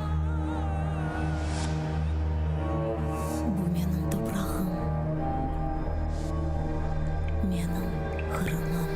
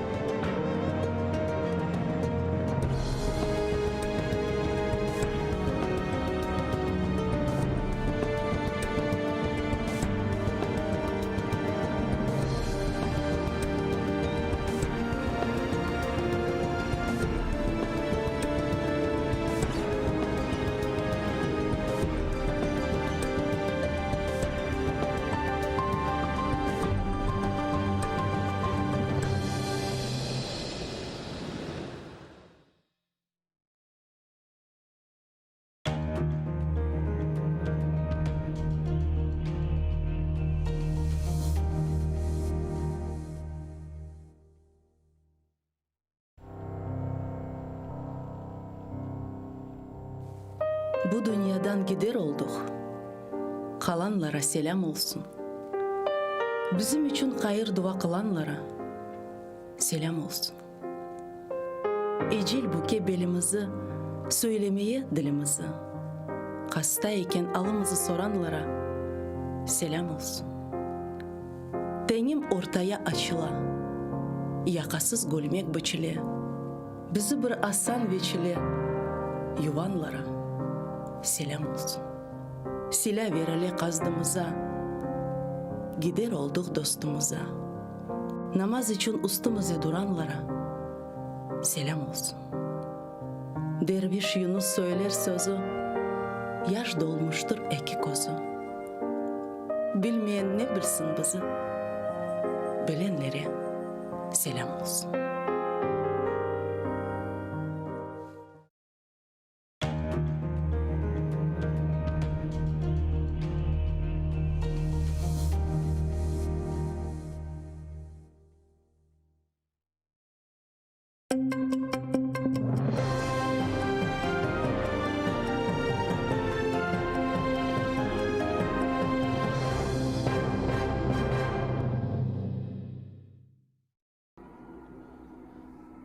Қырым-татарларға қарсы шығарылған қанунсыз үкім деңіштірілмеді. Русияның апелляцион махкемесі Рустем Эмирусинов, Арсен Абхаиров и Ескендер Абдулганиевнің имайджілерінің шикаятыны кері қайтарды. Ешғалшілер оларны терроризмді қабатлап умумен 42 елға серт режимлі колонияға махкем етті. Мабуслерінің имайджілері махкеме отырушында бірчоқ хата бозулары олғанны қайдетті. Махкемеджілер бұны козогыны біле алмады. Говорили о том, как была сделана аудиозапись, о том, на какие носители была сделана, что ни суд, ни предварительное следствие не имело эту запись из первого источника, не видели и не знали, на что была сделана эта запись, что в нарушение действующего уголовно-процессуального законодательства были отобраны образцы голосов, было сказано о том, что фонографическая экспертиза выполнена экспертным подразделением,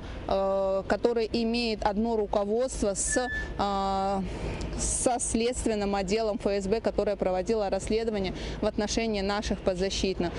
Бірчоқ Қырым татары Рус махкемесінің қарарын ешітмек үшін ишғалжылерінің гарнизон махкемесінің бинасы янына келді. Адет үзре қовечілер келген Қырым татарларыны тұтып полис машиналарына отыртты. 19 тұтылған арасында 7 қадын. Эпсін Ахмеджетінің полис бөлікіне алып кеттілер. Ол организбетен санкедерсін карантин сыңырланулары. Бозылмаса аққанда мемори протоколлар түзілген. Инсанлар есе маскаларда ве ичтемай дистанцияны riayet етіп турайдылер. Все, работаем.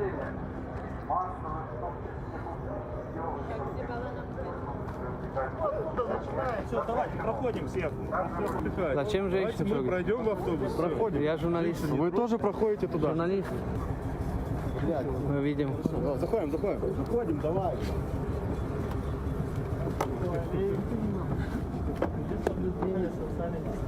Я вот сел отдельно. Братья! Как я понимаю, был приказ забрать всех, и они, естественно, стали нас всех собирать в автобус. Один из ОМОНовцев даже хотел меня взять под руку. При этом я сказала, чтобы он меня не трогал, он не тронул меня. Мы ничего не нарушали. Лично я расцениваю это как еще одно из рычагов давления на крымско-татарский народ.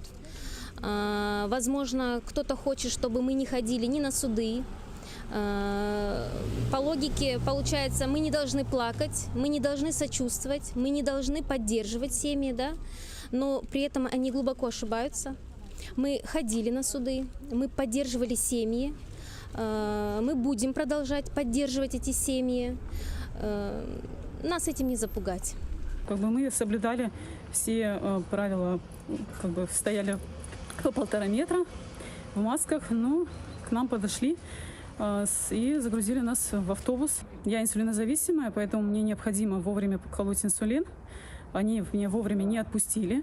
Вот прошло как полчаса после того, как мне нужно было уколоть. Я полагаю, что так называемый, я иначе назвать не могу, это день сурка, уже в который раз граждан, которые приходят с целью реализовать свое право на отправление правосудия, в том числе посредством участия в открытом судебном заседании, я подчеркиваю, в открытом судебном заседании в качестве слушателя, на мой взгляд, грубо нарушается со стороны сотрудников полиции. Вместо того, чтобы обеспечить возможность гражданам реализовать это право, они своими действиями, по сути, препятствуют реализации данного права.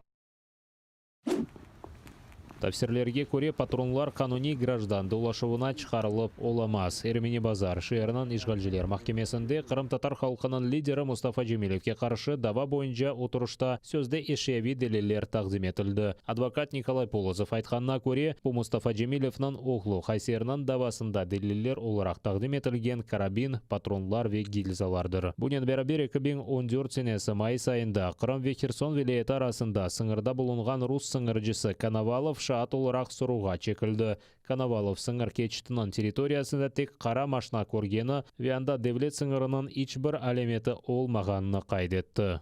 Он сообщил о том, что этот пункт пропуска представлял из себя временные сооружения, палатки.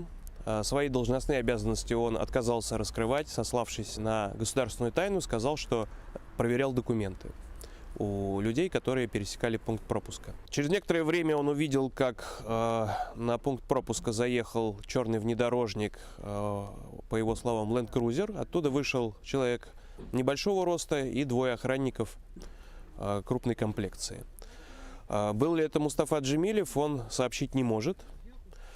Также он сказал, что увидел, как через какое-то время этот внедорожник уехал в сторону Херсонской области. О том, чтобы этот внедорожник выезжал в сторону города Армянск, свидетель не видел и такого не показывал. Кечкен сене апрель айында ишгалчылар Мустафа Джемилевны силаны мукайтсызлык менен кулланылмасы ве сакланмасы, арби эдеклеринин канунсыз алынмасы ве сакланмасы Русия сыңырыны канунсыз кечмесинде кабатладылар. Сөз Джемилевнин 2014 сенеси майысынын учинде Херсон вилаятындагы Кырымга кирмеге интилуу акында көрсөтүлө. Убакыт уну каршыламак үчүн биңлерче Кырым татарлары чыкты, ама ишгалчылар Джемилевни Кырымга эбир кечирмеди.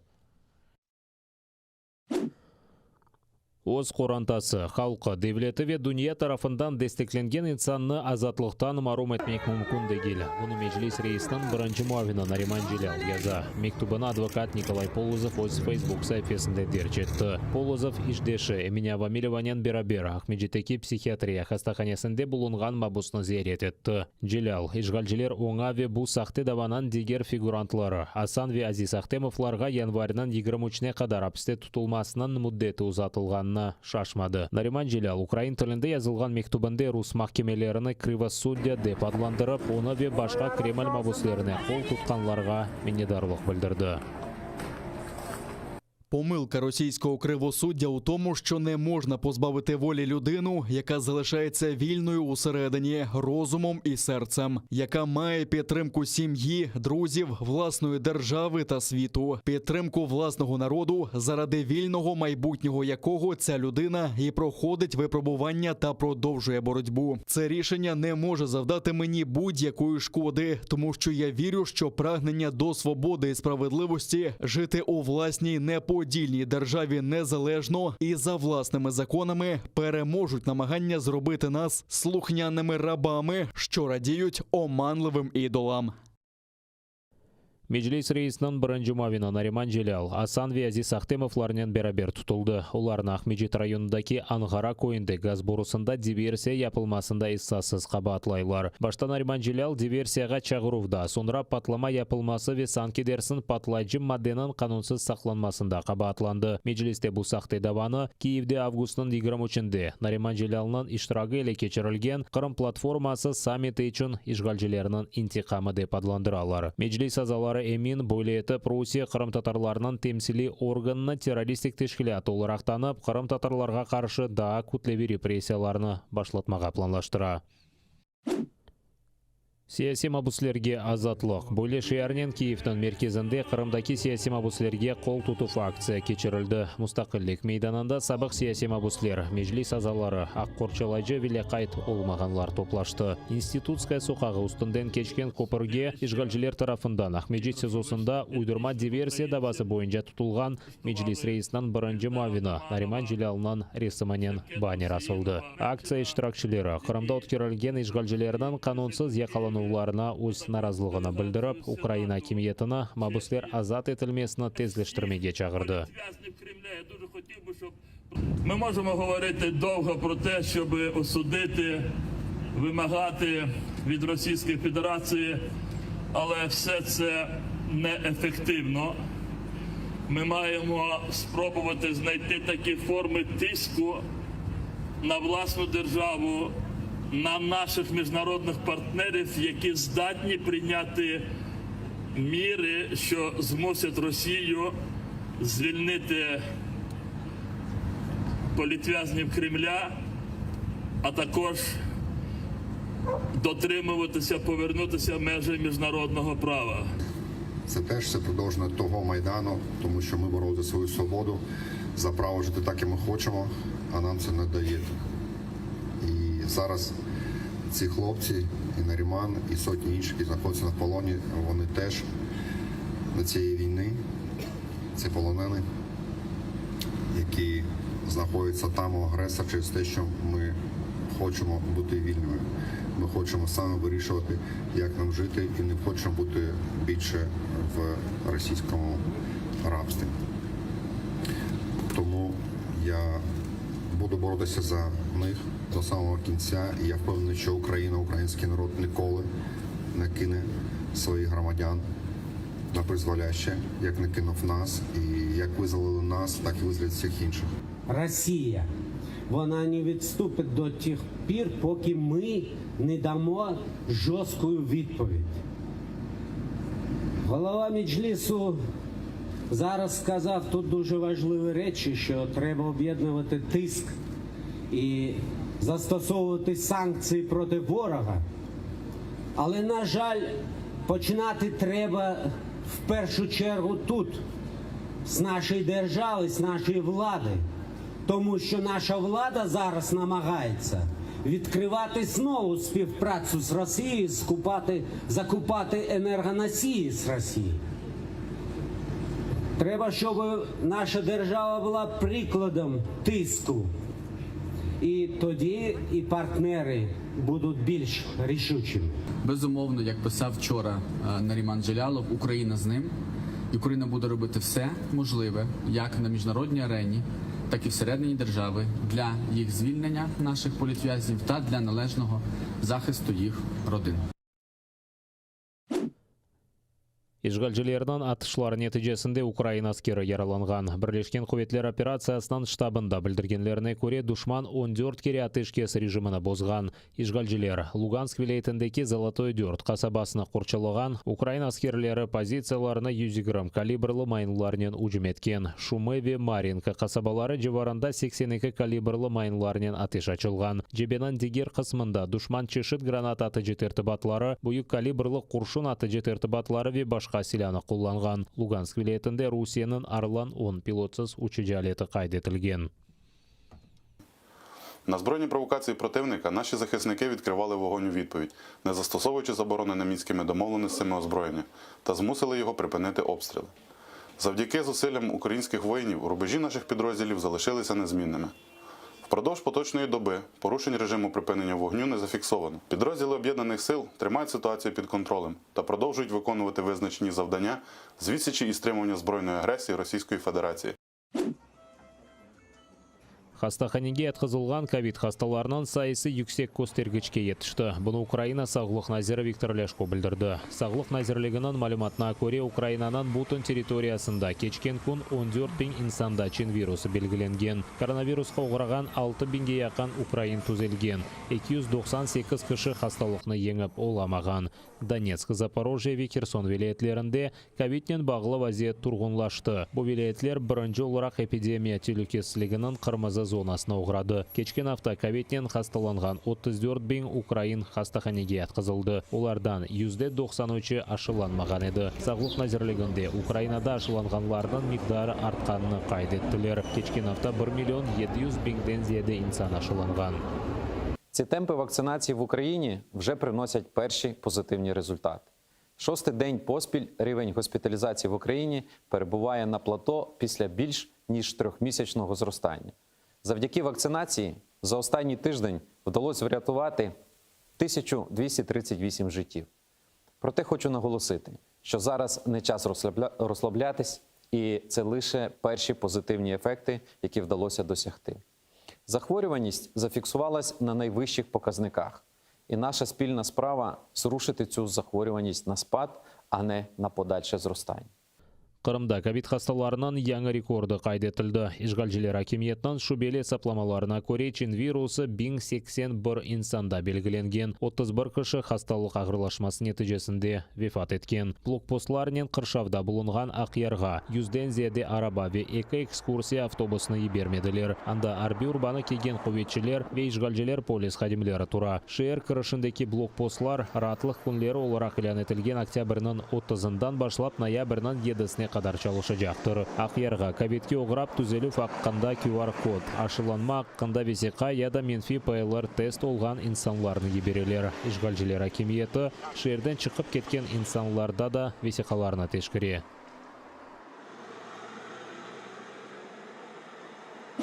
Телеканалымыздың сайтында абоне олып АТР қорантасына қошылыңыз. Бұның үшін браузерде atr.ua адресіне yazып сайтқа кіре білесіңіз. Анда есе АТР қорантасына қошылмақ үшін АТРге қол тұтмақ догмені баса білесіңіз. Бұндан соң өз банк картаңыз ве электрон адрес аққанда мәліматыны толдырыңыз. Төлевлер насыл мұнтазам тарызда олажағыны қайдеті программаның шартларына қабыл етіп төлемек догмесіні басыңыз. Бұрынже ве екене Қырым-Татар телеканалы бұл Қырымда олған Керчекні көстерген телеканалдыр. Қырым-Татар халқы үшін есе екене сербестлік мейданы. АТР сайтына абоне олып информацион күреште бізге ярдым етіп, ярмада ишгалжілерден азат етілмесі үшін өз иссеңізні қоша білесіңіз.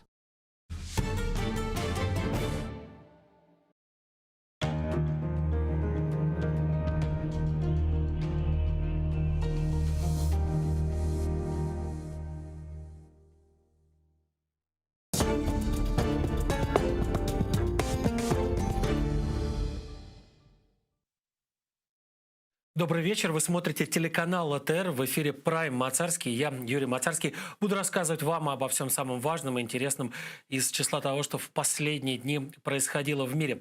Начать эту программу, как одну из прошлых программ, я хочу с событий в Мьянме. Это бывшая Бирма. Я вот примерно неделю назад, или как раз неделю назад, рассказывал о том, что представители Организации Объединенных Наций предупреждали о том, что страна Мьянма находится на пороге гражданской войны, которая была спровоцирована или может быть спровоцирована военным переворотом, который состоялся в этом году, 1 февраля этого года. Так вот, похоже, что вот это вот состояние может начаться гражданская война, уже перешло в состояние начала гражданской войны. Там уже действительно начались активные боевые действия. И вот сейчас вы видите на видео одна из группировок партизанских, диссидентских группировок, представители которой, бойцы, которые не признали, собственно говоря, военный переворот, отказались подчиниться тем самым военным, которые полностью захватили власть, тем военным, которые объявили себя единственным правительством в Мьянме. Что произошло? Вот несколько таких групп в разных частях Мьянмы организовали засады. Вот, судя по всему, то, что мы сейчас видим на экране, это как раз подготовка одной из таких засад. Люди вооружены, с одной стороны, действительно, как попало, одеты как попало, а с другой стороны, мы видим, что у них и автоматическое оружие стрелковое, и гранатометы, то есть они действительно могут устроить серьезную заваруху. И вот одна из самых крупных группировок оказалась недалеко от города Тантланг. Там, в принципе, бои шли еще с начала сентября, и где-то вот ближе к концу сентября значительное число жителей этого самого Танланга город покинули. Но потом вроде бы как все немного успокоилось, и люди начали возвращаться в свои дома. И вот тут вот случилось так, что с одной стороны от этого Танланга были как раз группировки диссидентские, были группировки партизанские, а с другой стороны находились военные. И вот они устроили войну. И вот то, что вы видите сейчас на экране, это последствия этого самого боестолкновения между оппозицией, между вооруженными отрядами оппозиции и военными, которые, собственно, были недовольны этой самой оппозицией. По некоторым данным, разрушено частично или полностью 160 домов в этом городе. На самом деле это огромное число, потому что городок небольшой, в нем меньше 10 тысяч жителей или около 10 тысяч жителей было на начало осени, конец лета. То есть 160 домов разрушенных, тем более в Азии, в Юго-Восточной Азии, это всегда семьи достаточно большие, то есть в каждом из этих 160 домов наверняка жило не 2, не 3, скорее всего, даже не 4 или не 5 людей, а куда больше. Каждая из сторон винит противную в происходящем. То есть военные говорят, мы не использовали артиллерию, мы ни в коем случае не бомбили дома гражданских. Это все была, значит, это кровавая позиция. Оппозиционеры говорят, да слушайте, мы сами народ, у нас в наших отрядах огромное количество, в том числе и жителей этого самого Тантланга. Мы, собственно, мы не могли стрелять, это все военные были. На самом деле, судя по всему, правда, как всегда, где-то посередине, по той простой причине, что, скорее всего, действительно город был расстрелян именно артиллерией военных, была применена, судя по всему, были применены та боевая техника и то вооружение, которое есть, скорее всего, только у регулярной армии. Вот вы видите, это, кстати, где-то в школе, в каком-то спортивном зале прощаются люди с погибшими в результате обстрелов. Потом этих погибших хоронили где-то на одной из городских окраин. То есть война на самом деле уже началась, война идет полным ходом. И если там неделю назад я говорил о том, что по данным ООН и по данным международных наблюдателей, самых разных, сейчас, вот тогда, неделю назад, число погибших было около 1100 человек, то сейчас число погибших уже 1200 и даже больше, хотя на самом деле сосчитать не всегда получается, это не всегда предоставляется возможным. Почему? Я вот связался специально с нашими коллегами, со своими коллегами в Мьянме, с журналистами, которые работают там, которые являются гражданами этого государства, для того, чтобы выяснить, что же на самом деле там происходит, и как же страна пришла к тому, к чему она пришла. И что я выяснил из общения с журналистами из Мьянмы. Во-первых, как они мне рассказали, вот с момента обретения, даже раньше, с момента фактически поражения Японии, которая оккупировала Мьянму в годы Второй мировой войны.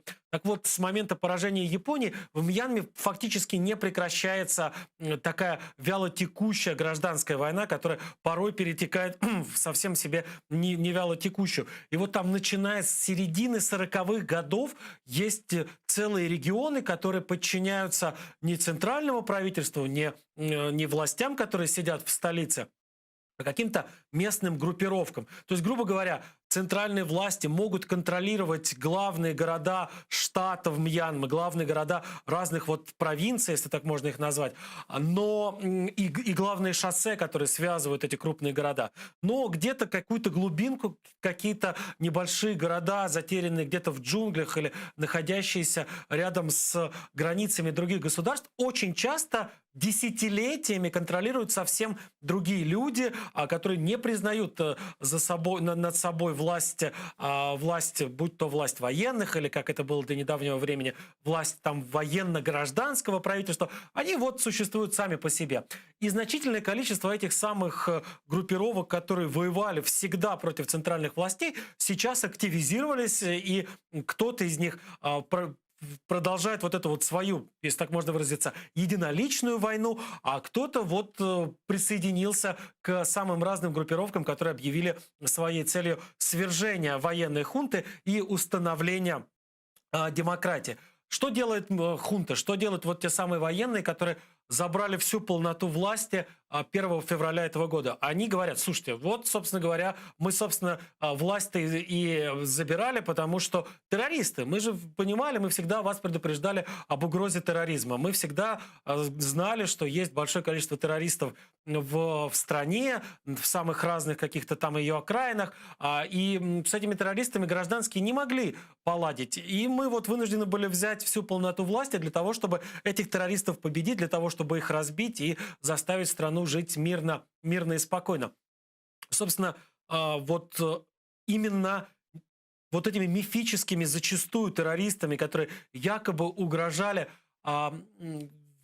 вообще безопасности всей страны, военные и оправдывали свое постоянное присутствие во власти. То есть, когда мы говорим военный переворот и приход военных к власти, мы только вот частично описываем происходившее тогда в Мьянме. Дело в том, что военные, начиная с 60-х годов, так или иначе все время были в правительстве. Сначала там действительно в 60-е годы это была откровенно полностью военная хунта, которая давила все любые возможные какие-то там демократические явления в стране. Но в 2010-х уже годах военные немножко подвинулись и помимо себя пустили к власти еще и демократическое гражданское правительство, но при этом сами оставались рядом. Например, за военными зарезервировано было все то время, когда существовало какое-то окологражданское правительство, за ними всегда было зарезервировано четверть мест в парламенте Мьянмы. И за ними же были зарезервированы важные посты в правительстве, которые касались, не только безопасности. То есть, грубо говоря, не только Министерство обороны контролировалось военными. Еще целый ряд других кабинетов тоже всегда были за военными. И когда мы говорим переворот, 1 февраля этого года, это не то, что они взяли и, все места заняли. Нет, а за ними уже были закреплены ряд мест и в правительстве, и в парламенте. Они просто взяли уже все места, оставшиеся, не только те, которые были у них до этого. Важный момент, когда когда произошел такой небольшой сдвиг в сторону демократизации, когда произошла та история, когда военные под давлением, кстати, Запада, под давлением санкций, под давлением внутренних диссидентов вынуждены были пойти на некоторую такую либерализацию режима. Эта либерализация произошла, то через несколько лет, собственно говоря, очень многие внутри Мьянмы, внутри страны начали задавать вопросы. Так, слушайте, ребят, а зачем вы нам тогда нужны? Смотрите, вот пришли гражданские, вот специальный пост государственного советника или канцлера отдали Аун Сан Су Чжи, которая, собственно говоря, даже получил Нобелевскую премию за диссидентское движение. И ничего страшного не произошло. И никакие там безумные террористы не появились. И никакие ИГИЛы и Аль-Каиды нам не угрожают. А вы, что же получается, вы нам врали? И вот тогда, после того, как появились такие серьезные важные вопросы в адрес военных, вдруг разразился кризис с Рохинджа, с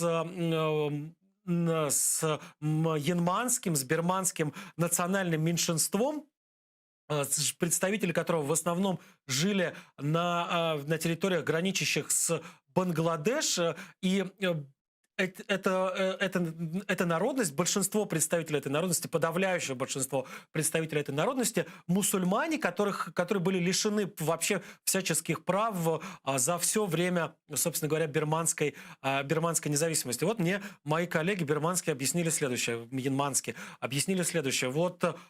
Все это время бирманские военные использовали, мьянманские, сейчас правильно так называется, страна называется Мьянма, мьянманские военные использовали Рохинджа и представителей некоторых других национальностей в качестве такого жупела, в качестве страшилки. Типа, мы нужны для того, чтобы вас охранять, потому что вот у нас есть целый народ террористов. И как выясняется, десятилетиями эти люди были лишены всяческих гражданских прав для того, чтобы в любой момент использовать их в качестве, лепили из них образ врага и в нужный момент продемонстрировать, что этот враг есть. Тогда были в 15-16 годах были инициированы какие-то столкновения между армией и активистами Рохинджа, были вброшены в мьянманскую общественность, в основном буддийскую, историю о том, как рохинджа якобы похищают девушек из семей буддистов или из семей индуистов, насильно обращают их в ислам и, выдают за своих юношей, а то и за своих стариков. И вот это была спровоцирована такая межнациональная вражда, которая переросла в целую межнациональную резню. И вот тогда военные заявили, вот смотрите, вот мы сейчас ввели войска туда, в те районы, где живут рохинджи, и для того, чтобы спасти вас. Иначе, если бы мы не вмешались, они бы всех девушек украли, они бы, значит, обратили бы всех в ислам, а мы вот защищаем традиционные буддийские ценности. То есть, ну, какие-то совершенно бредовые истории, которые, тем не менее, для там обывателя, который десятилетиями жил вот в состоянии промытых мозгов, в состоянии постоянной антиисламской, антирохинджевской пропаганды, вот сработало, прекрасно сработало.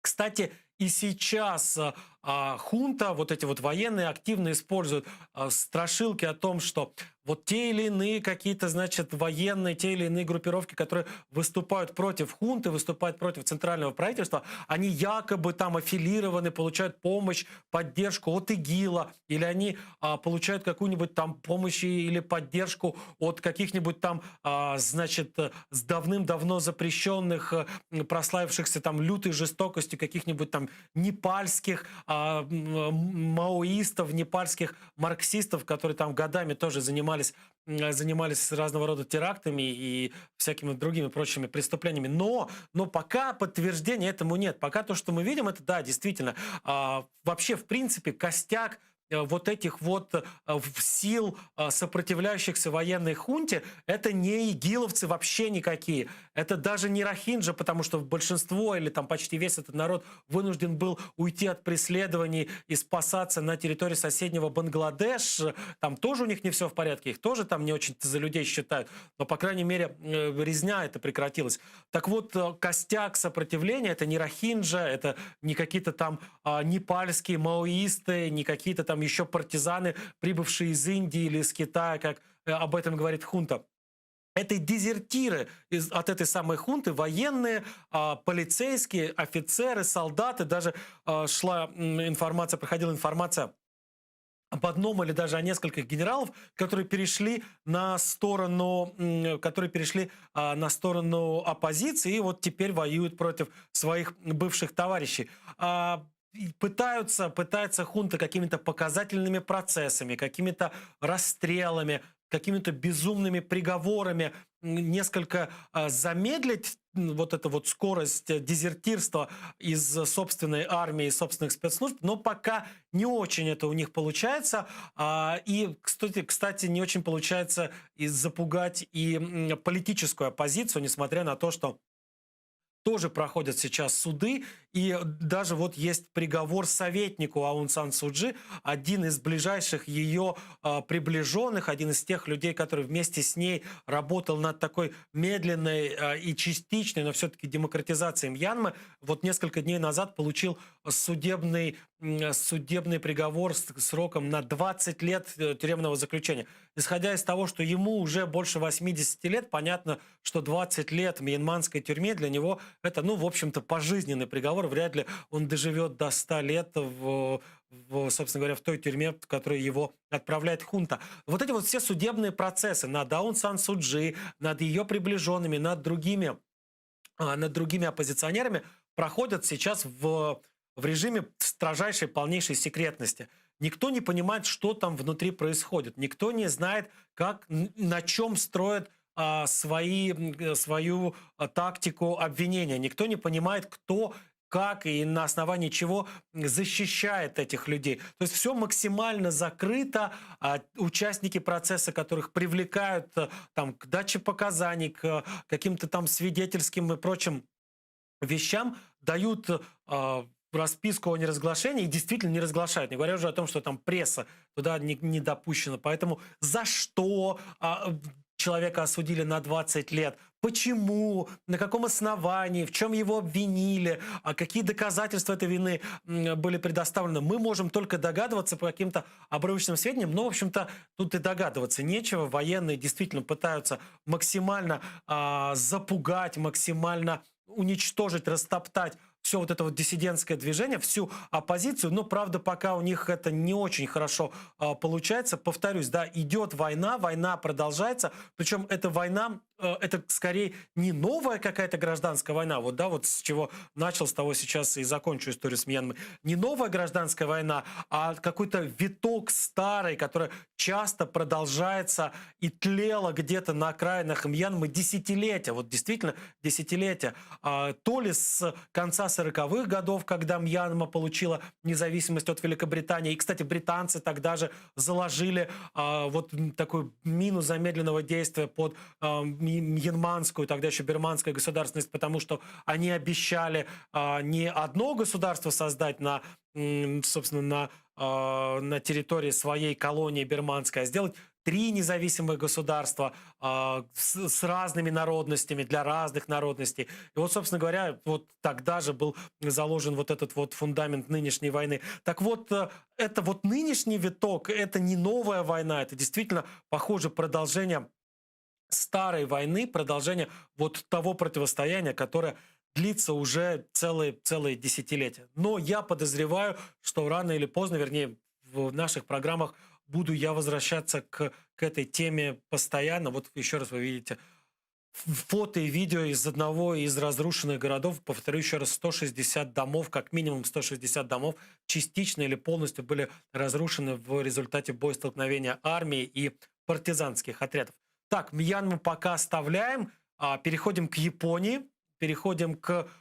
Вот стараюсь я следить за какими-то, не только вот такими действительно печальными историями, не только за вот проявлениями какого-то вот такого не самого хорошего человеческого начала, которое вот существует в мире, но и за чем-то таким высокотехнологичным. Вот японцы на минувшей неделе представили летающий электрический мотоцикл.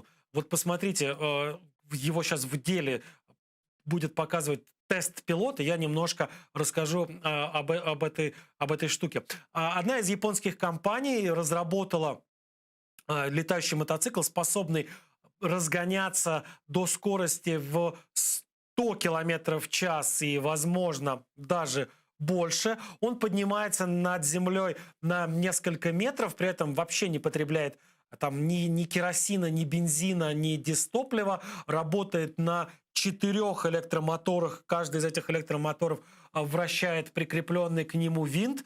Он обходит, конечно, тест-пилот, понимает, что насколько это опасная, серьезная штука. Он на таких полозьях стоит, этот летающий мотоцикл, как вертолет. У вертолетов такие часто полозья есть. Вот он его заводит, поднимается на нем в воздух. Сейчас продемонстрирую, сейчас вы увидите, я надеюсь, покажут, будет видно, потому что это такой трек, гоночный трек. На нем, например, проходит японское гран-при самых разных автомобильных гонок, включая, по-моему, Формулу-1. И построен этот трек в одном из самых красивейших мест планеты. С его трибун открывается вид на гору Фудзи. Вот смотрите, этот самый мотоцикл поднялся летающий, набрал высоту и вот демонстрирует способность зависать на одном месте и потом передвигаться.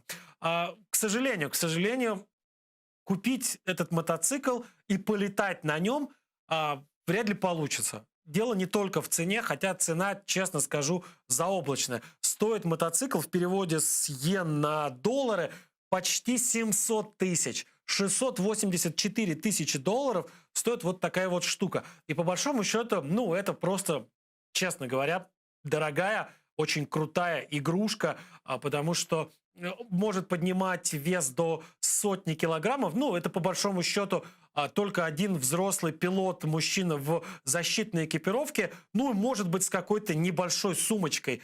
Все, больше на борт ничего взять нельзя. Кроме того, не так далеко может летать этот аппарат. У него, 100 километров в час он может развивать скорость. Правда, эту 100 он вряд ли преодолеет, потому что на час заряда не хватает. Заряда хватает батареи на 30-40 минут полета, то есть пролететь можно за полчаса, наверное, если 100 километров максимальная скорость, то за полчаса можно пролететь 50 километров. 684 тысячи долларов, и причем за эти деньги не дадут возможность летать вдоль дорог или над дорогами общественного пользования. за эти деньги его можно использовать только вот так вот, как его использует тест-пилот. Просто гонять или даже вот просто чуть-чуть поднимаясь над поверхностью, продвигаться где-то на закрытых участках, на треках, на автомото каких-то, вернее, на трассах, только предназначенных для авто и мотоспорта, на которых нет никакого регулярного движения, потому что пока фактически ни в одной из стран мира нет никаких правил использования таких штуковин, то есть их передвижение никак не регулируется, нет никаких прописанных правил для летающих вот таких вот объектов. И по большому счету, если кто-то попробует вылететь на дорогу в той же Японии или в любой из европейских стран, в США, то эту штуку тут же изымут, а ее владельцы наверняка еще и смогут арестовать. Правда. Создатели этого мотоцикла утверждают, что они уже, у них уже есть заказы на 200 штук, на 200 чуть не сказал автомобилей, 200 этих летающих штуковин, которые поступят в продажу и будут отправлены по своим владельцам уже в следующем году.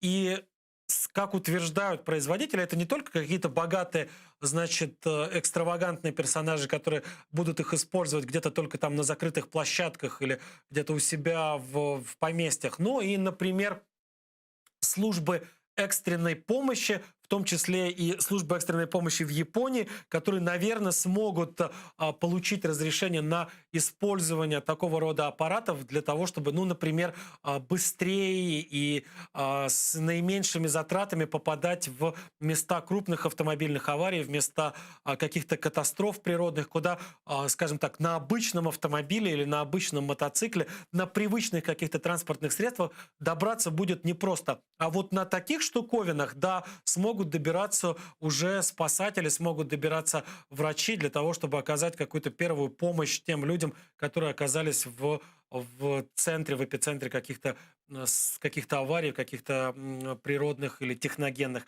катастроф. Так что тоже будем наблюдать, тоже интересно, на самом деле, кто же эти 200 человек, которые заказали эти штуки. Ну, понятно, что, может быть, действительно уже есть какой-то заказ от спасателей японских, но вряд ли они заказали прям все 200 штук. Скорее всего, среди них есть и те как раз какие-нибудь богатеи, какие-нибудь там условные Илоны Маски или Марки Цукерберги, которые наверняка засветят так или иначе эти свои летающие мотоциклы. Еще одна из историй из Японии есть. Я вот начал в одной из предыдущих программ рассказывать про принцессу Мако, которая уже вот теперь не принцесса. То есть в прошлой программе она была принцесса, потому что она еще не вышла замуж за простолюдина. А вот в этой программе спустя всего неделю она уже не принцесса. Вот она, принцесса Мако, со свадебным букетом пришла попрощаться со своей семьей, со своим отцом, наследным принцем. Ее отец, скорее всего,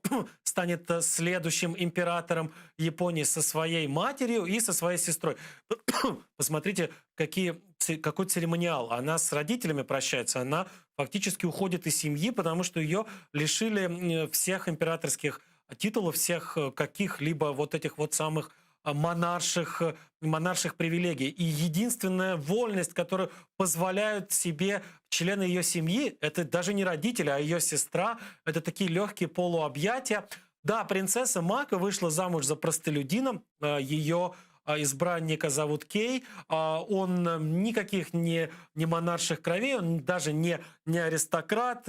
Они встречались как минимум с 2013 года, их свадьба несколько раз откладывались, были самые разные скандалы. В итоге, в конце концов, принцесса добилась своего, получила разрешение на брак, и вот теперь она будет пытаться жить совсем новой, для нее непривычной жизнью. Почему новой непривычной жизнью? Потому что вот она сейчас попала в тот мир, где уже у нее нет прислуги, где у нее нет резиденции дворцовой, где она уже не звезда, за которой бегают журналисты, следя за каждым ее шагом. Более того, она даже не в Японии будет жить. Ее муж, они официально прошли церемонию бракосочетания. Ее муж Кей работает в Соединенных Штатах Америки, снимает там квартиру, причем это квартира однокомнатная. То есть из резиденции, из дворца наследника хризантемового трона принцесса Мака переедет в однокомнатную квартиру где-то в Нью-Йорке. Правда, переехать тоже не просто так, потому что у нее нет загранпаспорта. Ей, как принцессе, не нужен был загранпаспорт, она его не получала. Она каким-то образом в качестве каких-то на основании принадлежности к императорской семье могла путешествовать по миру. Как это, вот, например, английская королева путешествует? У нее нет тоже паспорта, но все знают, что она королева, и было бы странно, если бы она, прилетая куда-то, должна была бы доказывать пограничникам и таможенникам, что она действительно королева и прибыла с официальным визитом. Вот принцесса Мака вот примерно так же и путешествовала. Но теперь она уже не принцесса, ей нужно сначала получить паспорт, сначала нужно пройти вот эти вот все бюрократические процедуры, связанные, там, я не знаю, с японским авиром, или кто там авир в Японии замещает. Потом нужно подать документы на американскую визу и ехать уже к своему американскому мужу. Но он японский муж, но вот уже живет в Америке. Вот он, кстати, этот Кей.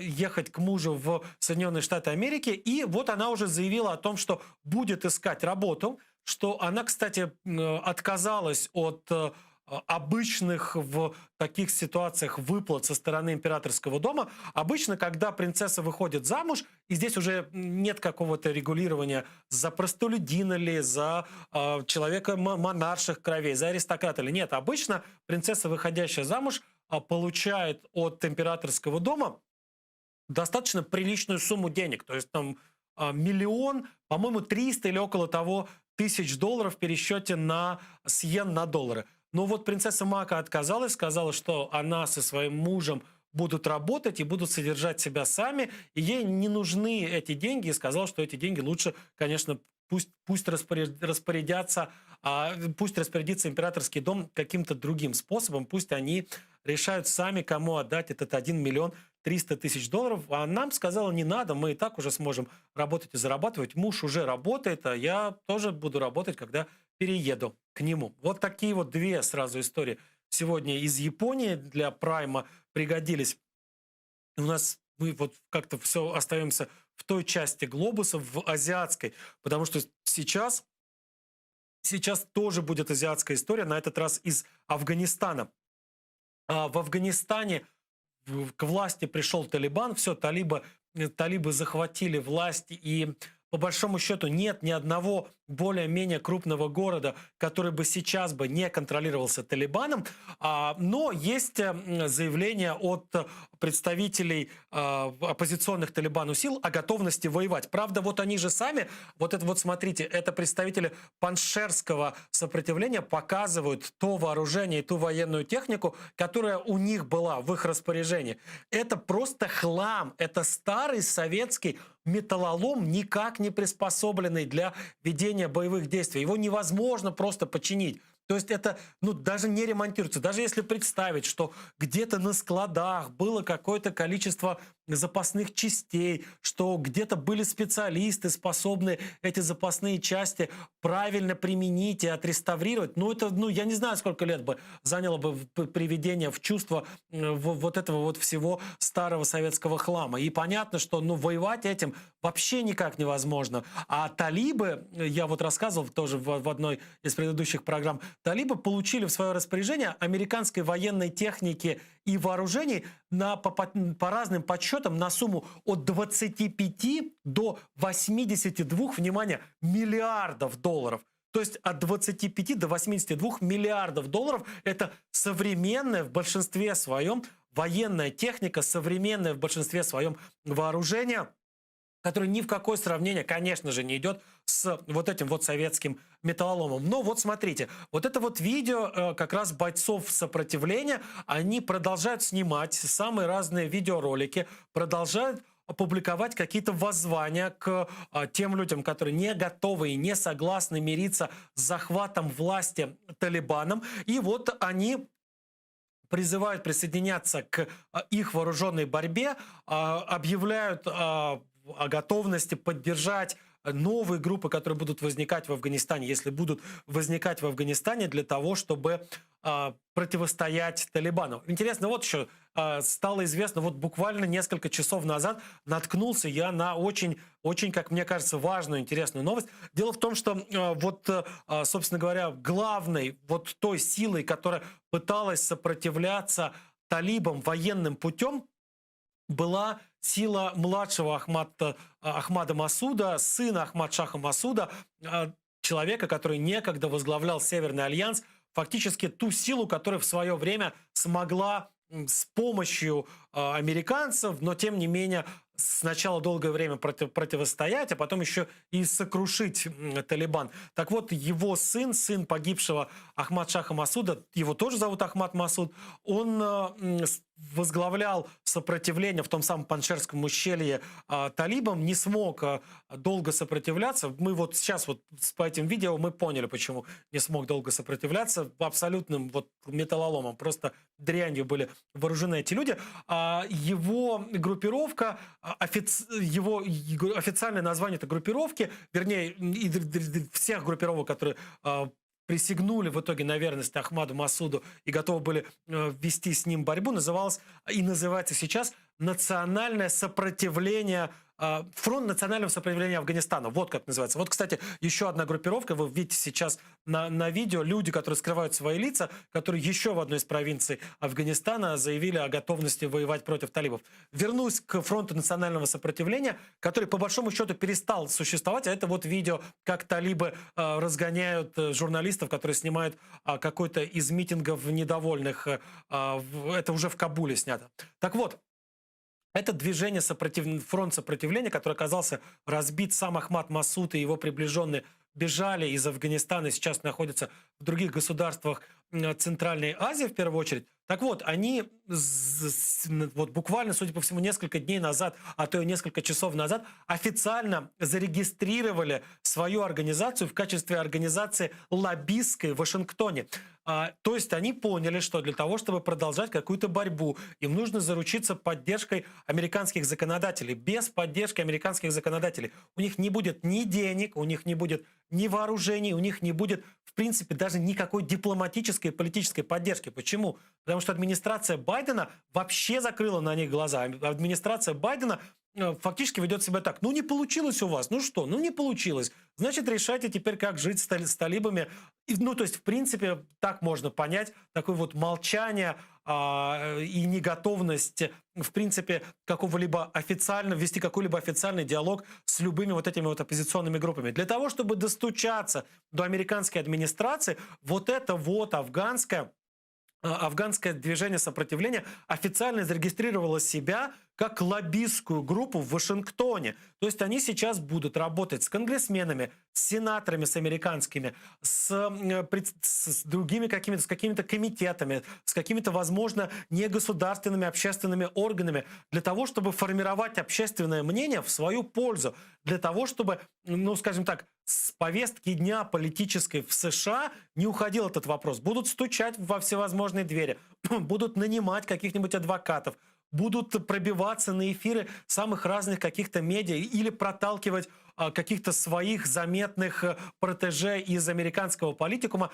Ну, потому что по-другому, по большому счету, победить талибов сейчас нельзя. Нужно это, то есть понятно, что это игра в долгую, что сразу вот взять и скажем, перетянуть на свою сторону американскую администрацию и демократов, и оппозиционных республиканцев не получится. Иначе бы, наверное, это уже можно было бы сделать. В итоге сейчас вот начинают потихоньку, но вот люди из окружения Ахмада Масуда действовать политическими методами для того, чтобы сначала победить на политическом фронте, убедить, что с нами и только с нами можно сотрудничать, только мы сможем управлять новым мирным Афганистаном и уже потом получать какую-либо помощь и военную, и финансовую, и дипломатическую. То есть, ну, по большому счету, сейчас, проиграв на военном фронте, проиграв поле боя талибам, сейчас вот пришло осознание у движения сопротивления,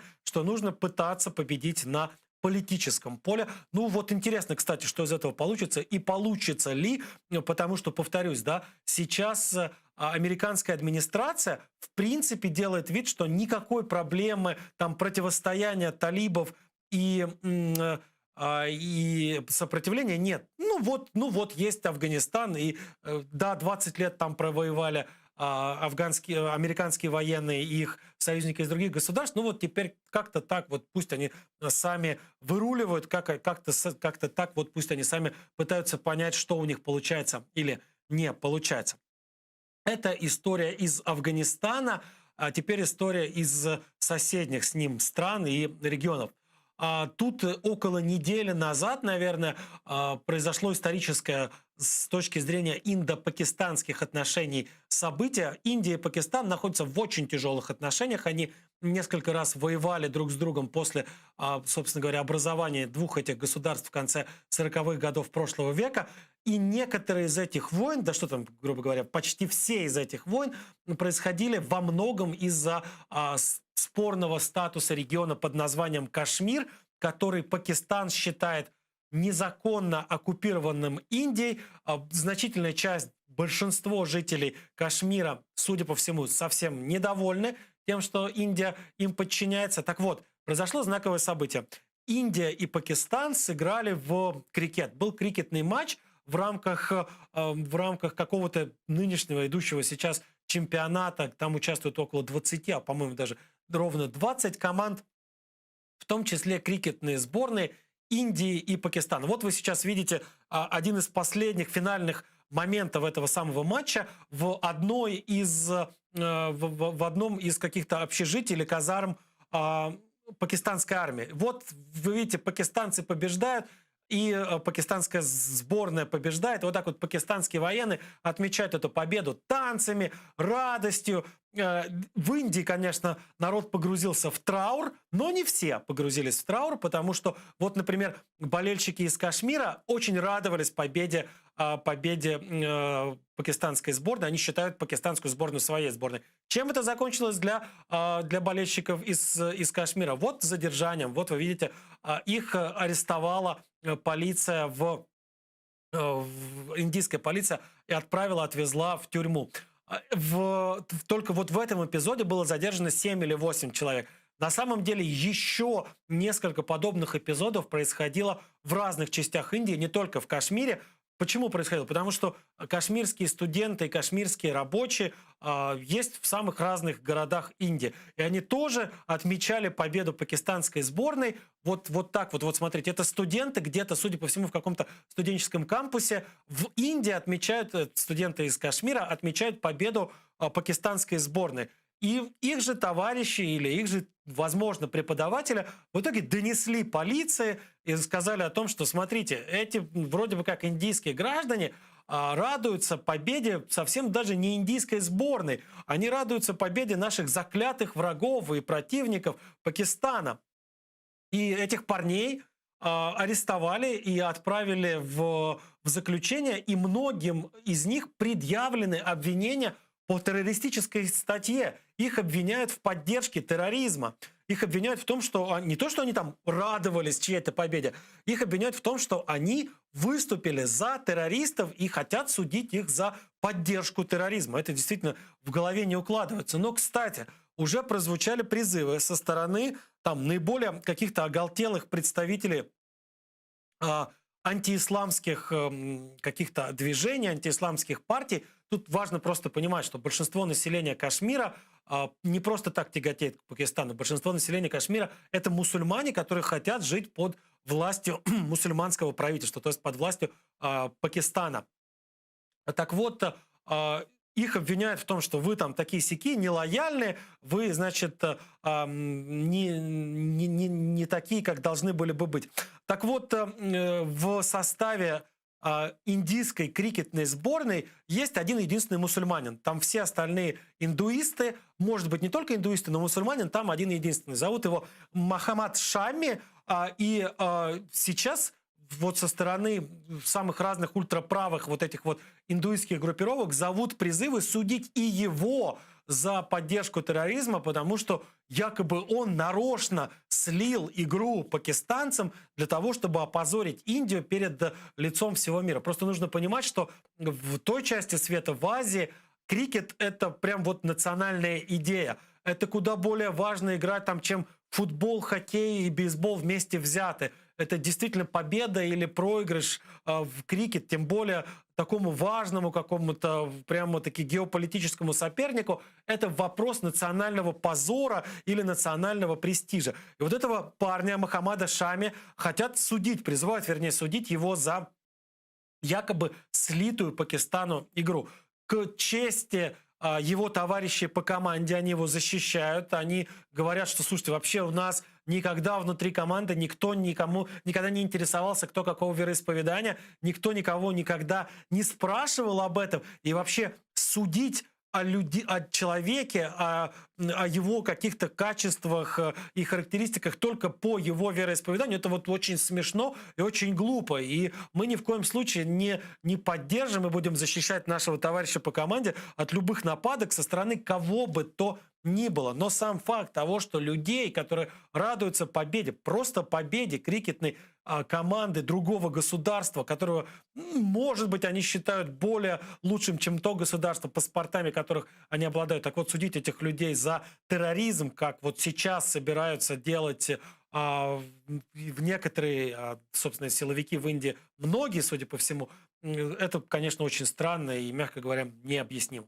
Что ж, немножко мы все-таки из этого региона уходим, переползаем ближе уже к нам, отправляемся в Турцию. Посмотрим, что происходит в Турции и в Сирии. Из Турции собираются депортировать, а может быть уже депортировали как минимум 7 граждан Сирии, беженцев из соседней воюющей, объятой войной Сирии, за то, что они на показ ели бананы перед телекамерами. Вернее, перед камерами каких-то мобильных телефонов или перед камерами каких-то любительских устройств, выкладывали потом это на видео. Почему это произошло? Потому что произошло следующее. Какой-то крестьянин из бедной семьи, из бедного, вернее, какого-то региона в Турции, местным журналистам на камеру пожаловался. Мы, значит, живем бедно из-за сирийских беженцев, они могут позволить себе бананы, они едят бананы пачками, когда для нас это роскошь. И на самом деле это прозвучало достаточно странно, и сирийцы почему-то решили поддержать вот этот странный флешмоб и начали на камеры есть бананы и показывать: да, смотрите, как мы живем роскошно, можем позволить себе есть бананы. В итоге некоторых, как минимум 7, повторюсь, человек, власти Турции за оскорбление, собственно, турок решили выслать из страны. Но тут интересно следующее. Я даже специально позвонил человеку, который давно, много интересуется Турцией, жил в Турции, хорошо понимает турецкий менталитет, хорошо понимает, что же вообще происходит с ценами в Турции. Я у него спросил: Осман Пашаев, это я посмотрел Осману Пашаеву, моему коллеге, человеку, который тоже работает на телеканале АТР. Ты же знаешь, скажи мне, пожалуйста, там действительно в Турции бананы роскошь, как вот тот мужчина, из-за которого все началось, рассказал каким-то местным журналистам. Осман говорит: какая-то чушь. Какой-то бред. На самом деле бананы стоят копейки, бананы стоят там около $1, может быть, чуть больше за килограмм. Их могут позволить себе все, кто угодно. Очень странно, что именно бананы использовали в качестве повода для того, чтобы в очередной раз наехать на сирийских мигрантов. Но на самом деле ксенофобия по отношению к сирийцам в Турции, судя по всему, и Осман это подтвердил, действительно очень велика. Почему? Потому что по официальным данным, их сейчас в Турции, сирийцев, живет 4 миллиона беженцев, только беженцев. По неофициальным данным их 8, а может быть даже больше миллионов. И вот на фоне, прошу прощения, на фоне пандемии коронавируса, на фоне связанного с этой пандемией падения экономики, на фоне вызванного во многом этой самой пандемии роста безработицы, люди ищут виновных, ищут тех, кого бы, собственно говоря, на кого бы свалить вину за то, что они стали жить хуже. И в первую очередь, конечно, как это часто бывает или почти всегда бывает в человеческих обществах, находят того, кто меньше всего на них похож. Находят тех, кто говорит на другом языке, на тех, кто, скажем, приехал из других стран, которые относятся к несколько, но все же другой, чужой для турок культуре. И вот такими людьми становятся становятся сирийские беженцы, и вот для них выдумывают поводы для того, чтобы вот депортировать. Вот решили депортировать из-за каких-то дурацких, абсолютно странных видео с бананами. Правда, вот местные турецкие правозащитники говорят, что это вообще какая-то совершенно непонятная дискриминация. Это совершенно вопиющая история, что мы будем вдруг депортировать людей, которые взяли и поддержали на видео какой-то шуточный, абсолютно никого не оскорбляющий флешмоб. Эти правозащитники собираются сейчас оспаривать решение турецких властей о депортации этих людей. Тем более, как мы видим, война-то в Сирии вовсе не прекратилась. Там действительно продолжаются боевые действия.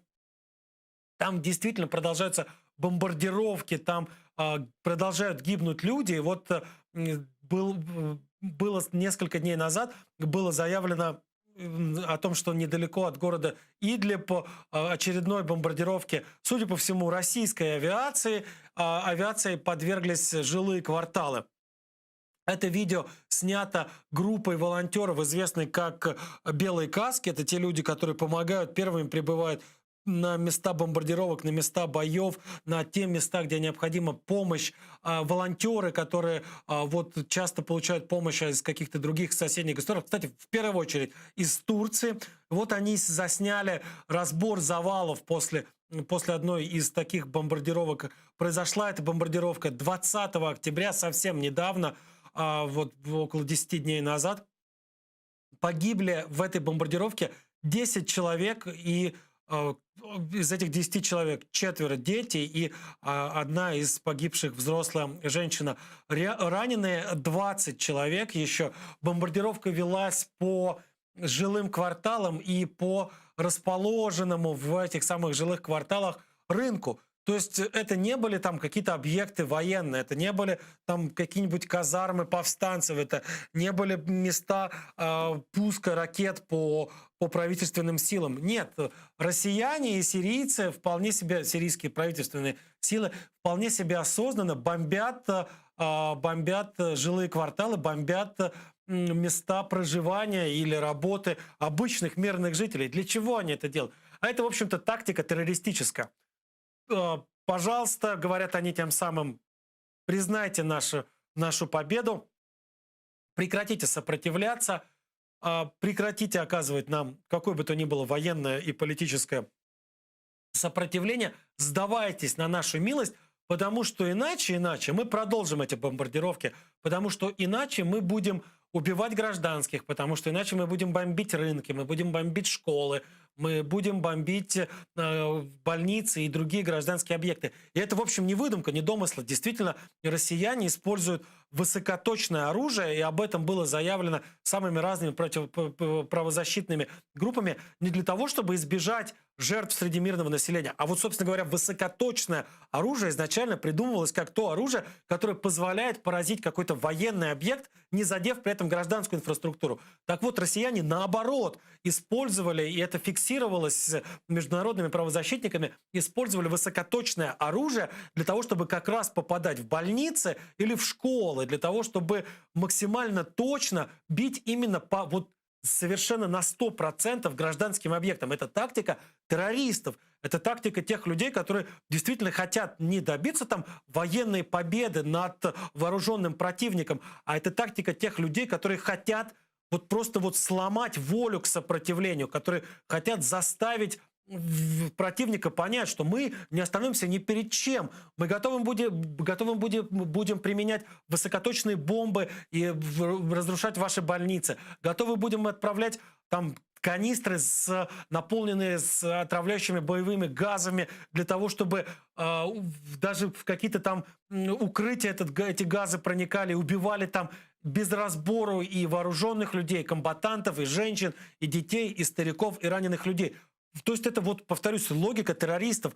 Поддайтесь, смиритесь, или мы вас уничтожим, и уничтожим, не считаясь с потерями среди мирного населения, среди раненых, среди стариков. Нас ничто не остановит, как бы говорят россияне и асадиты сейчас вот тем людям, которые остаются в этом небольшом анклаве в провинции Идлиб, анклаве, который все еще остается в руках у сирийской оппозиции. Похоже, последняя история, которую я сегодня успею рассказать, пришла к нам с западного берега реки Иордан, с той территории, которая сейчас управляется находящейся в стадии становления находящимся в стадии становления, в стадии вот такого государственного строительства, палестинского государства. Там закончилось восстановление крупнейшей в мире мозаики, крупнейшая в мире мозаика. Там больше 800 квадратных метров, 827 квадратных метров. Вот посмотрите, какая красота. Мозаика это замок, вернее, дворец 8 века, один из, кстати, древнейших в регионе, дошедших до наших дней дворцов 8 века. Он принадлежал, судя по всему, кому-то из правителей Омейядского халифата или кому-то из ближайших родственников. Ну, понятно, что в те времена никто другой не мог бы себе позволить, только вот действительно кто-то из омейядов. 827 квадратных метров мозаики, ее восстановили вот по кусочку. Была занесена песком, это прекрасно, было занесено песком это прекрасное строение, его нашли только в середине 19 века, с тех пор ведутся реставрационные работы. Понятно, что не все время, они то прерывались, то возобновлялись. Посмотрите, какая красота, какие там изображения действительно восстановлены буквально вот по кусочку. Интересно вот еще что. 12 миллионов евро стоили восстановительные работы. Продолжались они 5 лет, правда, на пару лет или там на около 2 лет были приостановлены или частично приостановлены из-за ковида. Финансировали восстановление этой мозаики в этом прекрасном дворце японцы. Внезапно есть японское агентство по международному сотрудничеству, оно так называется, которое выделило деньги, и японцы активно поддерживают палестинцев в самых разных начинаниях. Например, международный аэропорт в секторе Газа, аэропорт имени Ясера Арафата, он сейчас не действует, он сейчас разбомблен в ходе одной из военных операций израильских сил безопасности. Так вот, даже этот аэропорт был построен на японские деньги. Японцы очень активно сотрудничают, японцы дают деньги, японцы хотят быть такими спонсорами мирного процесса на Ближнем Востоке. И, наверное, совершенно справедливо считают, что если вкладывать деньги в транспортную инфраструктуру, если вкладывать деньги в восстановление исторических каких-то вот этих вот восхитительных вещей, то это будет лучше, чем вкладывать деньги в гонку вооружений, лучше, чем вкладывать деньги в поддержку тех или иных вооруженных группировок в регионе, что все вот нужно делать мирным путем. И вот еще раз давайте посмотрим на эту мозаику, и, наверное, буду уже прощаться, потому что уже время в эфире заканчивается, а это действительно совершенно невероятной красоты вещь. 827 квадратных метров, напомню, это несколько больших залов и коридоров, их соединяющих, вот выложены этой самой каменной мозаикой, каменной плиткой. Что ж, больше ни о чем сегодня не успеваю уже рассказать. Напомню, что это был Прайм Мацарский. Увидимся в эфире телеканала АТР в конце уже этой недели. Всего хорошего, счастливо.